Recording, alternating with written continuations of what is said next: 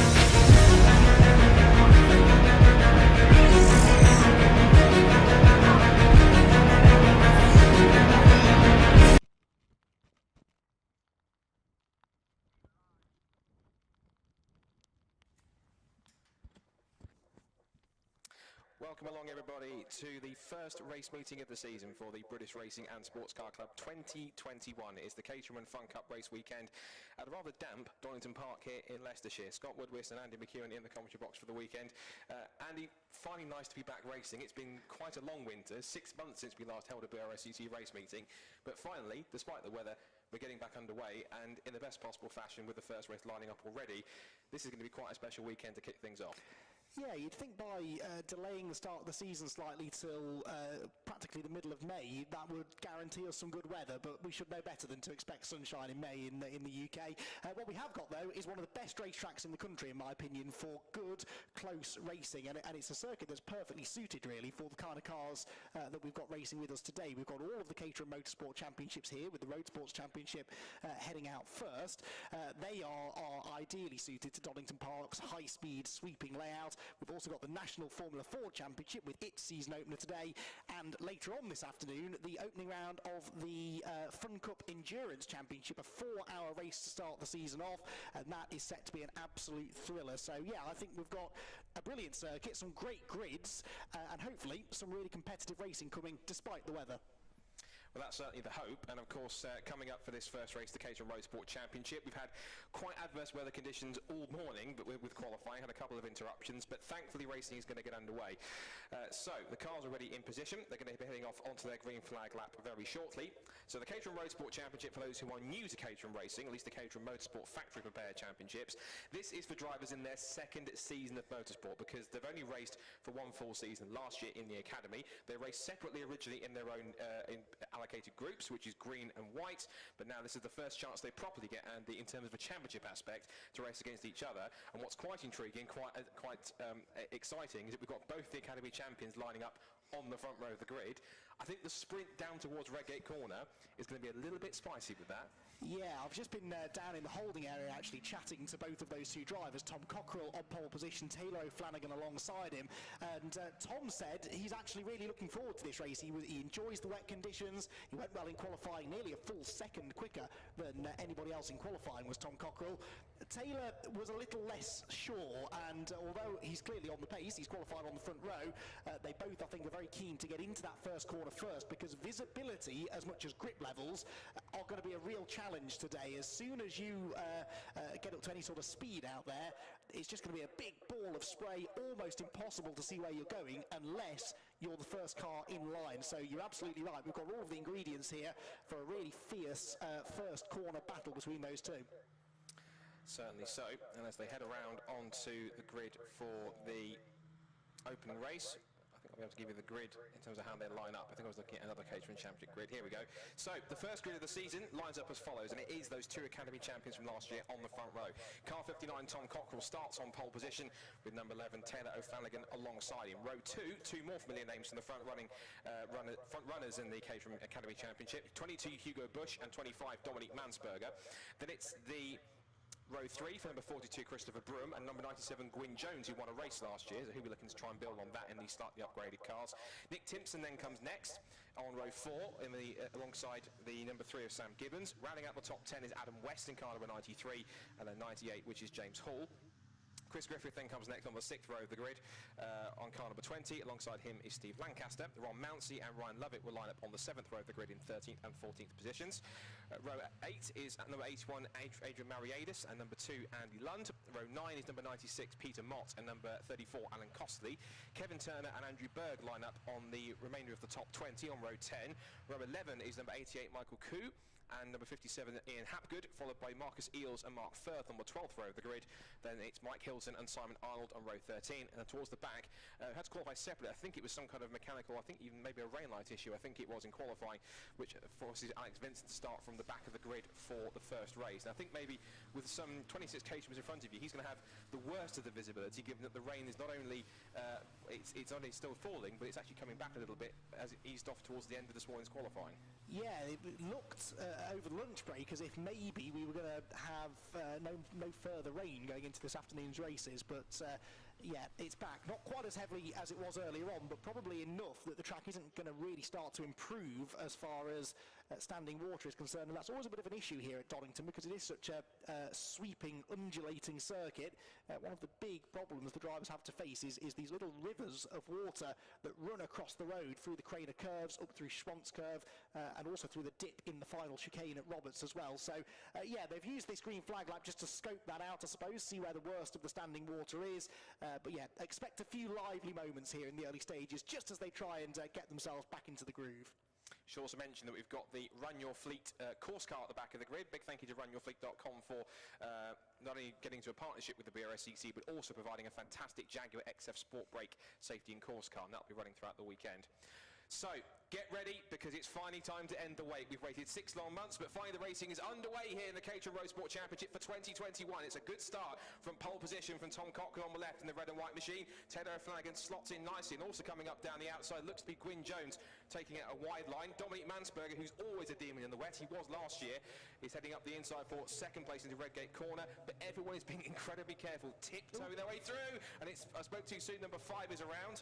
Number 5, just to remind myself of that was number 5 has gone around on my screen, and he appears to, but didn't have a number 5 on the No, grid, is so. that maybe 25, Dominic Mansberger, who you were just saying was so good in the wet? No, I think he's still there, isn't he? No, Mansberger's still there in 3rd position. Cochrane was a little bit sideways as he went through, and they're still struggling for traction and grip as they come through the Craner curves, and they're being so tentative. It really is as bad as it looks out there weather-wise, because they're really having to be so tentative. In the full dry conditions, they'd be an absolute full chat nose to tail, but in these ones, particularly for the first race of the season, and their first proper competitive race for a while, at least with these upgrades, they're learning as they go on the fly. Even though they've had a full season of racing, there's still a lot that they have to keep on taking in and adapting to, particularly with the weather this bad so far. Yeah, and we saw there through Redgate Corner just how easy it is just to spin up those rear wheels. These may just be cars racing in the road sports class, but they're powerful enough that it's easy to spin those rear wheels. Not probably a good idea to start banging into each other either on the first lap through Coppice there. That second place battle was getting a little bit feisty as they went through the top part of the circuit, but Tom Cockrell it is then that will lead them down to the chicane for the first time, and he is doing exactly what he said he wanted to when I spoke to him in the holding area. He's building a little bit of a gap now over the rest of the cars behind. They come out of the chicane, splash their way towards the start-finish line, and the first lap of the season is complete. So Cochrane then leads the way. O'Flanagan in 2nd place. Mansberger is up 1 spot to 3rd. And Hugo Bush, who started 3rd, he's now down to 4th position. It's the 97 Jones is up there in 5th position.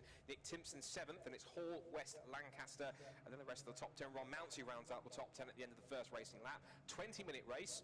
And the first lap, at least off the grid, was about a 1:43 at least for the leader, but the first proper flying lap is when we start to get a judgment of the driver's pace. And just look at the amount of standing water and spray through the Craner curves. This is incredibly difficult, and I think they're thankful for those windscreens, because of course they lose those when they move up to 270R, but I think they're making the most of those and the wipers, and to not get a face full of spray, and they're enjoying it while it lasts, because of course they won't have, if they were doing this in the 270Rs, they wouldn't have that benefit.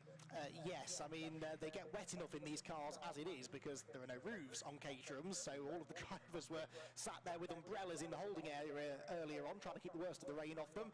Number 17 there getting a little bit sideways as it drops down into the old hairpin and makes its way back towards the top end of the circuit. But Cockrell then with a 1.3 second lead at the end of the first lap, and it does look as though he's starting to make good his escape even further now. O'Flanagan is busy, isn't he, really, just defending there from Dominic Mansberger, who got ahead of Hugo Bush on the opening lap. So Mansberger then living up to your billing here, Scott, as a bit of a rainmeister, and was applying pressure there to one of our reigning academy champions. He certainly was a rainmeister when we had the opening rounds at Alton Park, as you were there, of course. That was incredibly wet also, and the performance he put on was fantastic, where he sort of started a bit sort of further back, 4th or 5th on the grid, worked his way towards the front, and was a very enjoyable winner. He was the first winner of the season for his particular academy group in the white group, but he finished 2nd in points as a spin for 88. And 88, that's Michael Kerr, I think, that's had a rotation around at Coppice. We're now watching Alex Vincent in car number 17, and actually he starts at the back of the grid, and he's climbed already, looks like up to 13th position, so he's picked off half the field already, which is pretty astonishing in these conditions. So another rainmeister in the field, it seems to look like. But he's taken full advantage of the fact that he's to be enjoying the conditions whilst everyone else around them is just tiptoeing and struggling to try and find just a modicum of grip out there in ever increasingly difficult conditions. Yeah, and the thing is, the conditions aren't always the same from one lap to the next. If the rain has intensified over the last 60 seconds or so, then by the time you get to Redgate, for example, it could be more or maybe less wet than it was the last time you went through there, and that just makes it so unpredictable for the drivers. Every lap is a bit of a voyage into the unknown. Taylor Flanagan, just as I said that he was losing touch with Tom Cockrell, actually, though, he responded on the previous lap with a new fastest lap then, which was, I think, 1 minute 39 there into, aren't they now, which is pretty much matching their qualifying pace. Pole position from Cockrell was a 1:39.263, but Flanagan was quicker than him there on the first full flying lap of this 20-minute race. The gap then was pretty much halved between the two at the front of the field. Just saw a battle there between Ron Mounsey in the 12, the 29 of Andrew Berg, and it looks also some progress being made by Ryan Lovett. And there goes Andrew Berg squeezing through in the bright orange machine, and that should take him up to around about 14th position by the looks of it as they make their way through the right-hander at McLean's. needs paddles and oars rather than wheels and a steering wheel, to try and get themselves through. The race leaders meanwhile just outside our commentary box, and they're sweeping past the pits. There's a challenge on for third place as we look at this battle going on between the number 12 here, which is Ron Mounsey. Remember, he started back in on the grid. He was back in 13th, so he's currently running at the moment 1 place lower than he was at the start of the race. Lead gap is still about 0.8 of a second as we're seeing Ryan Lovett also squeezing past. Mounsey's going to try and hold on the outside line, and typically in racing circles the outside line has more grip in these wet conditions because there's less rubber, because obviously on a racing line you have tons of grips, therefore you want to be on the ultimate line to get the most amount of grip on the road. But in the rain you want to stay off the rubber, because obviously when you apply water to the rubber it becomes wet and therefore you lose traction. So you'll see drivers moving off line and taking what's called the karting line, which is off the typical line that you would take in the dry in order to get the line. For example, Ryan Lovett here not just making a move, but he'll have substantially more grip under braking heading into Redgate. That's the theory anyway, but he makes the move up the inside and into 14th place he goes as we look back at the leaders. And Tom Cockrell here has lost the lead because Taylor Flanagan's through. So Taylor Flanagan has got through past Tom Cockrell, and now he's coming under threat from both Mansberger and Hugo Bush, who was lining up Mansberger on the pit straight, and is now up into third place and possibly going to try and get through as Cockrell still struggling. I don't think the weather conditions are in his favour anymore.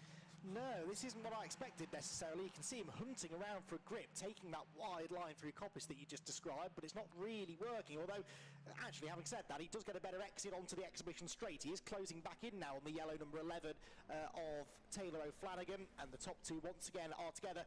And this is the battle we were hoping to see, isn't it, really, between these two Academy champions from last year, making the graduation together up into Roadsports. We were kind of hoping this would be the fight, at least in the early stages of the season, and possibly for the duration of the championship. That seems to be the case, doesn't it? Because they both are pushing each other on here. Both of them are setting fastest laps. It's Scott on the inside line into Redgate corner.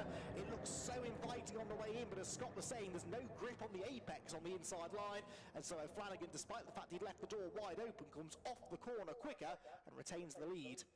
And Cockrell actually using the better traction off the right-hander at Coppice to set the fastest lap of the race. He's put in a 1:37.497, but look at Hugo Bush also offline trying to find grip, and Flanagan, again, that's not him out-braking himself, he's purposely running deep into the old hairpin to find the grip, because the apex is the last place you want to be in the wet conditions. So he's certainly trying to find as much traction as he can, and also keep an eye on Dominic Mansberger. Of course, the black and green car just at the back is shot in 4th position.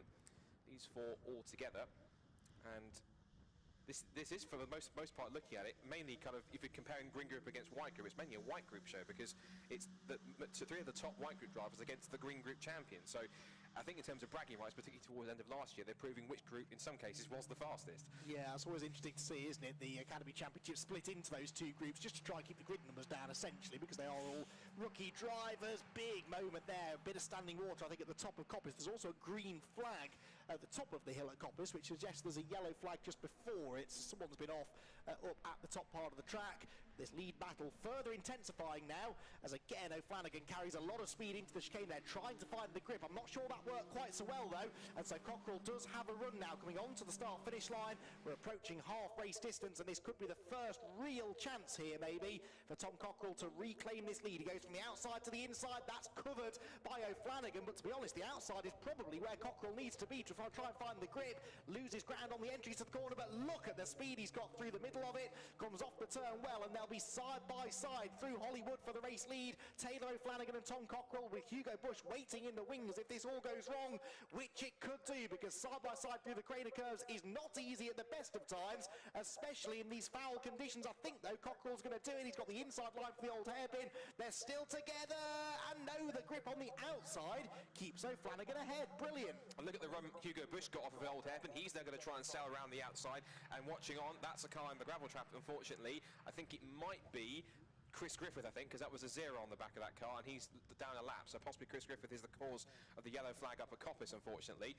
And Hugo Bush is up into 2nd place. He managed to get that, use that run off the old hairpin to his full advantage and pull past last year's Academy Green Group champion. Now Tom Cockrell under big threat from Dominic Mansberger, who was pretty arguably, as I mentioned, the finest driver in the wet last year, although he was struggling a little bit on the apex there at Coppice. And of course, whilst they're trying to recover the stranded car of Chris Griffith, no overtaking through Coppice corners. That's a potential passing spot gone for the time being as we head towards half distance.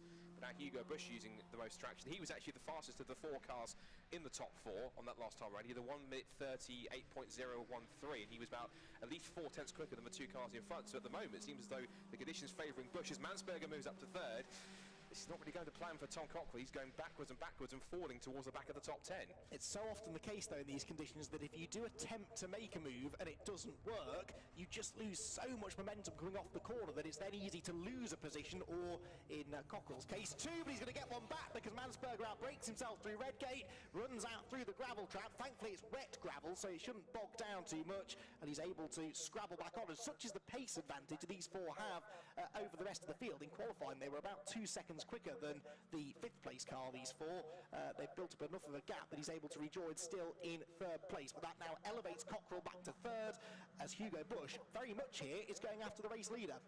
He's certainly pushing as hard as he can, and just to give context of how far these four are ahead, Gwyn Jones crossed the line 17.7 seconds back to the leader, so that's just how quick these guys are. And Gwyn Jones, as I mentioned when going through the grid, was someone who won a race last year, so he's certainly no slouch either as they head up towards putting a lap on. So that might be the 51 of Arnold, I think they're putting a lap on. So up the hill towards Coppice they go. This is the 7th lap on this first race of the season for the Caterham Roadsport Championship. And everyone here just trying to tiptoe and find their way through the gloom and the spray here at Donington Park. And now Tom Cockrell is almost reinvigorated, isn't he? He's managed to shake off Mansberger after he made the mistake at Redgate Corner. Now he's right onto the tail of Hugo Bush. And Hugo Bush, of course, had to check up because he couldn't overtake the back marker heading through Coppice Corner. So that's really worked in Cockrell's favour. Taylor Flanagan getting away now in almost clear air as Cockrell looks around the outside into the Robert chicane. And he hasn't quite made it stick. In fact, where's he gone? He's actually disappeared straight on. So Hugo Bush comes through in second place, but Tom Cockrell has gone missing. There he is. He reappears at the chicane.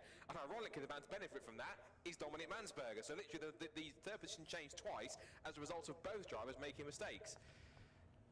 You can tell Caterham Racing's back this year, can't you? Because they're certainly pushing as hard as they can and finding the limits, and they're certainly learning their way around this circuit, particularly in the wet conditions with this new package.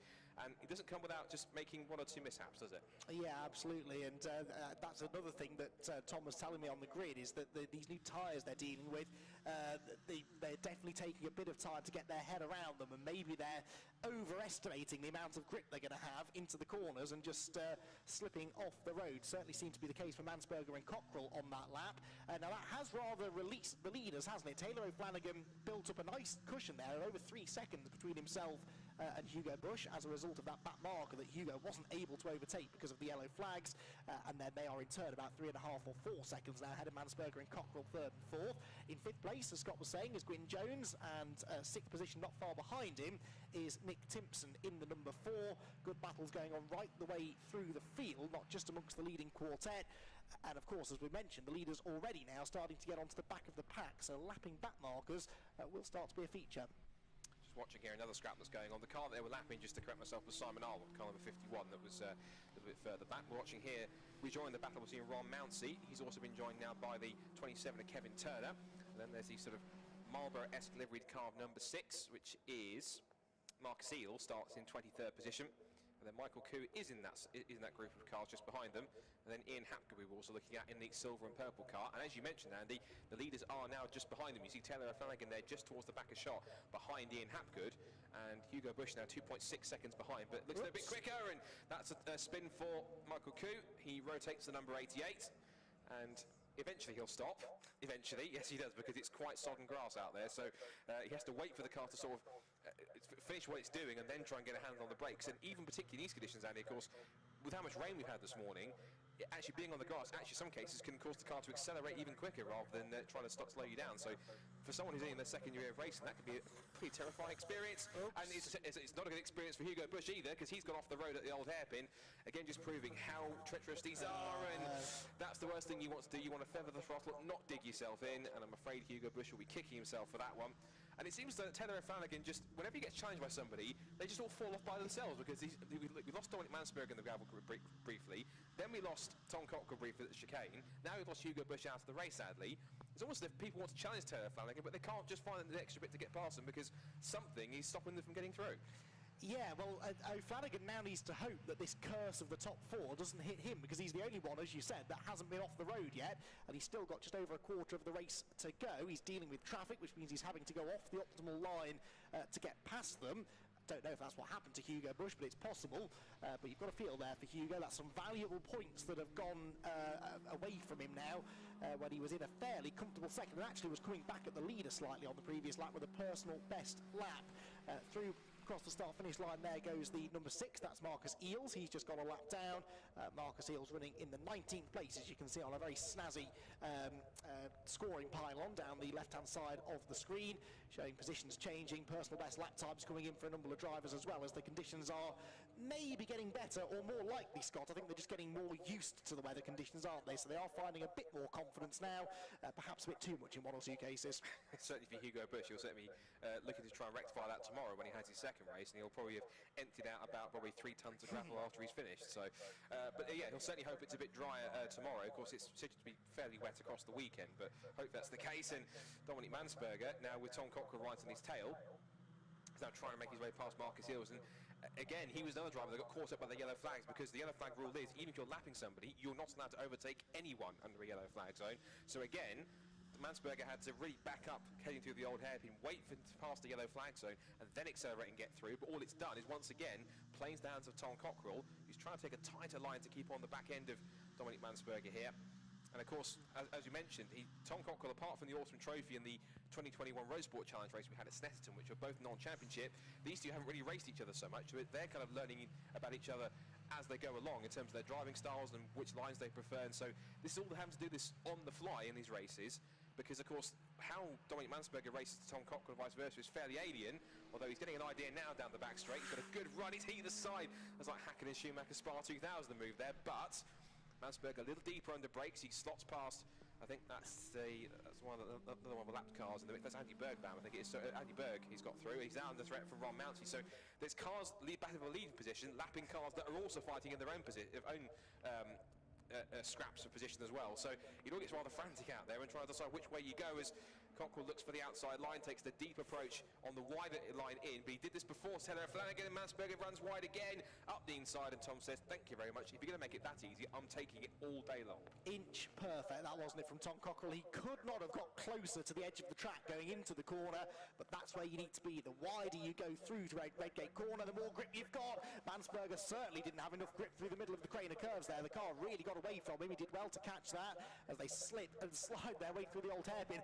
At no point do either of these two drivers have full control of their cars. The cars are just sliding around all over the place, and when you're running behind another car, as Mansberger is, you can't even see where you're going, really. So I cannot stress to you just how difficult this is to race this close to each other without, touchwood, making any contact, as Mansberger goes up the inside again through McLean's. But although it's the quick way into the corner, you just don't come off the corner quick enough, and so Cockrell is able to hang on. It's all the standing water on the apex that causes it, as Cockrell again showing that casting line, the wide approach that you take. It looks fairly alien, you think they're going straight on, but it's absolutely natural. Meanwhile, back at the front with 2 minutes to go, Taylor Flanagan will be keeping everything crossed that he can keep it on the road, and he has kept it pretty trouble-free. Well, that's probably going to be curse of the Common Text now, I've said that, but he heads out of the Robert chicane. Meanwhile, for second place, Cockrell did get his nose in front. Mansberger tries the deeper approach on the outside line into the chicane. He's all over the AstroTurf on the inside line, but Tom Cockrell's already through and holding on to second place. We're going on to, I think, possibly the penultimate lap of the race, because lap time so far are around about the 1:40, so they are at least for Taylor and Flanagan. But that said, the last lap time for Cockrell and Mansberger was some 2 seconds quicker. So either just Taylor's trying to hold on, although trying to hold on to the position now is Tom Cockrell, but he tries to go.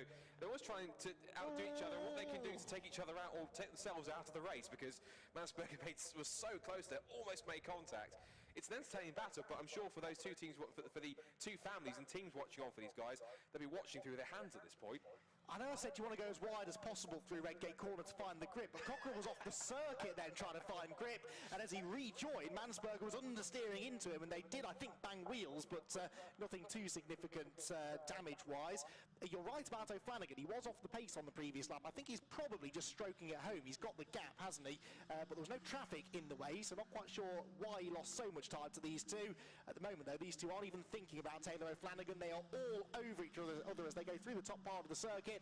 Dominic Mansberger, now that he's behind, probably feels that he's quicker, but he just can't find a way through. And what was noticeable there, if you spotted it, Tom Cockrell was all sorts of skittish on the run towards McLean's corner. He nearly lost the back end of the car. Shades of when Anthony Reid lost his Nissan Primera up there in Donington, the BTCC in 1998. very similar vibes there. He almost lost the back end, but just about caught it. Flanagan almost seems like he's gliding it through the Roberts chicane now. He's going to come across the line, and he will have one more lap to go. He's thinking, really, another one? Really? He just wants to see the checker flag and secure the first win of the season. Cockrell has managed to hold on to second place, somehow in these conditions. And then Dominic Mansberger in third, but there's the gap. And let's look at how it sits now. So yeah, they're still closing in. I suspect you're right. He is just easing off and just going as fast as he needs to without taking too many risks to get to the checker flag. And little flick of oversteer exit at Redgate corner. I suspect not only he's taking it slightly easier, but he's sort of enjoying himself in these conditions, if that's even possible. I was about to say, coming through the chicane, you could really see from the body language of O'Flanagan's car that he wasn't pushing too much, because it wasn't moving around half as much as Cockrell and Dominic Mansberger's cars were, and then he went and flung it sideways through Redgate just to disprove my point. But even when you're backing off, it's easy sometimes just to lose traction. Tom Cockrell losing traction, not because he's backing off, but because he's trying to do the exact opposite and hang on to that second place from Dominic Mansberger. Further back, it's still Timpson in fourth place, Jones in fifth, and a few places lost on that lap for the number 98 of James Hall. So James Hall dropping down to seventh, unfortunately throwing away a few places and therefore valuable championship points right at the death. But the clock is about to tick down to 0, which means this will be the final lap, and barring any major dramas on the final lap, it's going to be a brilliant start to the season for our race leader Taylor O'Flanagan. He makes his way down the back straight, down the exhibition straight, past the Donington Historic Museum and up towards the Roberts chicane for the final time.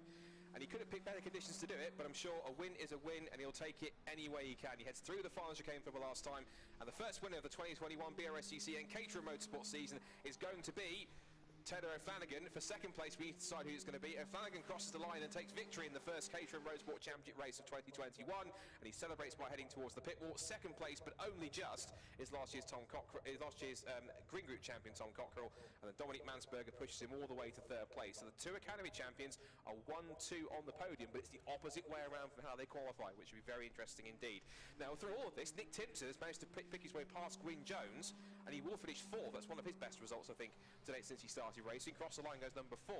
Gwyn Jones picks up in 5th position, and for 6th place, incredibly, from the back of the grid, we remind you, is going to be Alex Vincent. We're watching here, I think that's Andy Berg who's battling away with, I think it was Kevin Turner, I think. And there goes Marcus Eels and Ian Hapgood. I'm waiting to see what Alex Vincent, there he is across the line in 5th position outside my commentary box window. 6th, forgive me. But that's an incredible drive. That's almost drive of the day so far, from the back of the grid, and what was, I think, 27th on the grid. Having not really set a proper time in qualifying, at least with his own kind of cars. He went out with the, I think it was correct, the 270R machines he went out with. To come from 27th to 6th in those conditions, hats off, that's a superb drive. Yeah, exactly. In these conditions, especially in the dry, you might expect it to be a little more doable because of the slipstreaming nature of these cars. You know, you can overtake in Caterham racing very well, but in the wet, with the low visibility, the even lower grip, yeah, that is a phenomenal performance there from everyone, honestly, that got to the end. There were only 1 or 2 that slipped off the track, and when you consider these are the least experienced Caterham drivers we've got racing with us this weekend, that was all the more impressive, and a great show put on at the front. I'll tell you what, I'm really looking forward to this championship battle between Cockrell and O'Flanagan, and it's good to see that, at least based on early pace, the likes of Dominic Mansberger and the unlucky Hugo Bush are also on their pace, and we're setting up initially for a 4-way championship fight, and I'm sure there will be other drivers as the season goes on who get closer and closer to their pace. Maybe in the dry, which hopefully we'll experience at some point this year, we should see even more competitive racing. So yeah, set to be a good year, I think, Scott. Yeah, I have to concur with that. So let's run you through the result then, or the provisional result, of course, from that race. It was Taylor O'Flanagan who picks up the victory from Tom Cockrell in 2nd place. In fact, here are the race results, very fancy. So Taylor O'Flanagan picks up the win, Tom Cockrell in 2nd place, Dominic Mansberger 3rd, and also picks up the fastest lap of the race on the final lap, 136.551. Nick Timpson, who started back in 7th place, finishes 4th, ahead of Gwyn Jones in 5th. Driver of the day already has to be, as I mentioned, Alex Vincent, who started back in 27th. Finishes in 6th position. 7th goes to Adam West, 8th goes to Adrian Mariadis, 9th goes to number 49, which was Steve Lancaster, and 10th goes to Peter Mott, number 96. Then it's James Hall and Andy Lund from Ryan Lovett and Christopher Broome. Then it's Andy Bergbaum and Kevin Turner, Ron Mounsey and Marcus Eels, Ian Hapgood and number 23 of Mark Firth. And then it's the rest of the cars coming through, which we had was also Simon Arnold was another finisher, and then the 2 cars that we lost sadly were Hugo Bush in the gravel trap at the Old Hairpin, and up at Coppice we also lost Chris Griffith as well. So So there'll be a little bit of a break here whilst we go ahead and get these couple of cars recovered. The next race coming up is our first race of the season for the Avon Tyres National Formula 4 Championship, and of course they had to brave the worst of these conditions out in qualifying this morning. They're already lined up in the assembly area, ready to go. Some bright young new stars to challenge some of the established names in Formula 4 circles in this race, and it should be quite a spectacle from start to finish in their 15-minute encounter. We've also got to remind you more Caterham racing from the 270R Championship and also the combined grid for the 310R and 7UK Championship, which is a new specification for this year, of course, with upgraded suspension, dedicated Avon slick and wet tyres and an increased engine rev limit. They are the fastest Caterhams, or some of the fastest Caterhams, racing cars that have ever been produced by Caterham Motorsport, and they're going to be glorious around here on that shared grid. And of course, once the last race of today is the longest race, which is the first race of the season for the Fun Cup Championship. 4 hours of racing there, but despite the length, it will be action-packed from start to finish. There are the drivers in the assembly area, and I think that's a bit of an embrace there between the two champions, Taylor O'Flanagan and Tom Ready Cockrell, to go when you are. and giving a thumbs up. And also there's some celebrations there with Dominic Mansberger as well, who Ready had to to go fight when you hard for are. that third place battling with Tom, and will certainly feel that he earned it. But it's all smiles and hugs all round, I'm sure, with underneath the helmets. And I think quite a fitting way to start the season, Andy. Yeah, most definitely, and yeah, some pretty exciting racing out there. I think with our first race of the day, the drivers are all out of their cars, and I think we can now introduce hopefully the third member of our commentary team, because whilst myself and Scott have got the cushy, nice, warm, dry commentary Okay, job, so we're down out there here in the miserable Part weather is our for the roving first round reporter of for the the day, Caterham Jamie Peters Roadsport Ennis, and he should Championship be in with our what were podium finishers. horrible conditions. Winner for the first round is Taylor O'Flanagan, who pretty much dominated that race. You are aware in Caterham fashion you're not meant to win by about 10 seconds. Yeah, I think I just got lucky when it got to the back markers. Everybody got a bit caught up and I managed to get through quite clean, but yeah, just keeping it on the track was the main goal. I mean, what are the conditions like out there? It's gone to that sort of horrible, greasy stage now, and as we know, Donington Park is renowned for being extremely slippery. Were you having to use some of the karting lines? To be honest, the car feels amazing in Roadsport spec with the new tyres. I was amazed by the amount of grip, so yeah, absolutely loved it. It felt great. Fantastic, well done, Taylor. Second place is Tom Cockrell. Tom, if you'd like to come over here. Tom, you started on pole, but nevertheless, second place is still a great start to the weekend for you. Yeah, it could have been a lot worse. I took a trip to the gravel, which didn't help matters. I think Taylor was the only one that didn't actually go off track, so probably deserves it. Yeah, good race, good result. Happy to come home in one piece. And like we say, conditions are horrible out there, aren't they? Yeah, well, it's good fun. Plenty of drifting going on. All right, excellent, well done. Thanks a lot, Tom. And in third place was Dom Mansberger. Dom, you were pretty busy out there, weren't you? And right at the end, you were catching Tom. Just pipped you towards the end, but you're probably hoping to go one better or even two better next time round. Hopefully tomorrow a bit better, but it's anyway, it's good to be on the podium again. And yeah, today was all about getting the race finished and to score some points, because it's a long season, 14 races, and we've seen many spins out there, so yeah, I'm happy with that. Fantastic, well done. There's your top three for the first round of the Caterham Roadsport Championship. I'll hand you back to Andy McEwen and Scott Woodward, who will take you through our next race, which is the Avon Tyres National Formula 4 Championship.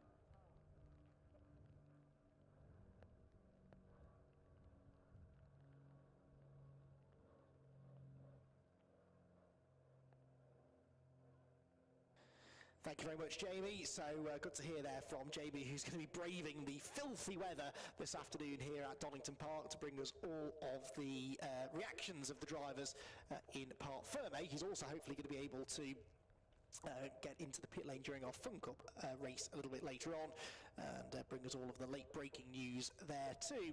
We've got more racing coming up though, plenty of sprint racing before we get to our 4-hour race later on. Well worth sticking around for that though. Fun Cup is always very exciting, but so too, Scott, is Formula Ford racing. You can't beat a good Formula Ford 1600 race, and the National Championship for 2021 is about to get underway.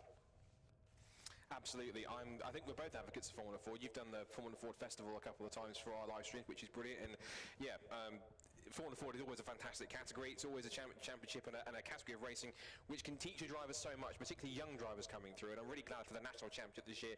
We've got a really nice influx of young drivers. Most of them seem to be coming from across the pond in the States. There's quite a few on the grid this weekend. In total, there's about 4 or 5 American drivers on the grid this year, 4 of which are on the grid for this weekend. It's a little bit shorter than we would have anticipated, because there's some drivers unable to get over because of restrictions, other drivers just not able to have their cars ready in time. But we should, for the remaining rounds coming forward, starting at Knock Hill, be able to see a few more cars on the grid as we progress. But they're coming around onto the grid now to begin their first race of 2021. And we can run you through the runners and riders and who will start where. So on pole position is going to be number 67, the Team Dolan prepared Van Diemen of Chris Middlehurst, of course son of former British touring car and saloon car ace Andy Middlehurst, and who also had quite a affiliation with Nissan, of course, back in those days.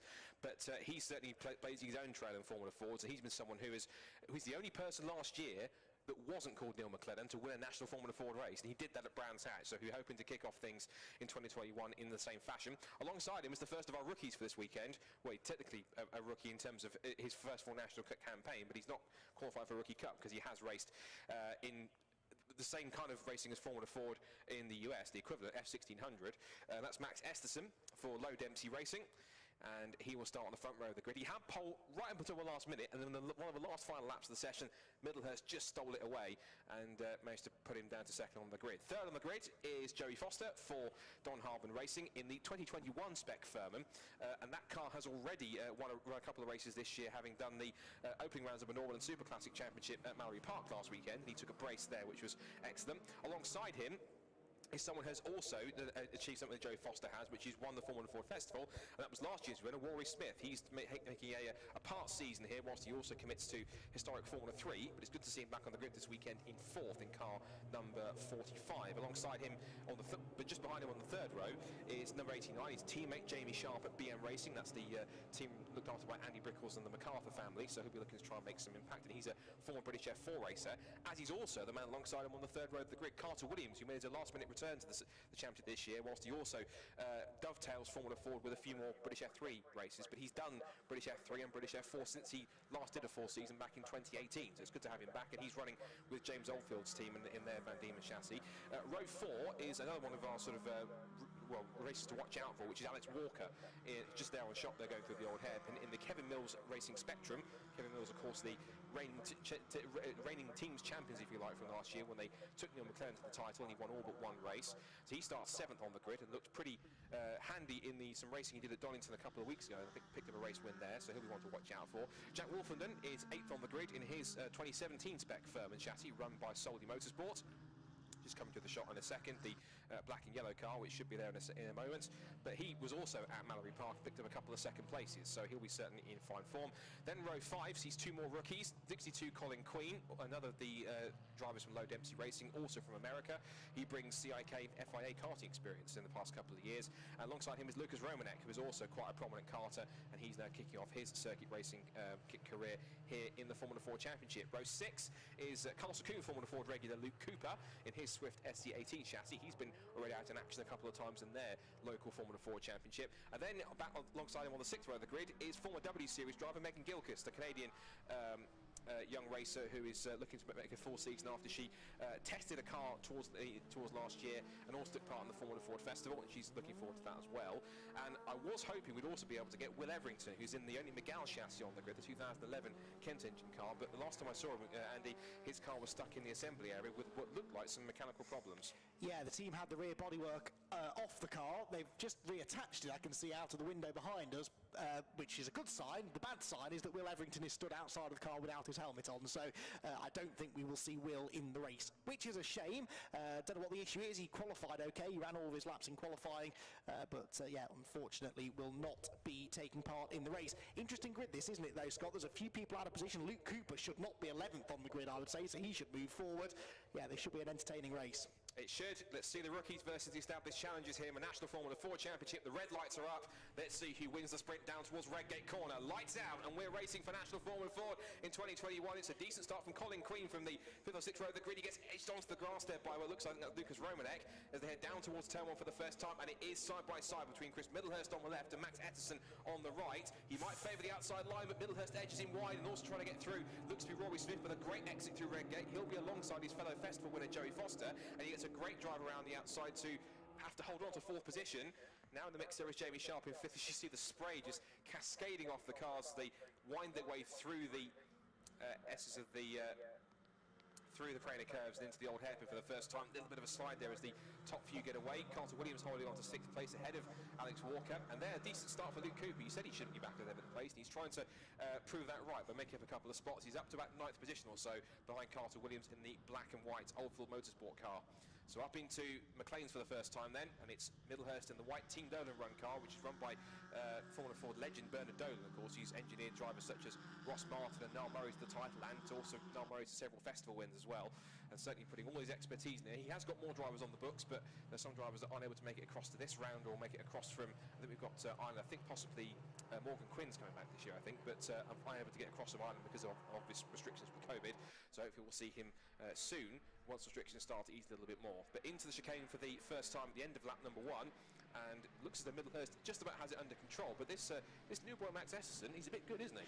He is pretty rapid, isn't he? And he went well in some of the wet sessions at the festival at the end of last year, I seem to remember. So clearly gets on with these conditions and probably could have got the lead through Redgate had Middlehurst left him some room, because Esterson was on the wider line, had a bit more grip at his disposal, but there was no way Middlehurst was letting him stay there. He just eased him out to the edge of the road and managed to hold on to the lead. Change there is that for 3rd place, though. Joey Foster is now behind Rory Smith, although he's trying to fight back again coming off the corner.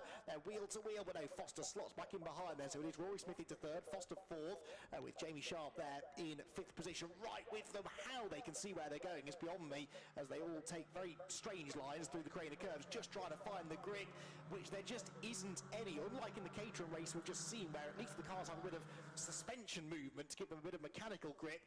With a Formula 4, they are as stiff as a board, and so they just can't get the traction from either the front or the rear of the car, so they've got chronic understeer turning into the corners, and then as soon as they look at the right pedal, the rear wheels spin up and they're sideways. It's such a difficult job to drive one of these things in the wet. They're all doing a brilliant job, and it's still pretty close. Look how tight it is at the front there between Middlehurst and Esterson.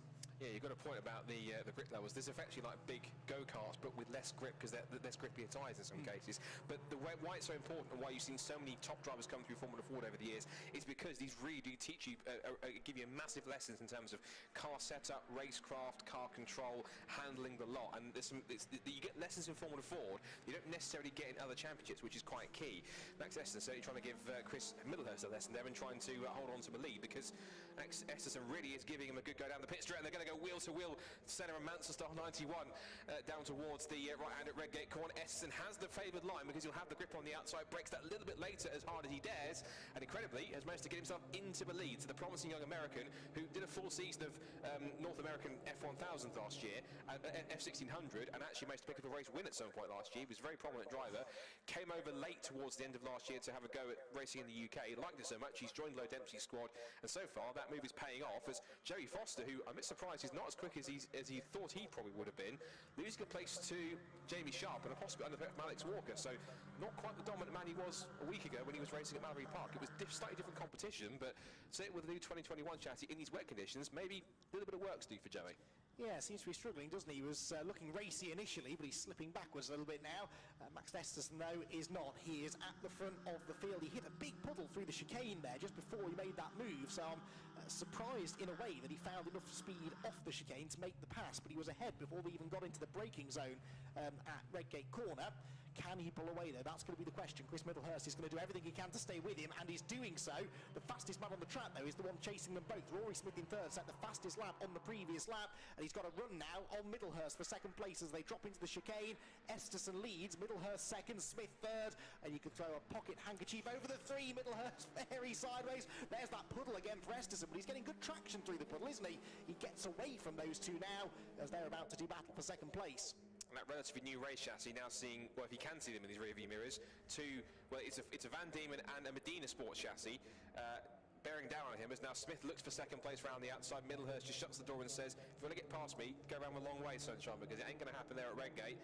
Tries to get the traction running down through Hollywood and the Craner curves, and Smith has just about got his nose in front. If Middlehurst would try and battle it out around the outside, which he does, and I've also noticed as well, Andy, Joe Foster loses another place. He's now lost out to Alex Walker in the leading of the three Kevin Mills spectrum, so they've obviously got some work to do to get those cars a bit quicker than they were last year with Neil McLennan at the wheel.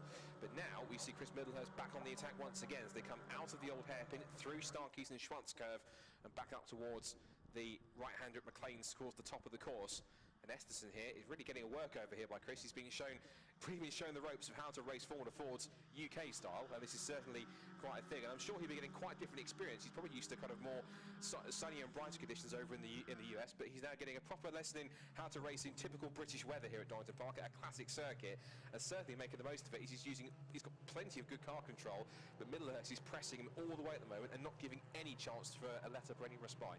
And as if this wasn't exciting enough, it's about to become a 4, maybe 5 car battle, because Jamie Sharp's on his way and he's bringing Walker with him too. Side by side for second. Rory Smith goes into second place and takes the lead. Surely not. Surely he can't stop the car through the chicane. He runs a bit wide. They're still side by side off the corner, but no, it is going to be Esterson that gets himself back in front. I thought that was too good to be true for Rory Smith. He outbraked himself massively, tried to make the most of it, ends up delaying both himself and Esterson, and so out of nowhere, Middlehurst could have the lead back. 3 wide through Redgate corner on the inside goes Smith. There's contact between Middlehurst and Esterson, and it's Middlehurst that goes around. Unfortunately, that was never going to work. 3 wide through Redgate corner in these conditions is almost always going to end in some contact, and sadly it's Middlehurst that comes out of that the worst. It's Smith though that does somehow end up with the lead, from outbraking himself at the chicane to leading at the very next corner. He is a feisty mood here, isn't he, is Rory Smith, and he uses that aggression to get the race lead. This is becoming a perfect advert for Formula Ford, isn't it? Particularly in wet conditions, watching the battles here, just how the lessons that you guys will be getting, particularly in wet conditions, and the rookies in the field, particularly guys like Max and also Alec and Lucas Romanek and Megan Gill, because they'll be learning properly how to control a car like this in the wet. But fantastic sequence of battling there between those 5 cars, and actually behind it, the fastest lap actually changed hands twice in quick succession. It went to Alex Walker, and then quickly went to Jamie Sharp, and then to Alex Walker. So they then moved up to what is now 3rd and 4th respectively, because of course the timing screen still shows Chris Middlehurst in 2nd place when they last came through, but of course he'll start tumbling down the timing sheet when they come back across the line again. But Rory Smith, last year's Formula Ford Festival champion, and he put on a flawless performance all weekend in those very similarly almost tricky conditions at points than last year's festival. He's certainly trying to make the most of all the confidence he's built and taking that form through. And it's not bad for a guy who's only committing to about a part season. If he keeps this up, he might have to rethink his plans and possibly go for a full-time attack to grab the national championship. Side by side for 3rd between the Medina Sport chassis of Jamie White, and around the outside goes Alex Walker using all of his experience and the superior straight line speed of that very slippery Kevin Mills Spectrum chassis to get to 3rd. It's all go, isn't it? There's still 7 minutes to go. This is fantastic stuff for a season opener. Yeah, it's a bit of a strange race, this, because more and more people keep on finding pace as we go through the race. People that maybe were struggling earlier on. I mean, Joey Foster's almost back with this lead group now, who have been confusing me up until this point with his lack of speed. He qualified 3rd, remember, did Joey Foster, in similar conditions this morning. There is the 6th place car. That's Carter Williams, the Oldfield run car, with Luke Cooper up into 7th now. Where did Middlehurst end up? 10th at the end of that lap. So he did rejoin after his spin, but some 16 seconds off the lead. He's got nearly half the race to go though, might be able to work his way a bit further up the order. Through McLean's they go then once again. We are on the 6th lap of what has been a dramatic opening round of this Avon Tyres National Formula Ford Championship race. There goes the 65 of Jack Wolfenden, who's been getting quicker and quicker over the recent years as Jack. Don't think he's particularly enjoying these conditions, but he is enjoying a good battle with Luke Cooper. This the fight for 7th place, which is sort of still within touching distance of the lead. I mean, they're certainly only a second or so away from the next car, and the leaders themselves keep on getting themselves together. I don't think we've seen the last of our lead battles either here, because Esterson is going back after Smith, and he's bringing with him company from behind. It was Jamie Sharp in 3rd, but as they come across the line this time, it's Walker into P3. We're just seeing there Lucas Romanek in the 2nd of the 3 Kevin Mills cars running at the moment, doing a decent job in 9th position at the moment. Of course, this is his first ever it's one of his first ever car races. Of course, he did do some before the start of this National Formula 4 season, including a run out at Donington a couple of weeks ago in substantially drier conditions. And we talk about Luke Cooper as well. He did the latest rounds of the Caterham Formula 4 Championship. I think it was even just this past Bank Holiday Monday in equally bad weather conditions at Caterham, but still managed to get himself on the pace and run well. So trying to make his way up through the order in 7th place, and Jack Wolfenden certainly learning all the nuances of his chassis in these wet conditions in 8th as well. So less than 5 minutes to go in this first round of the championship, and it's still Smith that leads the way by 1.1 seconds from Esterson in 2nd place, but Alex Walker's now set the fastest lap of the race again, 1 minute 31.212, and he was quicker by about 0.8 of a second than Esterson on that lap, by about roughly 2 tenths of a second than Smith, because Esterson lost a couple of tenths, or he did at least on the previous lap, because he's now starting to put Smith back under pressure, and Walker's closing in, and of course, as you say, Andy, he's bringing Jamie Sharp with him, and Joey Frost's not there too far away, so it only takes one mistake or one little slip up from one of these cars in these top 5, and the whole order can change in the blink of an eye. Yeah, definitely, and there's plenty of time still for a bit more shuffling as Rory Smith is all out of shape going into the chicane. Esterson is with him now, and Walker likewise. Jamie Sharp keeping a watching brief in 4th. Then it's Joey Foster that comes through in 5th position, a slightly lowly 5th, but if they start tripping over each other at the front again, he could be right back with them.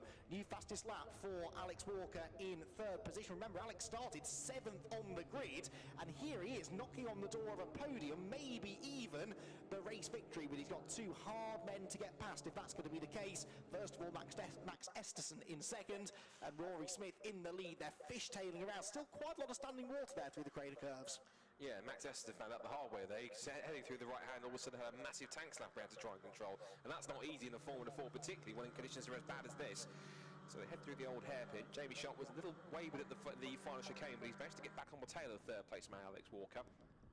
And the pace between the 3 cars behind Rory Smith was quicker because they were all in the 131s and all did at least personal bests, whilst Rory Smith did a 32.0, and certainly he's not having the pace advantage that he had a couple of laps ago. So the context in terms of who's got the advantage in terms of grip and pace out there, it really is changing lap by lap, because Smith had a gap of a couple of seconds. Now it's come back towards Max Esterson. Alex Walker's in the mix now that he might possibly get himself involved. Jamie Sharp, who's been steadily improving in Formula 4 in the last couple of years since he transferred from British F4, seems as though he's probably coming of age now. Even with 3 minutes to go, I couldn't even tell you who's the favourite for this victory, because there are 4 cars in the mix, all equally matched. I should also mention, I think if I'm correct as well, that is sideways. I was about to say 4 different chassis, but it's 2 Medina Sports chassis, a Ray and a Spectrum. It just shows that even though it is a multi-chassis category, they're so evenly matched because you use almost identical mechanicals to make sure they're very evenly matched and as fair as possible. It just shows how competitive it really is. Esterson now looks to the outside into Redgate. Alex Walker just keeping an eye on the 2 in front. Esterson tried to go around the outside, a move that was blocked by Middlehurst earlier in the race, and Rory Smith has also been clearly watching what Chris did and obviously think, right, I'm going to mimic that, and just slots in front to defend the position.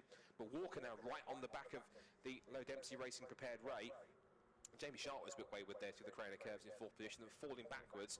But yeah, there's no clear indication as to who's going to come out on top of this. It's any of these 4. Joey Foster in a lowly 5th position, and Carter Williams, you can see, also in 6th position in the Oldfield Motorsport cars, back in 6th with Luke Cooper. As for Chris Middlehurst, well, he might be back in 10th position, but using all the clear track as best he can to just probably enjoy himself and have some fun and try and get himself some setup feedback for the guys back at Team Dolan to maybe set the car up better for tomorrow for race 2. Well, he's the fastest man on track right now. New fastest lap for Middlehurst, possibly because he's the only one that can see where he's going, because he's got no spray that far back. He's got a chance maybe of catching Romanek before the end. He's about 5 seconds behind, but he's only about a second a lap quicker, so now I think 10th is as good as it will get for Middlehurst, unless the others start falling off the road, which could happen, because this battle is only going to further intensify as we move now on to the final lap of the race. Rory Smith has the lead. Max Esterson in 2nd really wants it though, and he gets very close to the rear end of the number 45 car out of the chicane. They're pairing off a bit here, aren't they? The top 2 getting away now from Walker, who had that mid-race spurt of speed, and he's now fallen back into the clutches of Jamie Sharp in 4th. Across the line they go then. Now the fastest lap is set by the race leader, but Esterson in 2nd is matching him beat for beat here, isn't he? There's still only half a second in it as they start the final lap of this Donington Park National Circuit. Down through the Craner curves they go again. Smith the leader, but will he be the leader at the end of the lap? Esterson again, not for the first time there, getting completely sideways through that pool of water at the top of the Craner curves, and that time it did lose him a little bit of momentum. That'll be proving he's got fantastic car control to hold a car like that in such a big slide through the Craner curves in weather conditions like these. But the fastest lap of the race, we should point out, was from Rory Smith, was a 1 minute 30.656. I think he was the first man, in the entire field who set a lap time which is even close to 1 minute 30. So a sub 1:31 lap time at this late stage in the race, with the pace advantage keeps on yo-yoing back and forth between drivers, particularly this late stage on the final lap.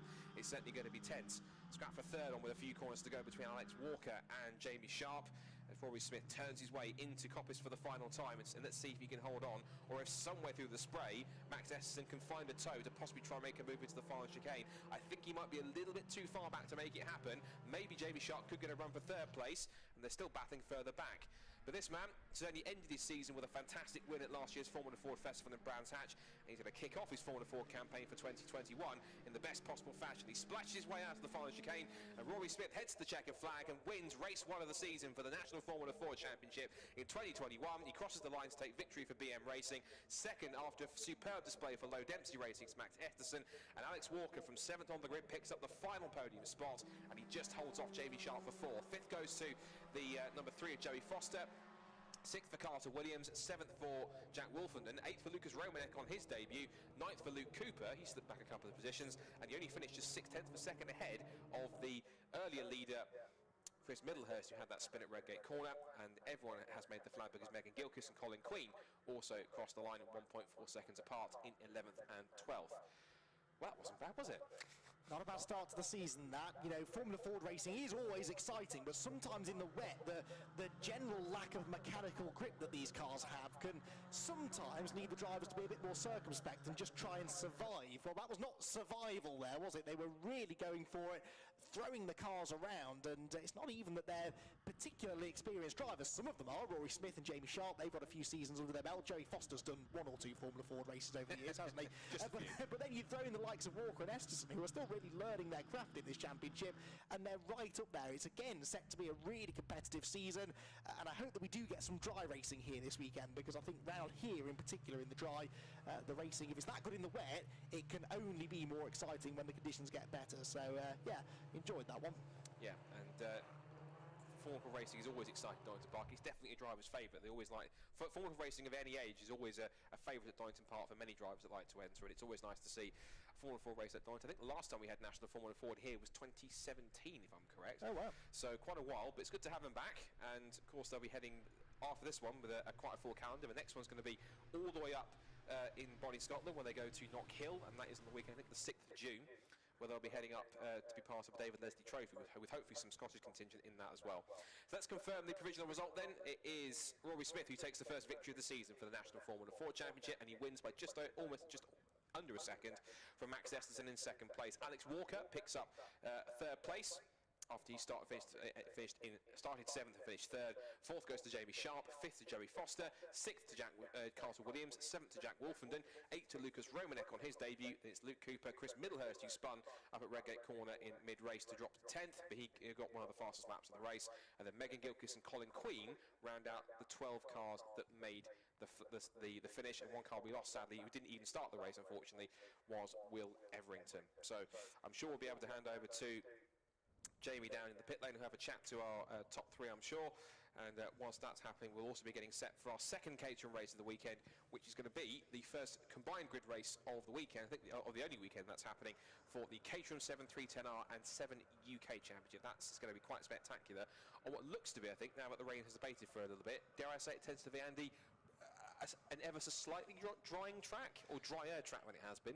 It's less wet than it was in certain areas, but the trouble with Donington is always this standing water in the little dips and that runs down the hills, and that sometimes takes a bit longer to get rid of. But yeah, if the rain ever stopped fully, I think the track would dry. There's a stiff breeze blowing across the circuit. That will always help dry the track out. And of course, the more cars you put on the grid, the quicker it will dry out. And the good news with Caterhams is there's always lots of cars. So yeah, if the rain does stop, as it's supposed to, according to the weather forecast I saw anyway, within the next hour or so, then yeah, we might start to get a drier circuit before we get towards the last couple of races of the day. But regardless, whenever this place is even slightly damp, it is always really slippery. The the theory goes that the close proximity to the East Midlands Airport means there's lots of sort of jet fuel that gets dumped onto the circuit, makes it particularly slippery in the wet. No one quite seems to know if that's true, but it's a good story, and it's a good excuse that the drivers like to use if they slip off the track. Yeah, I've heard that many times. Oh, I slipped off a Coppice corner because of the jet fuel. Yeah, sure you did.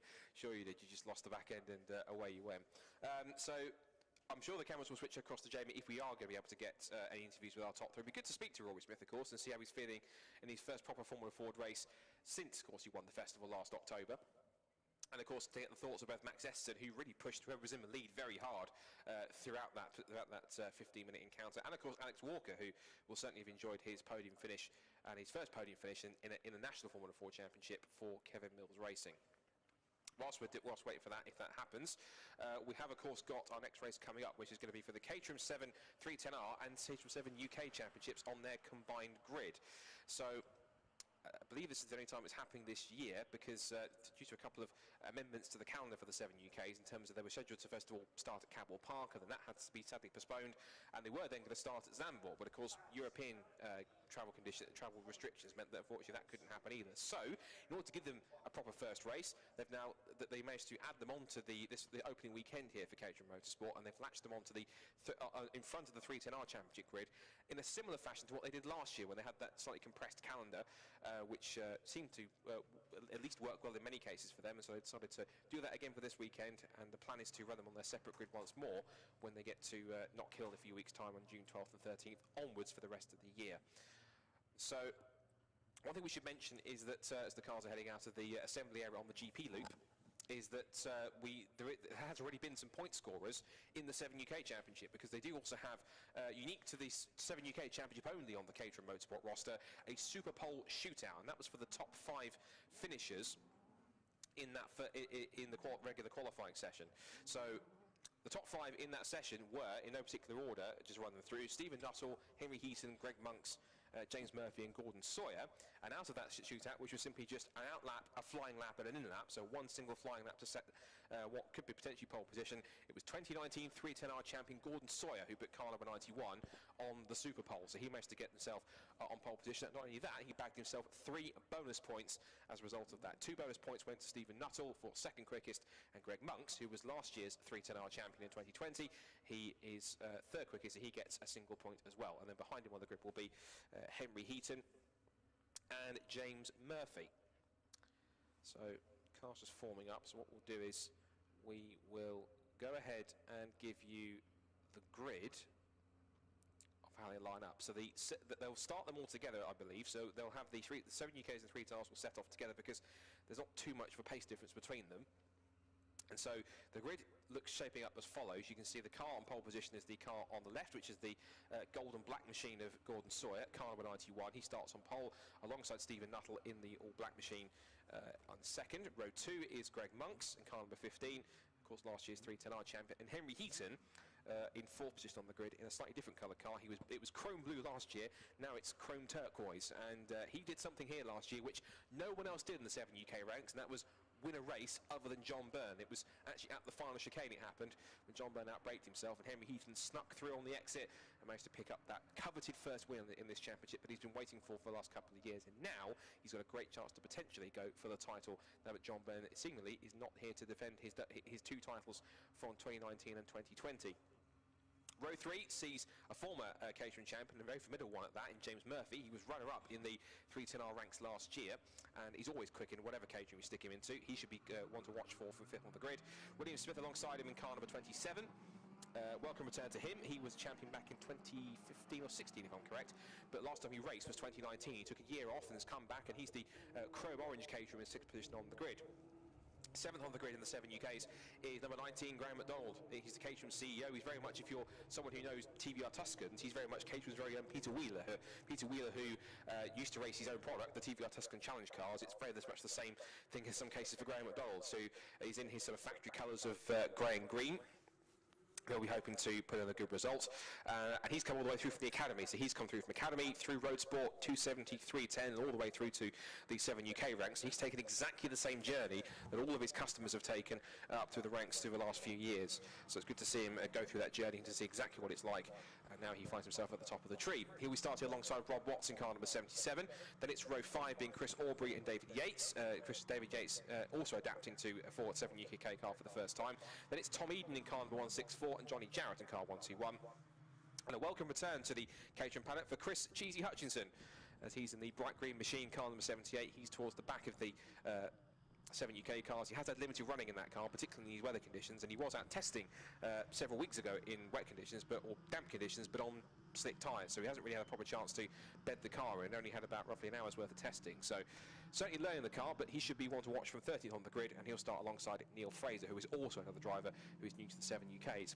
Then there's a rows gap, and then we get back to the 310R contingent, where it's double defending champion from the last couple of seasons through the ranks. Lars Alexander Hoffman, who starts on pole position there. He was Roadsport champion 2019, 270R champion 2020. Alongside him, someone who's also been experienced in these cars, Pete Walters, who's on the front row in car number 88. Then it's Andy Lees and Chris Moore. Good to welcome Chris back on the grid for this season. He's on the second row of the 310Rs. Harry Cook and James Wingford are on row 3 for the 310R contingent. Behind them are Harry Landy and Douglas Christie, followed by Ben Lopez Appleton, who will be lower than he would like to have been, in 9th position, and then Chris Welch to round out the top 10. Jeff Price is in 11th position, followed by Giuseppe Fillet. Henry Williams and Andrew Murgatroyd are on the 13th and 14th on their grid, followed by Gary Curtis, Martin Gleek and Luke Fryer rounding out the 310R contenders. So the cars then making their way around onto the grid, and this should be pretty interesting. There's a lot of top drivers in the 7 UK Championship. We should remind you, these are a brand new specification for 2021 because they've upgraded these cars to make them even faster. They now have dedicated Avon slick and wet tyres, which they'll be using the full wets, I'm sure, throughout here, unless some have potentially gamble for the slicks, which would be quite a bold move in these wet conditions. They also have uprated suspension and an increased rev limit on the engine to stop them from hitting the rev limiter, and they are at least 1 or 2 seconds quicker per lap in the dry. Have it even quicker in some cases, and the wet tyres, I've also heard, offer quite a lot of grip in these wet conditions that you can't really break traction too much unless you really force it, so that's going to be one to watch out for. They should be rapid, and also some exciting stories to tell in the 310R ranks as well. The runyourfleet.com course car just making its way towards the back of the pit pack, ready to go. The green flag is at the back of the field, and now the drivers look towards the red lights as we get to kick off the Caterham 7 UK and 310R Championship seasons here at Donington Park.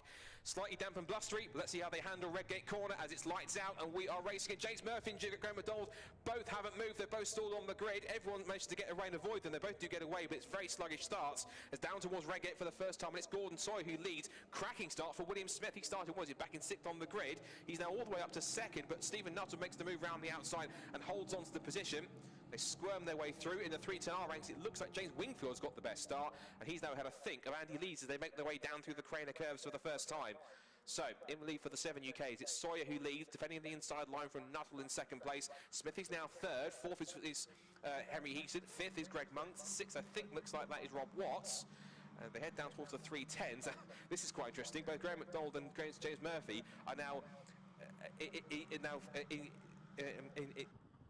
they're covered up by a phalanx of 310R cars. I forgot my words there for a second.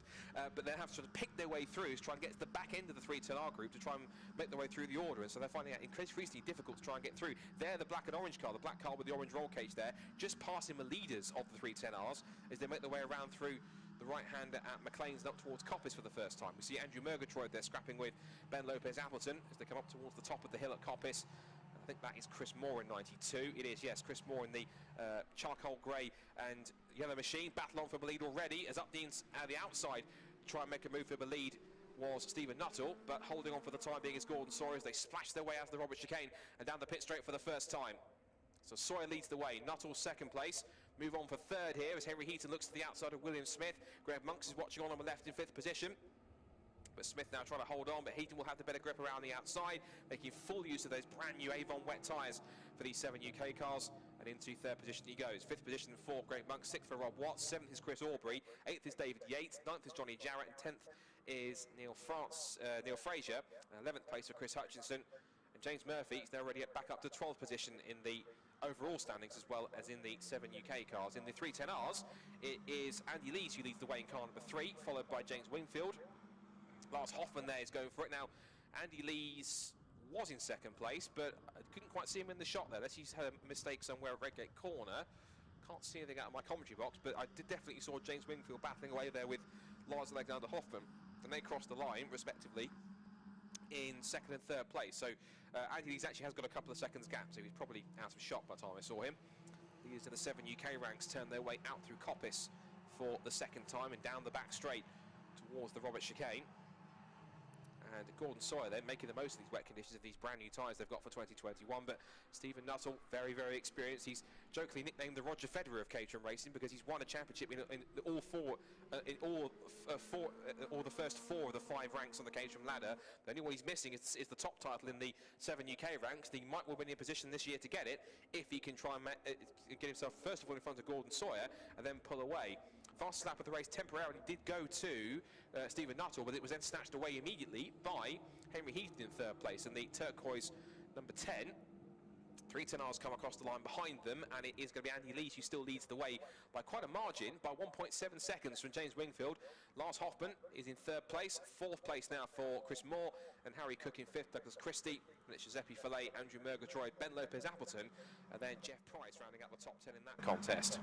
You see there that James Murphy battling away with Chris Hutchison in the 78, and respectively, Chris Hutchison sending one up the inside of Tom Eden in the bright yellow 164.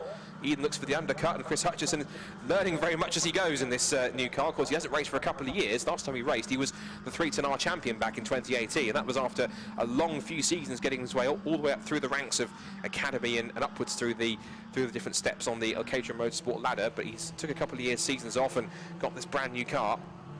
Certainly trying to make the most of it here in, I'm sure, less than favourable conditions for everyone. Should also remind it's a slightly new format this year. It's not 2 30-minute races, it's now 3 20-minute races to make them a bit more like sprint races, and also to try and make sure that these guys probably don't wear out so much, because of course these cars have got so much more grip and power that they start to affect them physically in terms of how much fatigue they've got. Leaders in the 7 UKs head down towards the pit straight. We're looking at Chris Hutchison still here as they turn through. Now James Murphy in the car number 3, they're just in the front of the shot. There he goes.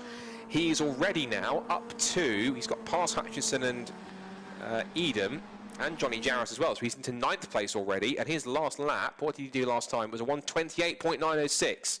So he's sort of roughly on leader pace. He's got a little way to go though. Hopefully with some clear air he can start to put in a couple of quick laps to get close to the front, and he's got 15 minutes to do so. So leaders then, new fastest lap of the race went to Greg Monks that time around. He's got past William Smith. So Williams now down to 5th position now. Up to 4th has gone Greg Monks, last year's 310R champion. But we're now watching here, that's Johnny Jarrett in the 121. The black and red car with a sort of martini-style stripes down the side. He's battling with Neil Fraser, and also there was Graham McDonald at the bottom of the shot. And now we're looking at some of our 310R runners here. 21 is Harry Landy, and he's got ahead of Ben Lopez-Appleton. So Lopez-Appleton was ahead of him on the pit straight, but Landy's managed to make a move on the run towards Redgate Corner. And just behind him there looks to be that's a battle between Jeff Price and Chris Welch by the looks of it. And that's a scrap for 11th, 12th and 13th in the 310R ranks as they turn their way through the old hairpin. Just peeking out of the commentary box to see where our 7 UK runners are. As they make their way down the back straight, they'll be with us anytime soon. Now to the final corner they come. And it is still Gordon Sawyer, but that gap of 0.4 of a second is looking a little bit closer this time by. New personal best for both Sawyer and Nuttall. 9,000th of a second apart in terms of lap time as Nuttall makes a move. Here they are on screen. Henry Heaton now in 3rd position, making the most of his pace that he has. He's only a 10th slower than the 2 cars in front, so making the most of the speed that he has underneath him in car number 10. And Greg Monks is also really taking to the 7 UK ranks pretty quickly as well. And he had a battle with James Murphy for the 310R title last year that went right down to the final race, and it was only due to a red flag which it handed out half points that unfortunately meant that unfortunately James Murphy just missed out by a couple, and it was Greg Monks' title for 2020, and he's now moved all the way up to the top ranks and certainly learning as he goes in these tricky wet conditions. Gordon Sawyer turns his way through McLean's with Stephen Nuttall, putting him under massive pressure as they come up towards Coppice Corner now. This is lap 5 in this race, still 13 and a bit minutes to go. Top 4 now separated the last time they came across the stripe by 1.8 seconds, so they really are the class of the field at the moment. There's William Smith in 5th position in the foreground. Still trying to make his way through, but now Stephen Nuttall with a challenge onto the lead at the Robert chicane. He gets his nose in front. Sawyer lets him have it for the moment, and in case he might outbrake himself, Stephen Nuttall manages to get it anchored up into the Robert chicane, and he now leads the way here in this opening race of the season for the 7 UK and 3 10R championships. Sawyer will try and get him back into what slipstream he can get, and actually while he was taking the lead, it was also a new fastest lap of the race for Nuttall. 1:26.039 for the number 46. Nuttall tries to get back on the attack as they come through Redgate corner. And Heaton, a big tail slide on the exit. You can see just how much, even with the wet tyres, so they're trying to push the cars as hard as possible, and they might give more grip in the wet, but even these powerful cars with roughly about, what, 180, 190 brake horsepower underneath them, they certainly do become a bit of a handful in these slightly less grippier conditions. Greg Monks, meanwhile, really is taking to this new 7 UK car. That 420R machine working beautifully in his hand. He's right on the tail of Henry Heaton's trying to snatch away a potential podium place. While we're looking at them, rest of the top 10 in the 7 UKs, we've got Rob Watts in 6th position, one of his better runs in a slightly bigger field. 7th place for Chris Aubrey, 8th for James Murphy, who's now got past David Yates. And then it's now 9th for Yates himself, and then Hutchinson in the top 10 ahead of Tom Eden, Neil Fraser and Johnny Jarrett. And then Graham McDonald, who's at the back of the 7 UK contingent after he had that slow start away at the beginning. As we watch the 7 UK cars with the scrap for third going on, Heaton then having to go very defensive to hold off a very feisty Greg Monks as they turn in through the right-hander. And that tighter line might not benefit the exit for Henry Heaton. He will try and get the power as much as he can, but even in the wet conditions, you have to remember the slipstream isn't as prominent as it is in the dry. If it was a completely dry circuit, Monks would have a massive toe down the pit straight, but because there's wet, it kind of it interferes with the slipstream or the spray around you, and therefore it's not as strong as you'd like it to be. Saw just a little twitch of oversteer as he went through Redgate, and that might just give a glimmer of hope for Heaton and possibly also Greg Monks to get involved. Stephen Nuttall now has a gap of almost 9/10 of a second and trying to pull away. Now he has a clear track ahead of him. Through the old hairpin, top 4 altogether. When they came across the line, the gap was 1.6 between the first 4 cars. William Smith is in a little bit of no man's land in 5th position. We're looking here at a battle between 12 and 77. That's Chris Aubrey, who's got past Rob Watts. So Chris Aubrey in the lighter grey and yellow machine, past the black and fluorescent yellow car of Rob Watts. Rob had a different colour car last year. It was the bright red chrome we had on that car, rather than the sort of slightly more two-tone aspect that he has on this car. She has mentioned the 310Rs, who of course obviously also in this race too. Now Pete Walters has managed to make his way up to the lead in the 310R ranks. And there's James Murphy chasing after the lead at the scrap that's going on for 6th and 7th place. There's Chris Hutchinson up to 9th, and he's past David Yates as well. 310Rs, as we continue to watch the 7 UK battle at the front with the top 4. In fact, I'll cover the 310Rs in a second, because Gordon Sawyer actually got a really poor exit from the Robert chicane, and not only has he lost 2nd place, he's lost 3rd as well, because past him in quick succession they've both gone Henry Heaton and Greg Monks. So now the pole position man, an early leader, is down to 4th at the back of this pack. And what this might now mean is possibly Henry Heaton has got a clear shot now to go after Stephen Nuttall. But he'll have to keep one eye in his mirrors and alongside him, because here comes Greg Monks on the inside line. And that was a very late chop there to get in front of Henry Heaton, who just about lets him have the space. And Greg Monks, you can't tell it's his first 7 UK race, can you? But you can tell he's a champion from last year in the 310Rs. He's certainly using all the expertise he's had over the last few years throughout the academy and up through the ranks to really push hard. We've got Stephen Nuttall there coming up to put a lap on one of the back markers towards the tail of the field. That's possibly Henry Williams, I think, who's trying to just stay out of the way of everyone. And this is the tricky part, particularly in these faster cars here, trying to go either side. And Henry Williams smartly keeps out of the way and lets everyone through. It's good driving from Henry, so well done from him for letting everyone through.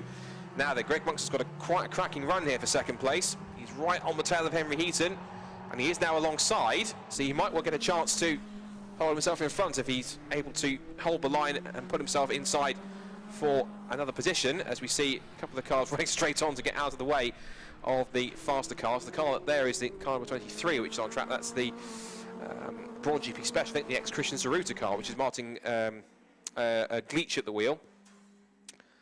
So he's now managed to stay out of the way. It's now 2nd and 3rd on scrapping amongst each other. Henry Heaton versus Greg Monks again. Gordon Sawyer watching on, and Heaton looks for the undercut on the exit of Redgate as Monks runs wide and off the road. Car number 38, that's one of the 310R machines, off into the barriers.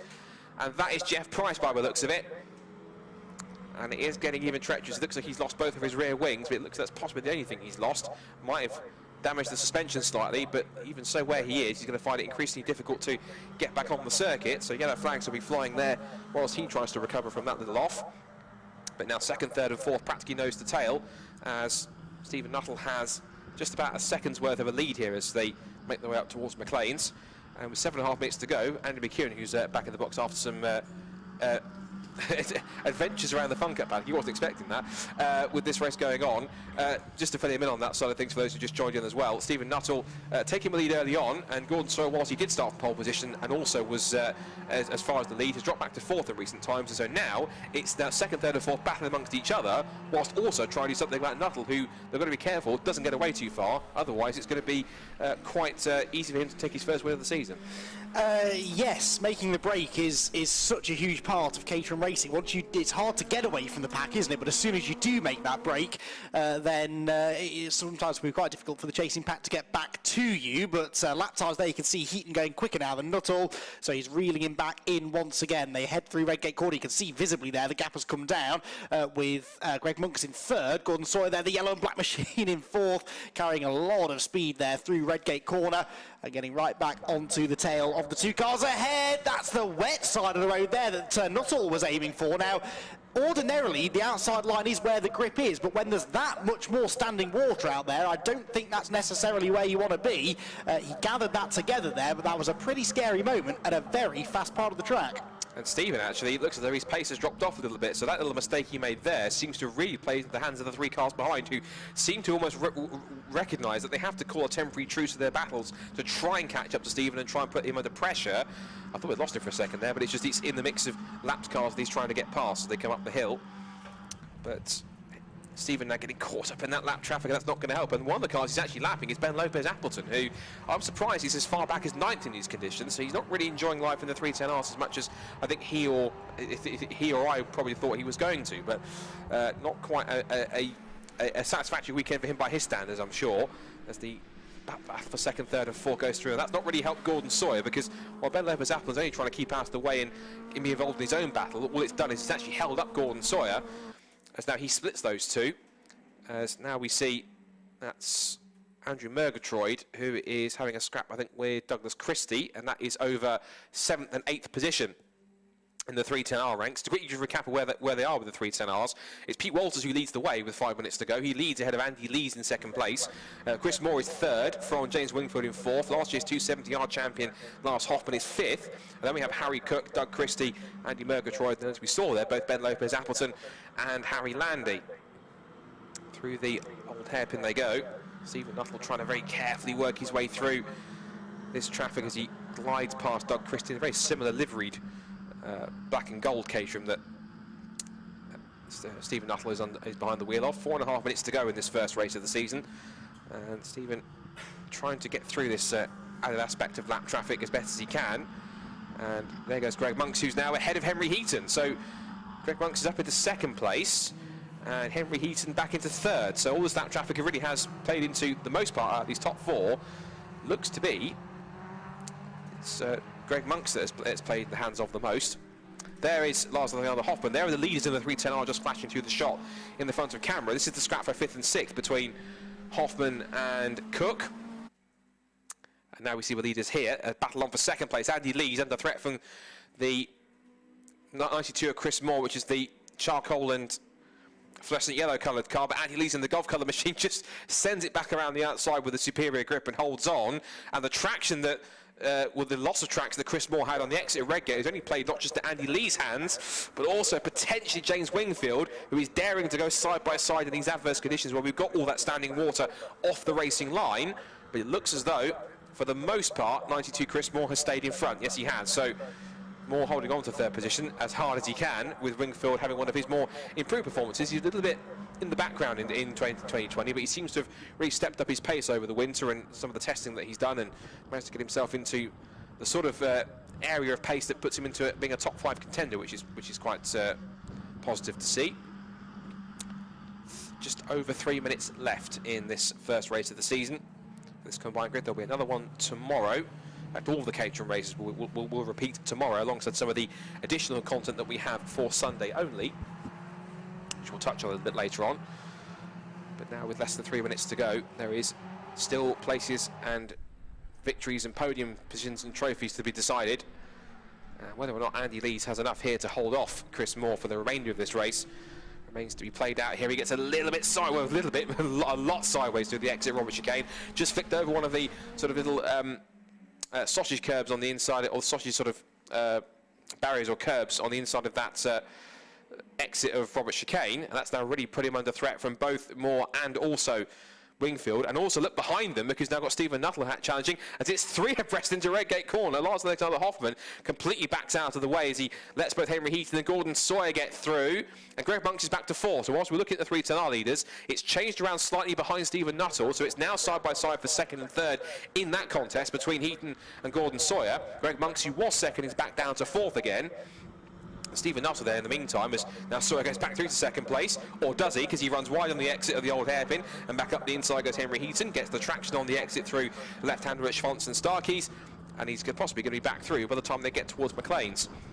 So here's something interesting. The 2 leaders, one leader's about to lap the other, because you now see the Pete Walters, number 88, he's now about to be put a lap down by Stephen Nuttall, as they continue to negotiate these very tricky conditions here at Donington Park on the first weekend of racing in 2021. There's James Wingfield working away at the wheel, just allowing both Sawyer and Heaton to make their way past in 2nd and 3rd. That battle continuing to rage. There's going to be, I think, one more lap to go this time by, because a lap time, the fastest lap of the race is 1:26.039. We've got 1 minute 15 left to go on the clock or so. So this will be the last lap for Stephen Nuttall. He's got a comfortable enough gap, but he can't really relax too much, as the 2nd, 3rd, or 4th place battle is really stuck in between the 2nd, 3rd, and 4th place strap in the 310. So the 2 podium battles are in amongst each other, as both Sawyer and Heaton goes either side of Andy Lees, which will give him a fright. Then they dive up the inside of Pete Walters. Taking advantage there was Heaton. He squeezes Sawyer onto the curb on the exit. Got to be very careful not to lose traction, but the wet tyres did their job. And now back into 2nd place with Henry Heaton with a very bold pass. He took full advantage of going either side of Andy Lees there into the corner. And then, just as Sawyer was trying to make a lap on Pete Walters, he pounced up the inside and just didn't leave Sawyer. Left him just about not enough room to force him to have to capitulate and let him have the pace. There we see there, that's Martin Gleek in car number 23, the white and fluorescent yellow car moving out of the way of some of the leading 310R cars, but Sawyer's now coming back at Heaton, looking round the outside at McLean's, has a look for the move, and I think that Heaton once again showed him on the edge of the circuit, as Stephen Nuttall makes his way into Coppice for the final time, but 2nd and 3rd. These 2 will be on the podium, it's almost guaranteed, but in what order is yet to be decided. There's now just effectively 2 corners left to go at the Robert chicane, and it could be either one of them in 2nd or 3rd, but we'll wait and see how that plays out. As for Stephen Nuttall, he will be looking in his mirrors, possibly laughing to himself, because he's going to turn through into the chicane for the final time, and he will kick off his 2021 7 UK season in the best possible fashion. And now he comes across the line to take the checkered flag, and it's a fantastic win for Stephen Nuttall in the 7 UK ranks here for Caterham Motorsport. It's a sprint to the line for 2nd and 3rd, and a typical Caterham finish.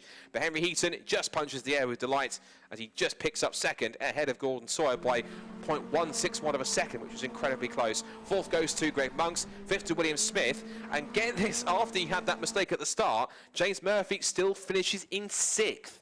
So that's an incredible drive back through from car number 3. There's a reason why I nickname him Superman, because he usually charges his way back through from the front, from adverse situations to a position where it'll benefit him the most. And he certainly has been able to take full advantage of that here with that first race. 7th place for Chris Aubrey, 8th for Chris Hutchinson, 9th for Graham McDonald, so he managed to also put in a great fight back to wind up in the top 10. And then Neil Fraser also completes the top 10 ahead of David Yates, Johnny Jarrett and Tom Eden. And as for the 310R runners, we should give obviously credit to them, because it was Pete Walters who picks up the win for car number 88 for the 310R ranks. Then Andy Lees in 2nd place, followed by James Wingfield, Chris Moore, Lars Hoffman. And then it was Andrew Murgatroyd, Doug Christie, Harry Landy, Ben Lopez Appleton running out the top 10. And fastest lap of the 310Rs, I think, went to, I think it was possibly Andrew Murgatroyd, which is 1:32.819, so good lap from him to get that. But heading into pit lane is a very happy and delighted Stephen Nuttall. He's always someone who works very hard over each winter to ensure he's in top shape for the new season, and that's all that work has certainly paid off once again, and he's certainly looking as though an early favourite, but there are some drivers who I'm sure will want to fight back in the second race tomorrow and throughout the rest of the year to make sure that Stephen doesn't have an easy run to the title, or at least makes it as difficult as they can if he proves to be the man to beat.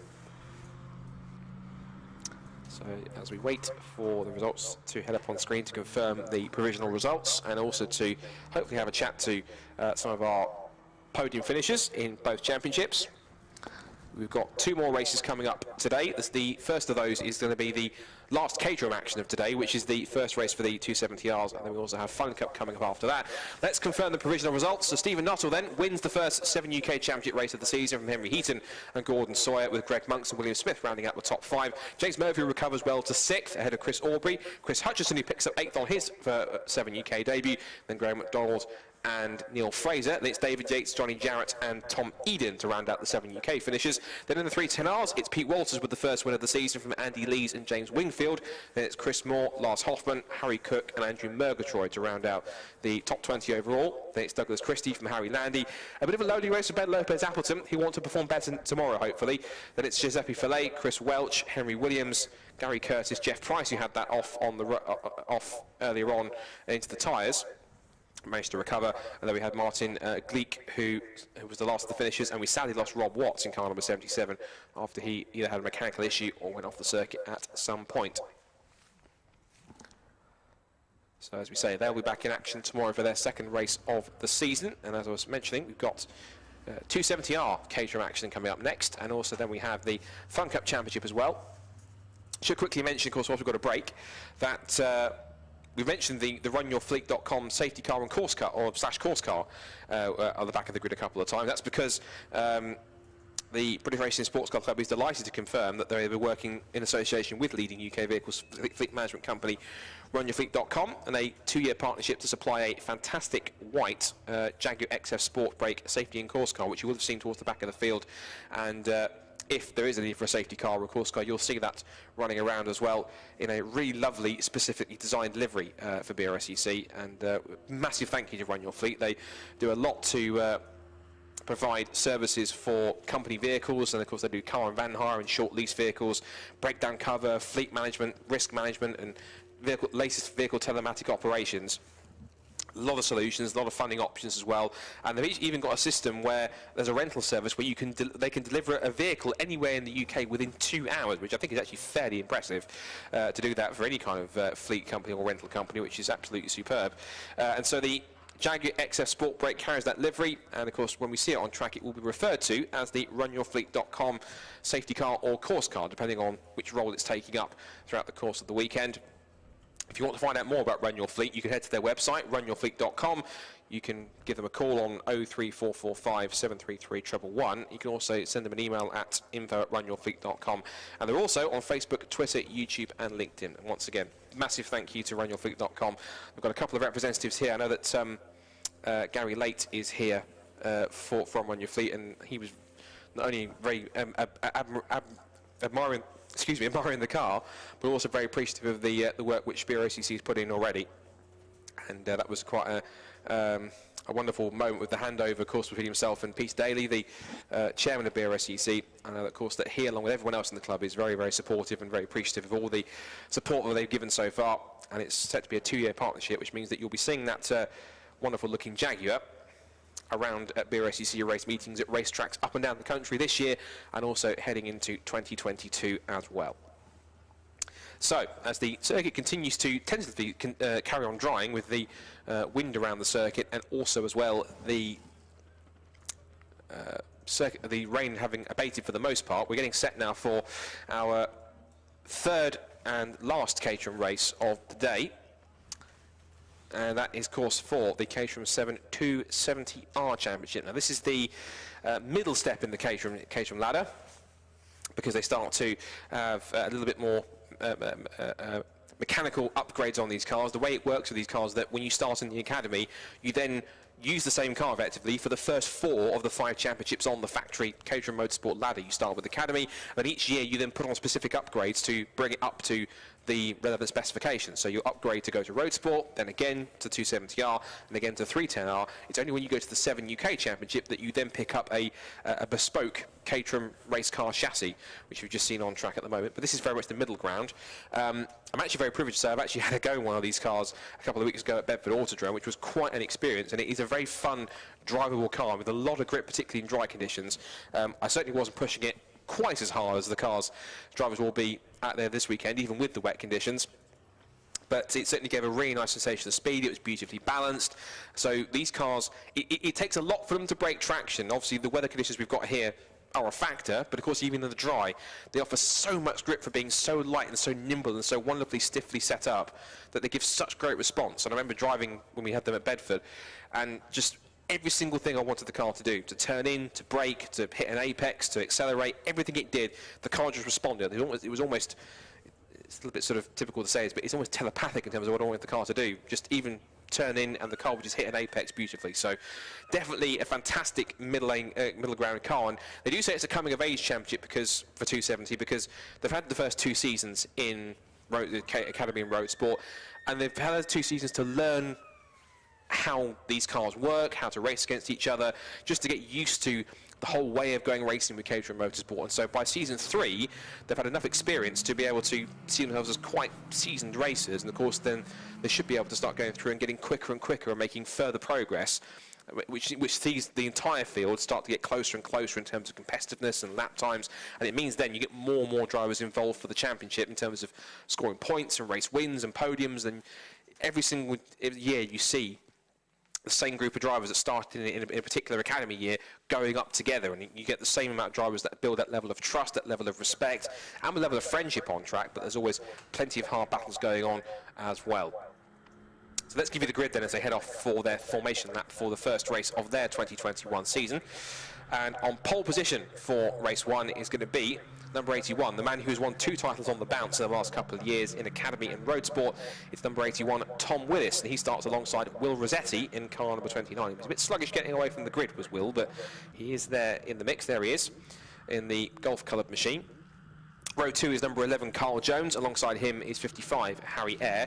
Then it's Blair McConaughey in 5th, who's been the almost perennial rival to Tom Willis in the last couple of years. Those two have been going at it for the championship in both Academy and Roadsport respectively against one another, and both times it's been Tom that's come out on top, and Blair will certainly want to try and put one over him this season to try and pick up a title for his own. Max Gaunt starts alongside him on the 3rd row of the grid. Then it's Wes Payne and Fraser Jones on the 4th row of the grid, followed by Tim Steele and Stuart Bell rounding up the top 10. Demetrius Melas starts 11th alongside Rob Keogh in 12th position. Row 7 is Chris Ephraimidis and Daryl Cresswell on the 7th row of the grid in 13th and 14th. Then it's William Brunt and Alan Curtis on row 8, Ryan Errol and Paul Herndon on row 9, and Stefano Mara, who's a new addition to the grid, on the 10th row alongside Paul Farrell. And then next comes John Cox and Oliver Smith, Michael Curley and David Morgan, Roger Gaunt and Peter Wales, Richard Hoare and Stephen Hutchinson. And then at the back of the grid is Duncan Cook in 29th position. So a fairly hefty grid of 29 cars getting set for their first 30 minutes of action. So it's the longest of the Caterham races that you'll see this weekend, the 30-minute race. And usually you tend to get quite a lot of battling in the first half, but by the time you get to 15 minutes, you're almost breathless. But with the slightly ever-increasingly drying track out here, we might well see the cars going quicker and quicker, and drivers starting to be a little bit braver out there as they try to explore the limits and see just how dry and quick it's really getting. So, just for notification, it's Tom Willis in the silver and black car on the left-hand side on pole position. Alongside him, in the almost golf-coloured like blue and fluorescent orange colours, is Will Rossetti. And just the car with the green roll cage just behind Will there, that is your 3rd place man on the grid, Carl Jones. And Harry Ayres alongside him, and Blair McConaughey's car is the white car with the black nose, alongside him with Max Gaunt in car number 4. The RunYourFleet.com course car is in place at the back of the grid, and the green flag will be flown. That means we'll get the 5-second board, and we're all set to get underway here for the first Caterham 7 270R race of the season. Tom Willis and Will Rossetti on the front row of the grid. Let's see who wins the sprint down towards Redgate. Lights out, and it's racing time for 270R. And down towards the turn 1 they go. Everyone gets away cleanly. It's a good start from the outside of the front row for Will Rossetti. But looks as though I think Tom Willis will try and go with him and slot into second place unless he's daring enough to go down the outside. Everyone's just trying to pick their line very carefully as they turn in. The car's going 2 or 3 abreast in the mix. There you can see car number 9 in the mix. That's Rob Keogh. That's in the I think Harry Cook car, I think, who I think so he's picked up a new car for this season. So Rob Keogh in the same colour scheme as it was last year. But out of the Craner curves for the first time, or out of Redgate through the Craner curves, I should say. And they're all trying to pick their way through. Stuart Bell's in the mix there in the grey and orange machine, up the inside of car 14, which is Fraser Jones. So that's the battle that's going on there. Stuart Bell started 10th. He's up a couple more spots already. And Darryl Cresswell there in the white, blue and pink machine. He's having a battle, I think, with Chris Ephraimidis. But up towards McLean's for the first time. All looking fairly clean and tidy so far in the first couple of laps. And it looks to be as if it is now Rossetti who leads the way, which he did, from Willis in second place and Carl Jones in third. And so, Andy, so far it seems to be relatively clean so far, but of course being a Caterham race, we know sometimes it can literally kick off at any second. Yes, and what I'm definitely noticing is that the track conditions are better now than they were half an hour or so ago. I've just spent the last half an hour with my head buried in Fun Cup driver sequence sheets and things, so I hadn't seen the track for about half an hour, and I've just looked out the window and it is noticeably less wet than it was when I last looked, so that's good because it means there'll be more grip. It also means the drivers are going to be having a little bit more confidence now maybe to get stuck in and get into some proper slipstreaming Caterham racing. Across the line they go then. It is Will Rossetti that leads the opening lap, despite having started behind Tom Willis on the grid. Willis there in second place, Jones third, Blair McConaughey fourth, and those four already starting to get away slightly. Side by side then for fifth position, that will be Gaunt and Harrier, won't it, that are wheel to wheel. They pan out of shot, not sure which one came out on top, but I think on the inside line Gaunt should have held onto the position. A brilliant sight they make though, as they make their way through Redgate and back down the Craner curves, where not only is there a bit more grip, but also a little bit less standing water now, so less spray being kicked into the drivers' faces. Yeah, not as treacherous as it was earlier on, particularly for the Formula 4 team. They're kicking up quite a lot. Up the inside goes Stuart Bell. That's a move on Wes Payne, looking to get the undercut. That's a slightly different colour car for Wes Payne. It's quite a fancy up pearlescent colour scheme. He had a more of a purpley sort of pearlescent colour scheme, where he's kind of a bit more. He's kind of gone full, I don't know, like a pearl or slightly rainbowish colour. Also, I couldn't quite tell what it was. Or it's very pearlescent or iridescent on that colour scheme in either way. We'll have to talk about colour schemes though. We've got some racing to look at, which is of course our top three here of Will Rossetti, Tom Willis and Carl Jones. And not too far away is Blair McConaughey. And I was mentioning in the build-up, of course, with Tom Willis and Blair McConaughey, and I mentioned it in the preview as well, on track at least in the last 2 seasons, and even in the esports race with CaterhamRace.com, Tom Willis and Blair McConaughey, I might have to come back in a second because they move on for second place, but those two on track just cannot leave each other alone, because whenever one is, there's the other, and they're always battling amongst each other. They might have a chance now actually, because Carl Jones slips past for second place into the Robert chicane, and Blair McConaughey's right there. Case in point, Carl Jones up to second place, and look who's right behind Tom to cause him more trouble. The third year in succession, and these two really have an everlasting rivalry that just doesn't seem to end. I think secretly they do both enjoy it, but at the same time, it's quite amusing that where one is, you literally always find the other. And you just know that at the end of any qualifying or practice session, the first thing they each do is look to see where the other one is, and 9 times out of 10, as you say, they're not that far away from each other at all. Max Gaunt there on the outside line, the number 4 car. He has lost a few places on that lap, hasn't he? Because I mentioned he was, well, I think he was 5th at the start of the previous lap. He has now dropped his way down into 8th position, with Harrier up into 5th position. 6th place now is the number 19, as you can see on the side of your screen. That's Bell, who started 10th, did Stuart Bell. So there's been quite a lot of shuffling in the midfield there, well, right the way through the field, but certainly on that particular lap, the second half of the top 10 really jumbled up a little bit as people start now to settle into a rhythm. 30 minutes this race, so they've got time to pace themselves, in theory, in the early stages. But of course the concern is that if the leaders break away, it can sometimes be difficult to catch them, and we are sort of seeing that, aren't we? The top 5 have got then a 3-second cushion back to Stuart Bell in 6th, so Stuart's going to be eager here, I think, to get after them before they get too far ahead. Yeah, that'll be the benefit of clear track, of course, because particularly in these conditions, of course, there's not just any potential turbulent air off the cars that are coming up, but also still the amount of standing water in the mix. So, of course, because these cars don't have windscreens, of course, basically the first thing that the water hits is your visor on your helmet. So effectively, you've got almost zero visibility. You constantly have to try and wipe your visor, or at least dump a ton of Rain-X on it to make sure it just glides off, as one car's gone sliding off the road, probably through lack of visibility, I think. Couldn't quite tell who that was as he comes back onto the track, but either way, that was Wes Payne, in fact. He was a bit slow on the exit of that corner. He's now dropped from what was 7th to about roughly, he's gone behind the 14, which is of 14, which is Fraser Jones. He's roughly now down to back about, well, 10th position. He's lost 3 spots there, as Gaunt, Keogh and Jones all took advantage of that straight away. Leaders, though, Will Rossetti is now leading by 1.3 seconds with a new fastest lap of the race at the end of lap number 3.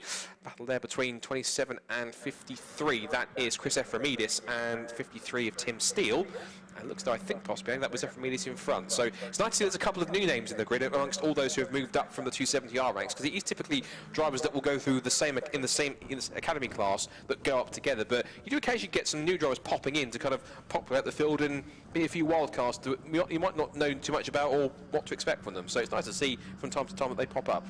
Yeah, that's always exciting for us as well, because as you say, there is this natural progression through the Caterham ranks, and so we kind of have an idea who the pace setters are likely to be at the start of the season. But when there's a brand new name that comes in, as you said, it is a wild card. We never quite know how they're going to fare and where in the established running order they're going to find themselves. But yeah, that's the great thing about Caterham's, isn't it, though? It appeals even not just to brand new drivers, but to drivers that are looking for a long-term racing career in many ways. There are certainly worse things you can do if you want to learn how to be a racing driver than strap yourself into a Caterham. They've got absolutely no aerodynamics, all about mechanical grip. You've got to be comfortable with a car moving and sliding around underneath you.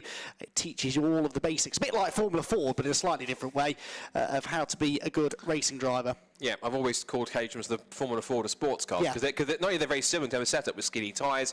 These cars will run Ford engines as well, effectively, in some context, but very limited horsepower. But they do very much in the way Formula Ford does in general racing, but mainly single-seaters. We see Wes Payne getting back up the inside of Fraser Jones, and a big battle going on here with Demetrius Melas in the middle of it. Darrell Cresswell's in there, as is also Tim Steele and also Chris Ephraimidis. So Chris has managed to not only get away from Tim Steele, but then drop him into a scrap between Darrell and Cresswell and Demetrius Melas. So he's trying to escape up the road and probably looking at his mirrors and with a wry smile to himself, thinking, you battle amongst yourselves and we'll carry on. I also noticed as well, it's a very novel thing to notice, but it looks like Tim Steele is the only car that's kept his headlights on, which is usually for 270R the rule is you take them off, but I think maybe either Caterham made an exception or he simply just forgot or wanted to make use of them because he felt in these conditions it would be much more of a benefit.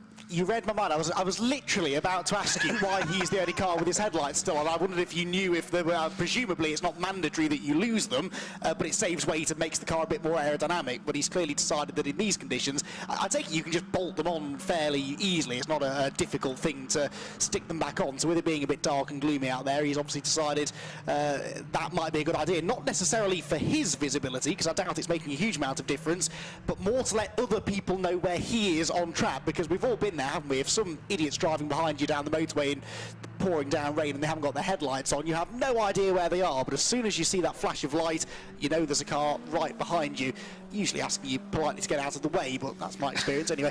Anyway, moving on. Yes, Tim Steele in 13th position is certainly not letting those headlights slow him down, is he? He is staying right on the tail of the group of cars ahead of him. His nearest rival is Darrell Cresswell in that number 8 car, who he's going to try and attack on the run towards Redgate Corner. At the head of the field, by the way, Will Rossetti, well, 1.6 seconds, let's call that now, ahead of Carl Jones in second place with Tom Willis third. So the gap's ever so slightly going out, although Willis on that lap, Scott, was quicker than anyone else. Yeah, fastest lap of the race for him, 1:33.767, and he was at least, looking at the pace advantage, he had about roughly 6 to 8 tenths better than the 2 cars in front. He was 6 tenths quicker than Rossetti, 8 tenths quicker than Jones, so certainly using the advantage that he's got, and of course proving why he's a double defending champion in the previous 2 ranks.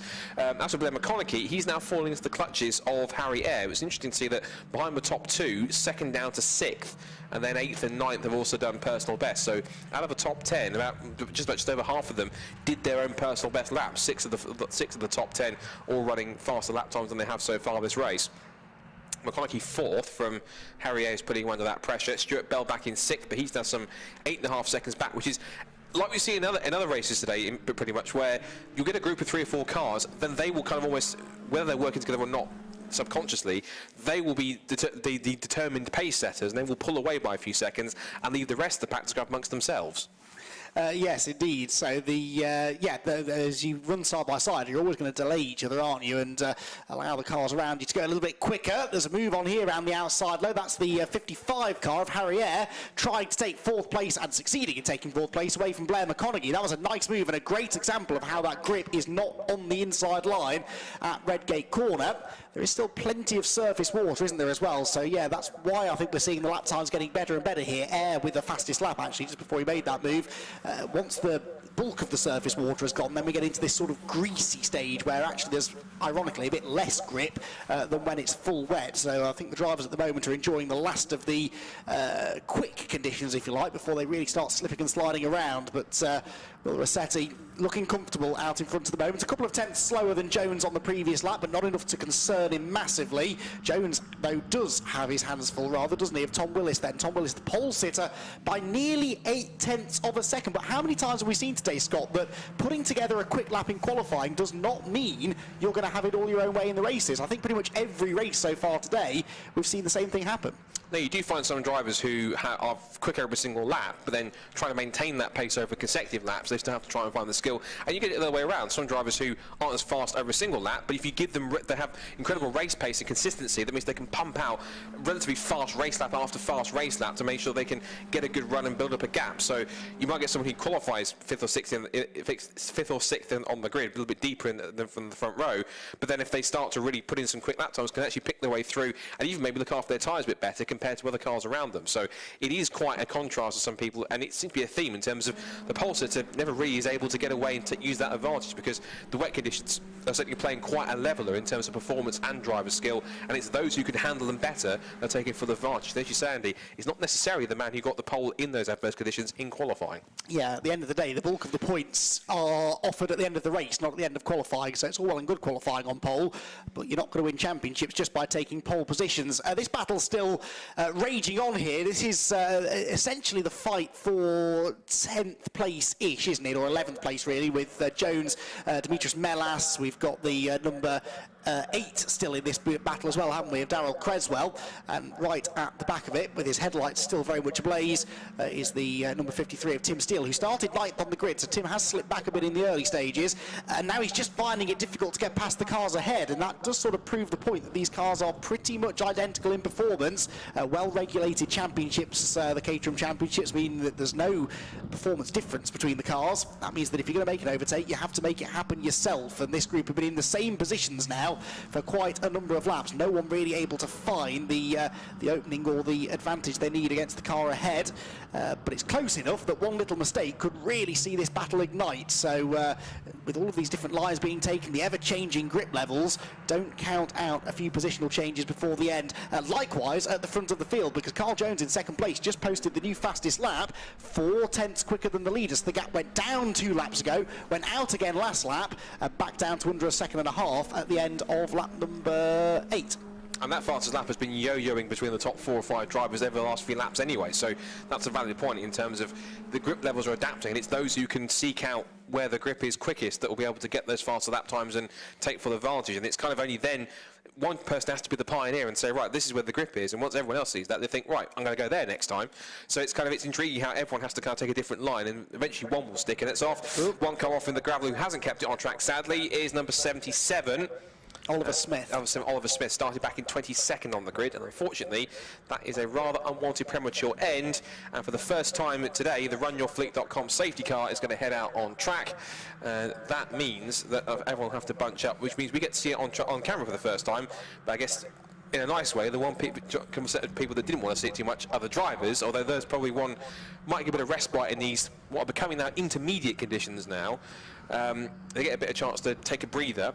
I guess the one person who really didn't want to see it is Will Rossetti, because of course he loses that 1.3 second advantage. As small as it was still an advantage, and he now has to cope with the fact he's got Carl Jones, Tom Willis, Harry Eyre and everyone else behind him that will be snapping at his heels on the restart, and it'll be down to him to decide, effectively determine if he keeps onto it or not by the quality of his restart when we get going again. Yeah, the only saving grace, I guess, is that all of these this time behind the safety car does count towards the 30 minutes. So I guess if we spend 2 or 3 laps here behind the runyourfleet.com safety car, then we might, that at least gives him a bit of respite in that it's a couple of laps less that he has to defend from Carl Jones. But you're right, Carl is going to be rubbing his hands with glee here.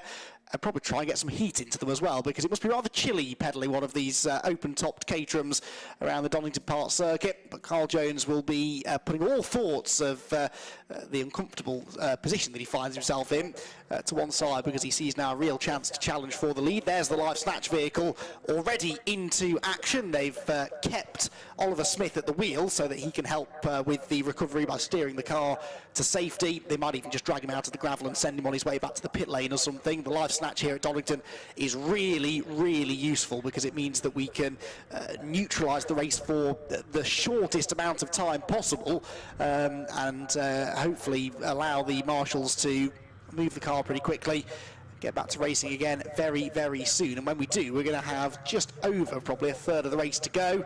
And still, realistically, any one of 5 drivers can win it, because as you've said, all of those top 5 drivers have at one point or another been the fastest car on the track. Yeah, and that will certainly be an interesting scrap between them, because now they're all back together. You get to see exactly who has got the pace now, rather than having to try and watch drivers pick up a few more tenths per lap to try and close that back in again. So the Jaguar XF Sport Brake safety car, which has been supplied, thankfully, by runyourfleet.com to the BRSCC for this season, has picked up the leaders and is leading them around at that reduced pace. Thankfully, Oliver Smith has managed to, with the help of the live snatch, amble his way out of the gravel, across the grass and back onto the track.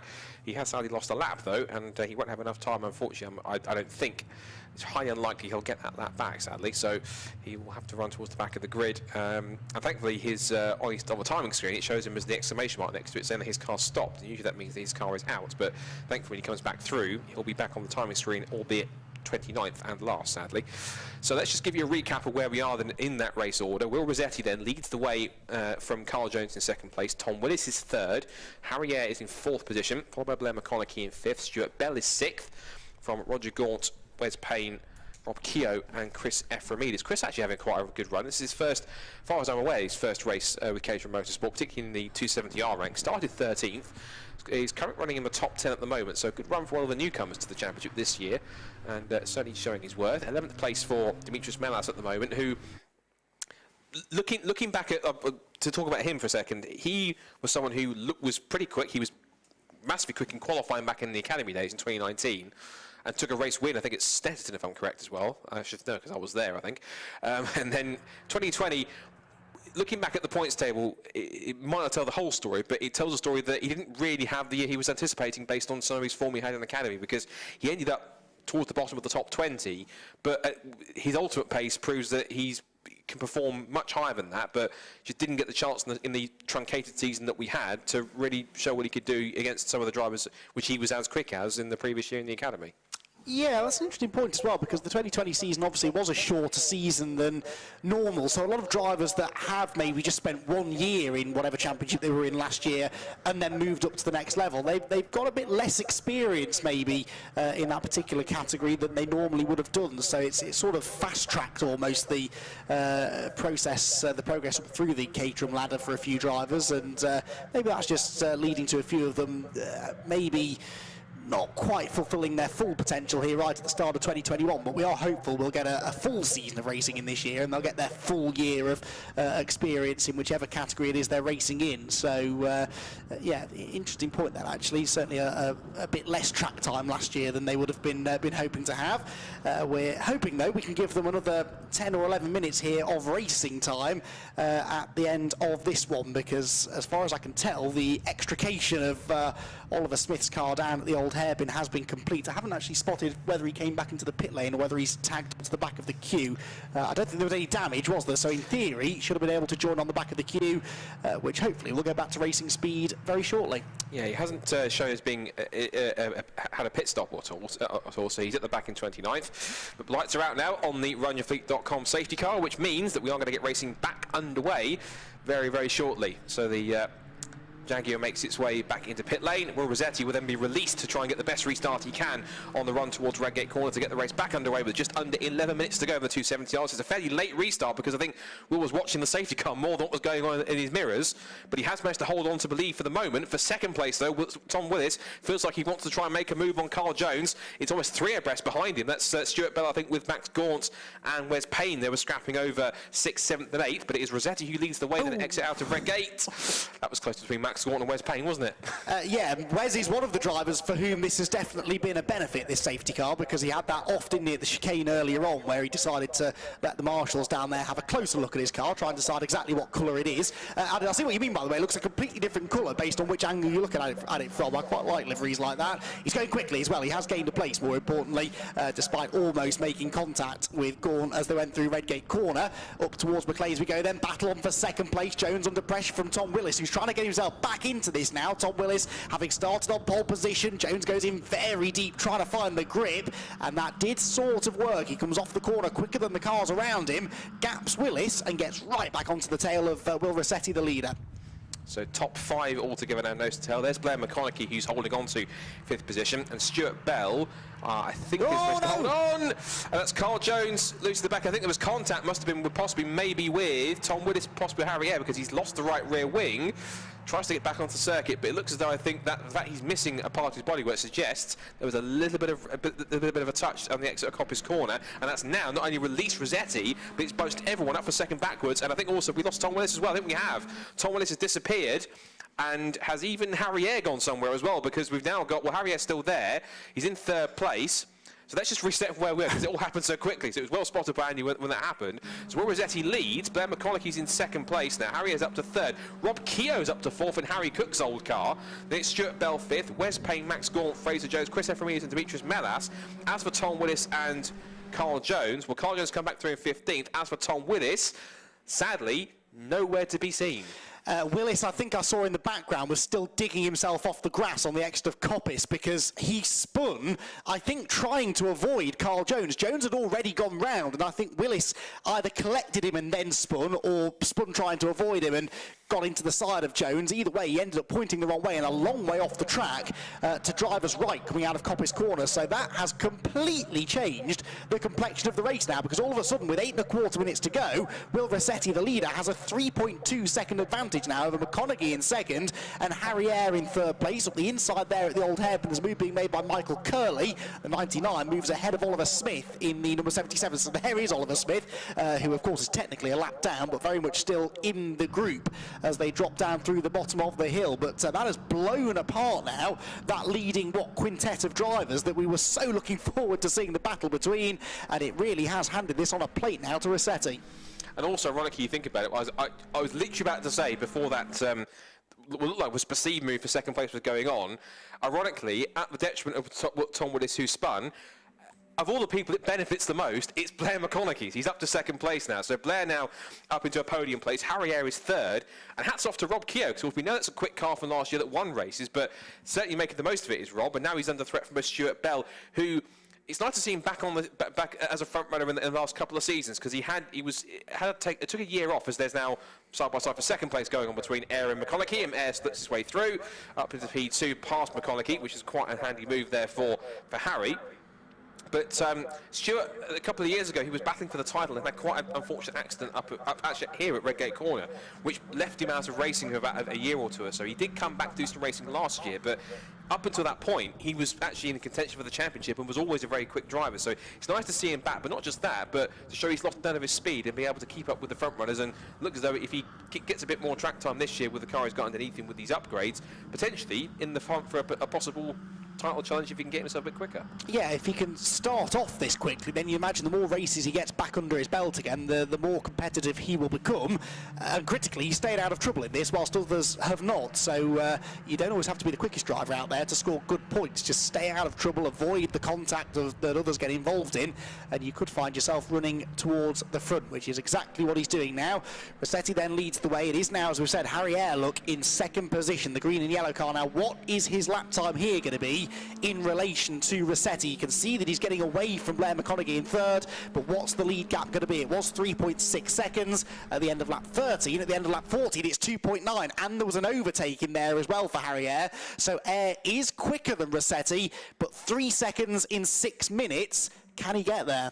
You were saying about how this race was on a plate for Rossetti. I shouldn't have said that, should I? It's the typical commentator's curse or so in the cases, because it's cursed for Rossetti in losing pace to Harry Air. So, but I've made as many gaffes as well, so I think that's possibly equally as bad at times, I'm sure.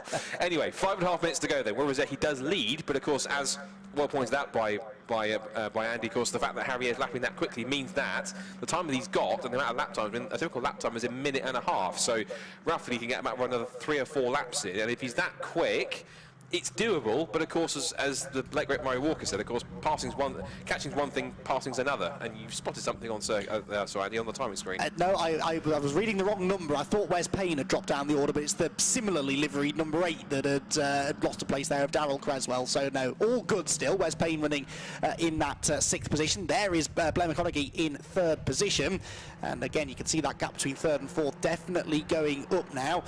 Yeah, as a general rule, if I say that something's going to happen in a motor race, the exact opposite will almost always happen. So, yeah, I was fully expecting it. I said that just because I wanted there to be a good fight at the front. I thought if I say that this race is over, then there's every chance that Harry Air was going to prove me wrong, and that's exactly what he's doing. Well, he was on the last lap anyway. Let's see what the lap times are this time, though, because, of course, it could be that Rossetti has responded now. He does a 1:33.728, which is fractionally quicker this time than Harry Air. So there you go. The gap goes back out again by a few hundredths of a second, but possibly Rossetti was just taking a bit longer to get some heat back into the tyres. Now that he has, he's managing the gap. Here's the battle behind, though, for 4th position, and that is Rob Keogh then just about hanging on. Rob, from 12th on the grid, finds himself in 4th position, and I don't think that he's keen to give that 4th place away here anytime soon. Defending busily there from Bell behind, whilst further down the order, those that were in strife earlier on are trying to work their way back towards the sharp end of the field as well.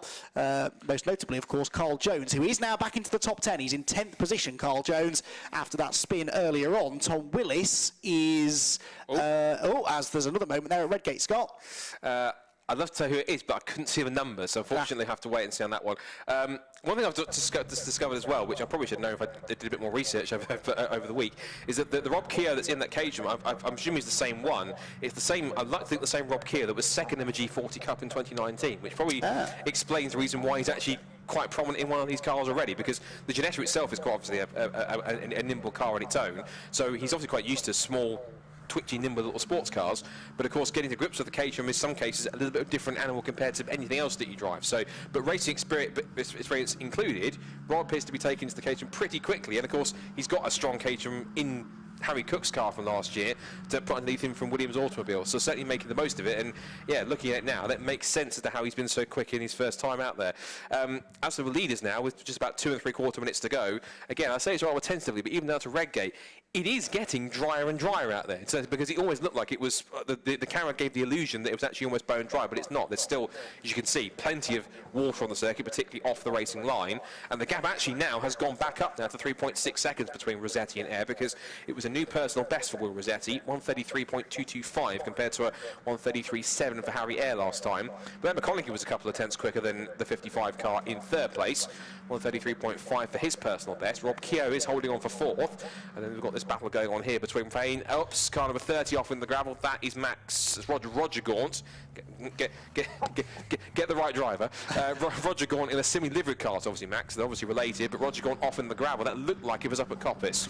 Yeah, popular place to go off, that, isn't it? That blind crest, the car goes light, and when it's a bit slimy and greasy like it is up there, it's very easy indeed to slip off the road. But there you can see he's absolutely fine, jogs away in confirmation that it is at Coppice, because we got that iconic shot of the cars appearing over the hill just in the background as he jogged through the gravel, which is not easy to do. I've fallen over in many a gravel trap, you'll be shocked to hear, Scott, because they're quite difficult to walk through. Anyway, on track, it's equally as slippery, but it's not stopping them from getting stuck in here, is it? We've got side-by-side again, and a bit of wheel banging maybe. That's Wes Payne, isn't it? Going up the inside of Stuart Bell for 5th position, and I'm not convinced they had to bang wheels there, but anyway, Wes Payne's gone through, and that probably has fired Stuart Bell up a little bit now, so expect him to try and fight back at Redgate Corner. There are the leaders, only 2.1 seconds apart now, as Harry Eyre again pumps in a decent lap that time and closes in slightly on Rossetti ahead. McConaughey a safe 3rd, Keogh looking ever more secure in 4th. The real battle, the one for 5th, with Wes Payne, who was ahead last time we saw it. I think they're still wheel to wheel coming off Redgate, with Payne just about keeping his nose in front. Yeah, it looked like Stuart Bell. I saw the flash of the colours, and it looked like it was the grey and orange car that was still in front of the Wes Payne kind of pearlescent, iridescent coloured car. We'll get confirmation. Yeah, there it is. It's still... Oh, no, maybe it's not. No, it's not. Sorry, forgive me. I didn't realise Rob Keogh was still that close in front of them. So it's Rob Keogh, then still Wes Payne, then Stuart Bell. Meanwhile, we are actually on the final lap of the race now, by the looks of things. 30 seconds or so left to go. And Will Rossetti, he lost that time because he had quite a slow lap, 1:35.1 last time by. He lost 1.6 seconds on that last lap for some reason, whether he had a mistake or something, or whether he backed up. Again, he might have backed up because of maybe yellow flags up at Coppice, because remember, you can't overtake anyone, not even lapped cars, under a yellow flag section. There is Roger Gaunt's car that's stuck at Coppice Corner, so they're just covering it with waved yellows until the race is finished. But the clock is about to tick down to 0, and once again, it's been a race where once the leader gets out in front, it's pretty much set its ways. It hasn't been a typical Caterham weekend. We've seen photo finishes, but the wet conditions can mix things up a little bit, but certainly not getting mixed up too much is Will Rossetti, who will head to the checker flag, and he picks up race win number 1 of 2021 in the Caterham 270R Championship. Rossetti wins race 1 at Donington and weaves in delight as he picks up the victory. 2nd place for Harry Eyre, and 3rd for there McConaughey. He's equally delighted. 4th and 5th a sprint to a line. There has been a change for 5th because Stuart Bell did get past Wes Payne, but it's 4th for Rob Keogh, 5th for Payne, and Bell 6th for Payne. Max Gaunt 7th, Carl Jones 8th, Demetrius Melas in 9th, and Fraser Jones rounding out the top 10. Chris Ephraimidis on his first appearance in the Caterham picks up 11th spot from Tim Steele in 12th. And then the rest of the top 15 makes its way through. But some nice, exciting racing from the Caterham 7 270R Championship. And, of course, that will be the perfect start to the year for Will Rossetti. He's also had winning starts to seasons before, in seasons gone by. And we'll certainly be hoping that 2021 is... This is certainly a positive omen for him and the start of what hopefully can be a nice title challenge. But he knows he'll have plenty of top drivers in the mix. And whilst Harry Eyre and Blair McConaughey picked up 2nd and 3rd, I think the one that's impressed me the most, truthfully, out of everyone in the mix, has actually spotted... I've spotted on the timing screen as well, a new fastest lap of the race from, of all people, after he managed to get back on the road, Tom Willis, who finished 15th. He managed to get back on the road and was ambled his way back onto the circuit in some 27th position. But even then, he used the safety car to his advantage. He picked up, what was that, about 12 spots or so after he recovered off there to 15th, and gets the fastest lap point as well as a result of that, which is quite which could be make a difference if he has to drop that round or even use those points to his advantage later on. But whilst the top 3 are established Caterham races, I have to say the one that impressed me the most is Rob Keogh, 4th place for him after he picked up a strong result. Let's quickly go through the result then on screen. So it's Will Rossetti who takes the first victory in the 270R ranks from Harry Eyre and Blair McConaughey. Then Rob Keogh on his Caterham debut, at least I perceive it is, 4th for him, excellent result. Stuart Bell is 5th. From Wes Payne in 6th, then Max Gaunt, Carl Jones, Demetrius Melas and Fraser Jones. Chris Ephraimidis 11th on his Caterham debut. Tim Steele finishes 12th ahead of Darryl Cresswell and William Brunt. Tom Willis recovers, going from pole to a spin and then back up to 15th with the fastest lap of the race from Mara, Herndon, Curtis, Farrell and Cox in the top 20. And then Stephen Hutchinson ahead of David Morgan, Ryan Errol, Peter Wales, Duncan Cook, Roger Hoare, Michael Curley and Oliver Smith, who had that off in the gravel that caused the safety car, and we managed to get back out, albeit 2 laps down, and we lost Roger Gaunt late on after he went off at Coppice in the gravel trap. So that's the end of the Caterham racing action for today. Not for the racing action as a whole today. We've still got one more race to go, which is our effective sort of main event of today, which is the 4-hour season opener for the Fun Cup Championship. And Andy, of course, being the Fun Cup expert, will be the one that will be leading proceedings for that with myself alongside him to give some support from the knowledge that knowledge I have of Fun Cup, and it's a 4-hour race, being endurance, yes, but if you've never watched a Fun Cup race before, strap yourselves in, because usually they are pretty much 4-hour sprints from start to finish, and there is always some exciting action to go on. There's driver changes, there's a little bit of refueling going on, there's mandatory pit stops, and you get driver combos of 2, 3, 4 drivers depending. It's always very exciting stuff, and it is set to be a good thing as well. So cars are making their way into pit lane, and of course they'll go off for their own podium ceremony. And whilst that's the end of the Caterham racing action, as I was mentioning on the stream, Andy, we now come into a championship which you yourself are very much well versed and very much in favour of yourself. Of course, I know you're a Caterham fan, but I think if I was to ask you the question, which club racing championship would you watch for the rest of your life, I'm pretty certain that you'd have to see your answer will probably be what's coming up next, which is our first endurance race of the season for the absolutely spectacular Fun Cup Endurance Championship. Because, as I was mentioning just on the stream, yes, it's a 4-hour race, but don't think for a second that you're going to get a moment to relax, because it is literally like a 4-hour sprint race from start to finish. As you well know, having commentated on so many Fun Cup races over the last few years, there is never a dull moment in a Fun Cup race at all. You don't know where to look at points. Yeah, I mean, the amount of conversations I have with people who are often very well versed in motorsport and in endurance racing, where I find myself having to sell the Fun Cup to them. You know, they see that it's a championship of 3 and 4 hour races for cars that look a bit like VW Beetles, and they think, well, that's not going to be very exciting, is it? And I've realised that there's no point trying to sell it to them with words. The best way to sell this championship to somebody is to show them a race. And now, for the first time ever in the 20 years of the Fun Cup, we can show it live. It's the first time we've ever had live coverage of the championship, and it's also the 10th year now since it became a championship in 2011. So there are quite a few anniversaries this year, and it's really, really exciting that we get to show this race and hopefully a couple of others later on in the year absolutely live in their entirety. And that's good not only because we can show it to a whole new, wider audience, but also gives us a really good chance to capture all of the action, because there's always so much that goes on in a Fun Cup race that standing trackside you don't necessarily get to fully appreciate. So yeah, really, really expecting this to be a very, very good race. We've had a lot of shuffling over the winter as well, which is often the case, of course. Lots of new teams coming into the championship, drivers changing teams often, and certainly a lot of new liveries to try and wrap my head around. But the basic principle of how this championship works hasn't changed, and I doubt it ever will. The cars are all identical. They may look like VW Beetles, but underneath they are proper racers. It's essentially a mid-engined rear-wheel drive single-seater chassis with this big bulbous VW Beetle silhouette body thrown on top of it. They've got big wings, lots of aerodynamics, not a huge amount of power though, so the drivers really have to throw the cars through the corners to make their lap speed up. And the cars are designed like that to produce good racing. They're not supposed to be aerodynamic. They're supposed to punch a big hole through the air, generate a big slipstream. That means overtaking is plentiful, to say the least. I mean, last year in 2020, we only had 5 races in total. We had 101 lead changes last year, just at the line, that is, as well. I mean, there were countless others that happened elsewhere around the track. Over 5 races. I mean, how many other championships, even endurance championships, can boast those sort of figures? And that wasn't even a record. The record actually was the year before, when we had 139 lead changes over the course of a season. So that gives you a taste, just a little taste of how exciting this next 4 hours of racing is going to be.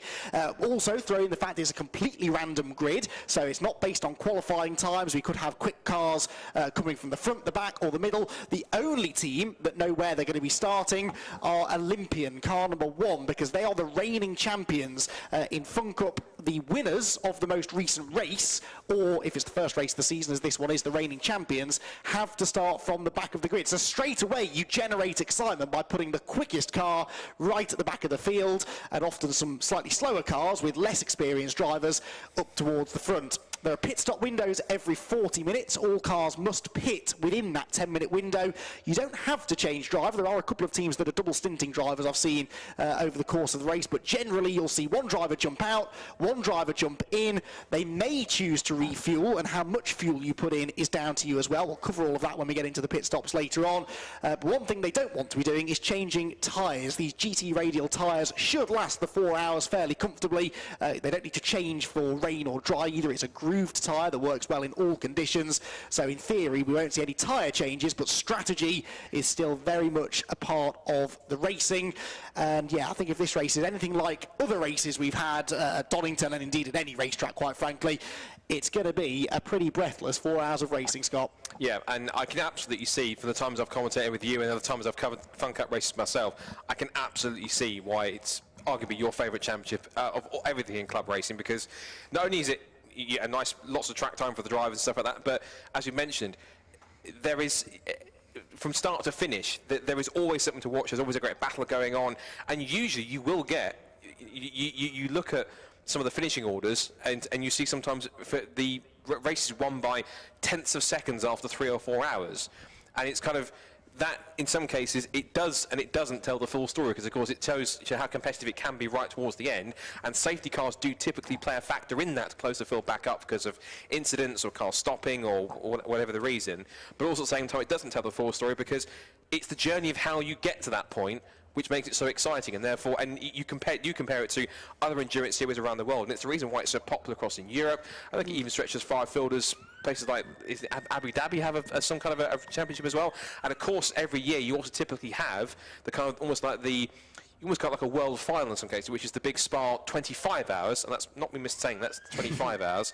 And I think the reason they did that was because literally they said, why is it 25 hours? And they just went, just because we just wanted a 25-hour race. So it's a one hour longer, but yeah, it's certainly fantastic stuff. So heading off on the rolling lap, I think obviously you being the master of ceremonies, I think it's time for you to run through the grid and the drivers and get the season underway, because I'm certainly excited for it, and so I know you are. So Andy, of course, being Mr. Fun Cup, take it away.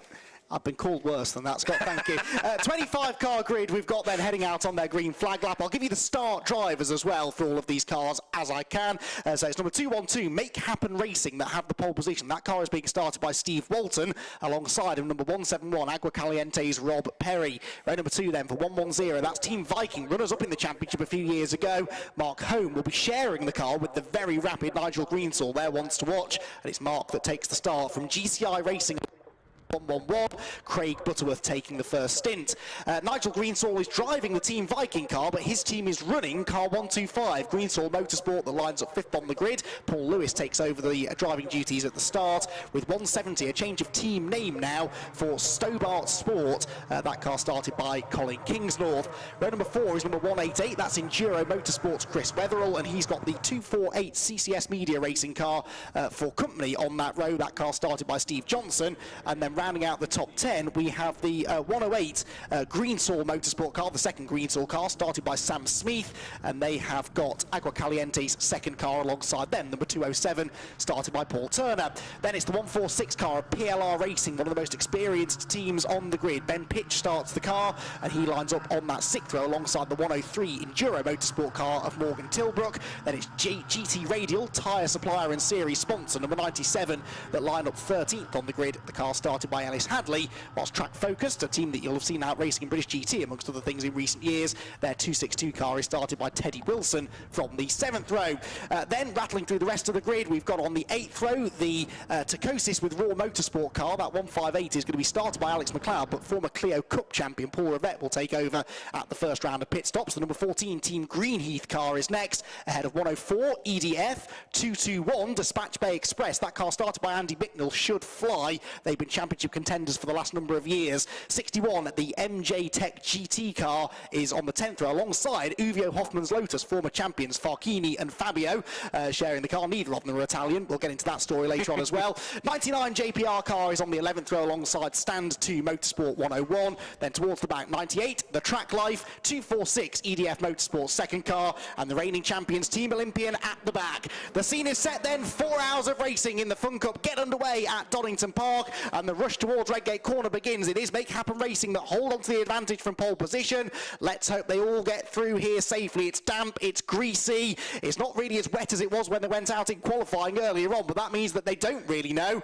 how much or little grip they will have. Dispatch Bay there getting eased out a bit wide in the midfield. Uvio Hoffman's Lotus already gaining ground, and so too our Team Olympian, the reigning champions. That car being started by Chris Doval has passed 2 or 3 cars already. Down the hill they go, change for second place there. That's GCI GCI Racing into P2 now. Craig Butterworth has moved himself ahead of the first of the two Agua Caliente cars. Lots of different lines being taken through the old hairpin. They start to build speed again now through Starkeys, up through Schwantz Curve and towards the top end of the circuit. Everyone keeping out of major drama, but the leader gets very sideways through Schwantz. That was Steve Walton, who's under all kinds of pressure here from the 111. At the inside goes Craig Butterworth, and he's going to try and take the lead, I think, as they go towards Coppice for the first time. It's side by side wherever you look, including at the front of the pack. Have we had our first lead change of the day? No, we haven't actually. The 2-on-2 car is still leading the way, but given how close it is at the front of the field, I don't think it's going to be long here, Scott, before we see the first of what is likely to be many lead changes.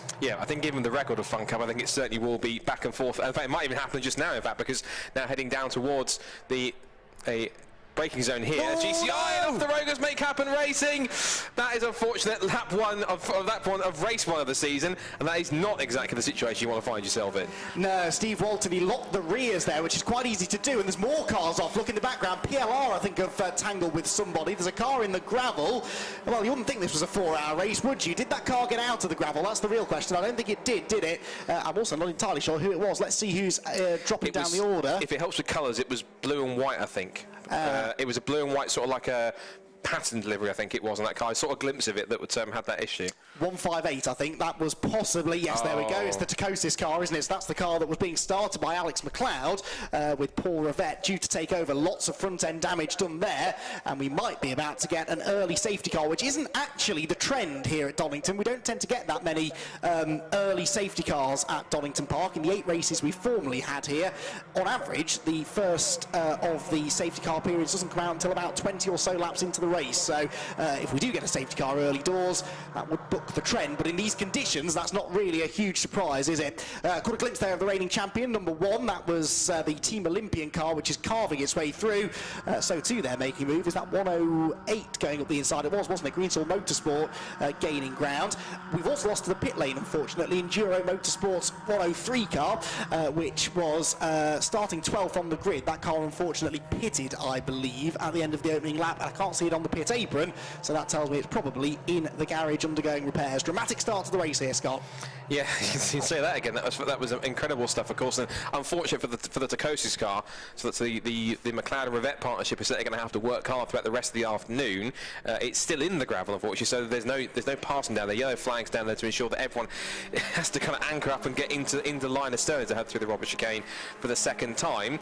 But now we see Team Viking now taking up the mantle here in car 110. And they set the first proper flying lap of the race. That's the fastest lap. He's going to possibly look up the inside of GCI Racing, but not going to make it through. Greensall Motorsport now take the fastest lap on the first proper flying lap, 141.559. I can also see that the Snatch vehicle is on its way on the GP loop to go and try and recover the Tacosis Raw Motorsport car. But the top 2 in line astern. What I found intriguing as well is that, and maybe this, you being the stats man of Fun Cup, has Nigel Greensall ever raced in a Fun Cup race against cars he's running himself? Because I don't think he has. Or has he? No, I don't think he has. He's driven multiple cars in the same race before, right, which is something only Nigel Greensall would dream to do. But no, I think you're right. I don't think he has raced against his own team. But Nigel is such a veteran of the championship.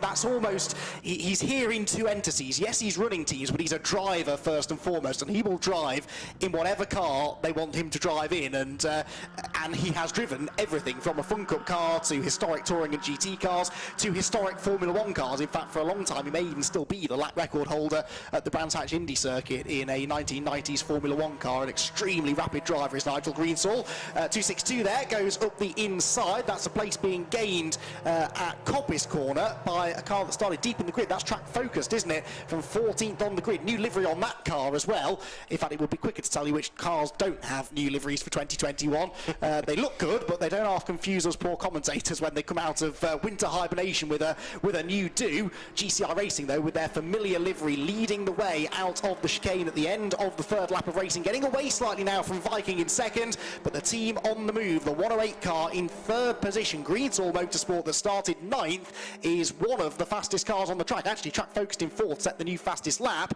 so they're all starting to bunch together already. And the Greensaw car has been driven by a trifecta of Smiths, the most notable of which is Sam Smith, who is very well versed in Ferrari Challenge circles, and he's got his two siblings now. I only call siblings because maybe you can shed some light. I don't know the exact relations, but it's Sam Smith with his siblings, Ted and Simon, so it's an all-Smith lineup. I suspect one is a brother and one is a father, but not knowing exactly the Smith family, exactly trying to pick which one's which is probably a more daring thing for me rather than yourself. Unfortunately, it's not something I know either, to be honest. The person that might be able to tell us is Jamie Peters-Ennis when we can get in touch with him down in the pit lane, which we're hoping to do later on, because as much as I pretend to know about Fun Cup, when it comes to the actual people involved, Jamie is the expert. What I can tell you is that car is not very well. That's a damaged left front corner, isn't it, on the 158 car that went off in a secondary incident up at the chicane on the first lap. We saw the 212 car spin all of his own accord, but then behind there was a bit of bunching, possibly in reaction to that, and that car very much came out of it worse. So that is potentially a retirement. There is a chance they might get the car fixed and back out there. There's going to be more paint being traded here as they go through the top of the hill. Dispatch Bay are muscling their way through. That's Andy Bicknell, who I said would be on his toes to move forwards in the early stages, and that was the reigning, that's Olympian, the reigning champion, the green car, going slowly. Now, was that after a spin, or was it a problem for the green machine? I think out of the window I can see that it's got going. Let's see if we can hold this shot until it comes into view. There'll be a green car that eventually will come into our sight from the back of shot. No, it's not there yet, but I think it did carry on, albeit at a reduced pace. Well, you used the term 4-hour sprint, Scott, and I don't think anything quite describes that as well as 3 wide for second place. We are only 7 minutes into this race. It is an endurance race, for goodness sake. Pace yourselves. I think hopefully we're talking to some converted now, because of course in 7 minutes, again, you mind it, this is a 4-hour endurance race, but they're treating it like it's a 15-minute sprint, and it's brilliant to watch. Maybe there should be a sprint Fun Cup series, maybe something to think about for Paul Rose. Anyway, into the old hairpin for second, third and fourth together, as they cascade their way down.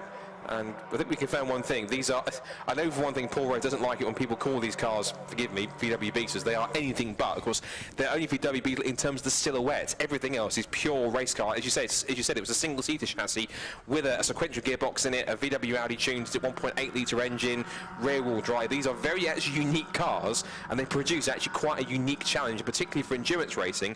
You wouldn't think of a single-seater being primed for endurance racing, so that makes it even more special. And on the outside, they might look like a particular VW Beetle, but they are far removed and only bear a glancing resemblance compared to everything else. My favourite bit of information I've ever been given about these cars is that there is one bit of them that does come from an actual VW Beetle, and that is the motor that powers the windscreen wiper. Everything else is completely bespoke. It's designed specifically for racing.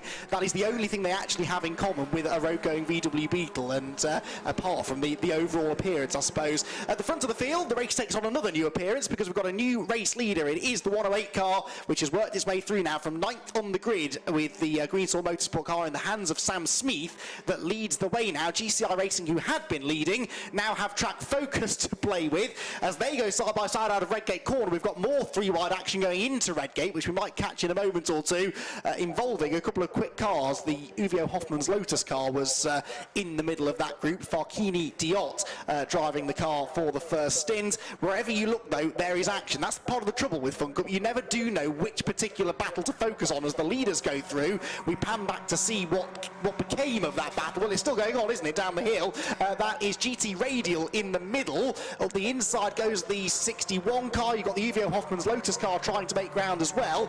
61 has come from the middle of the field, hasn't it?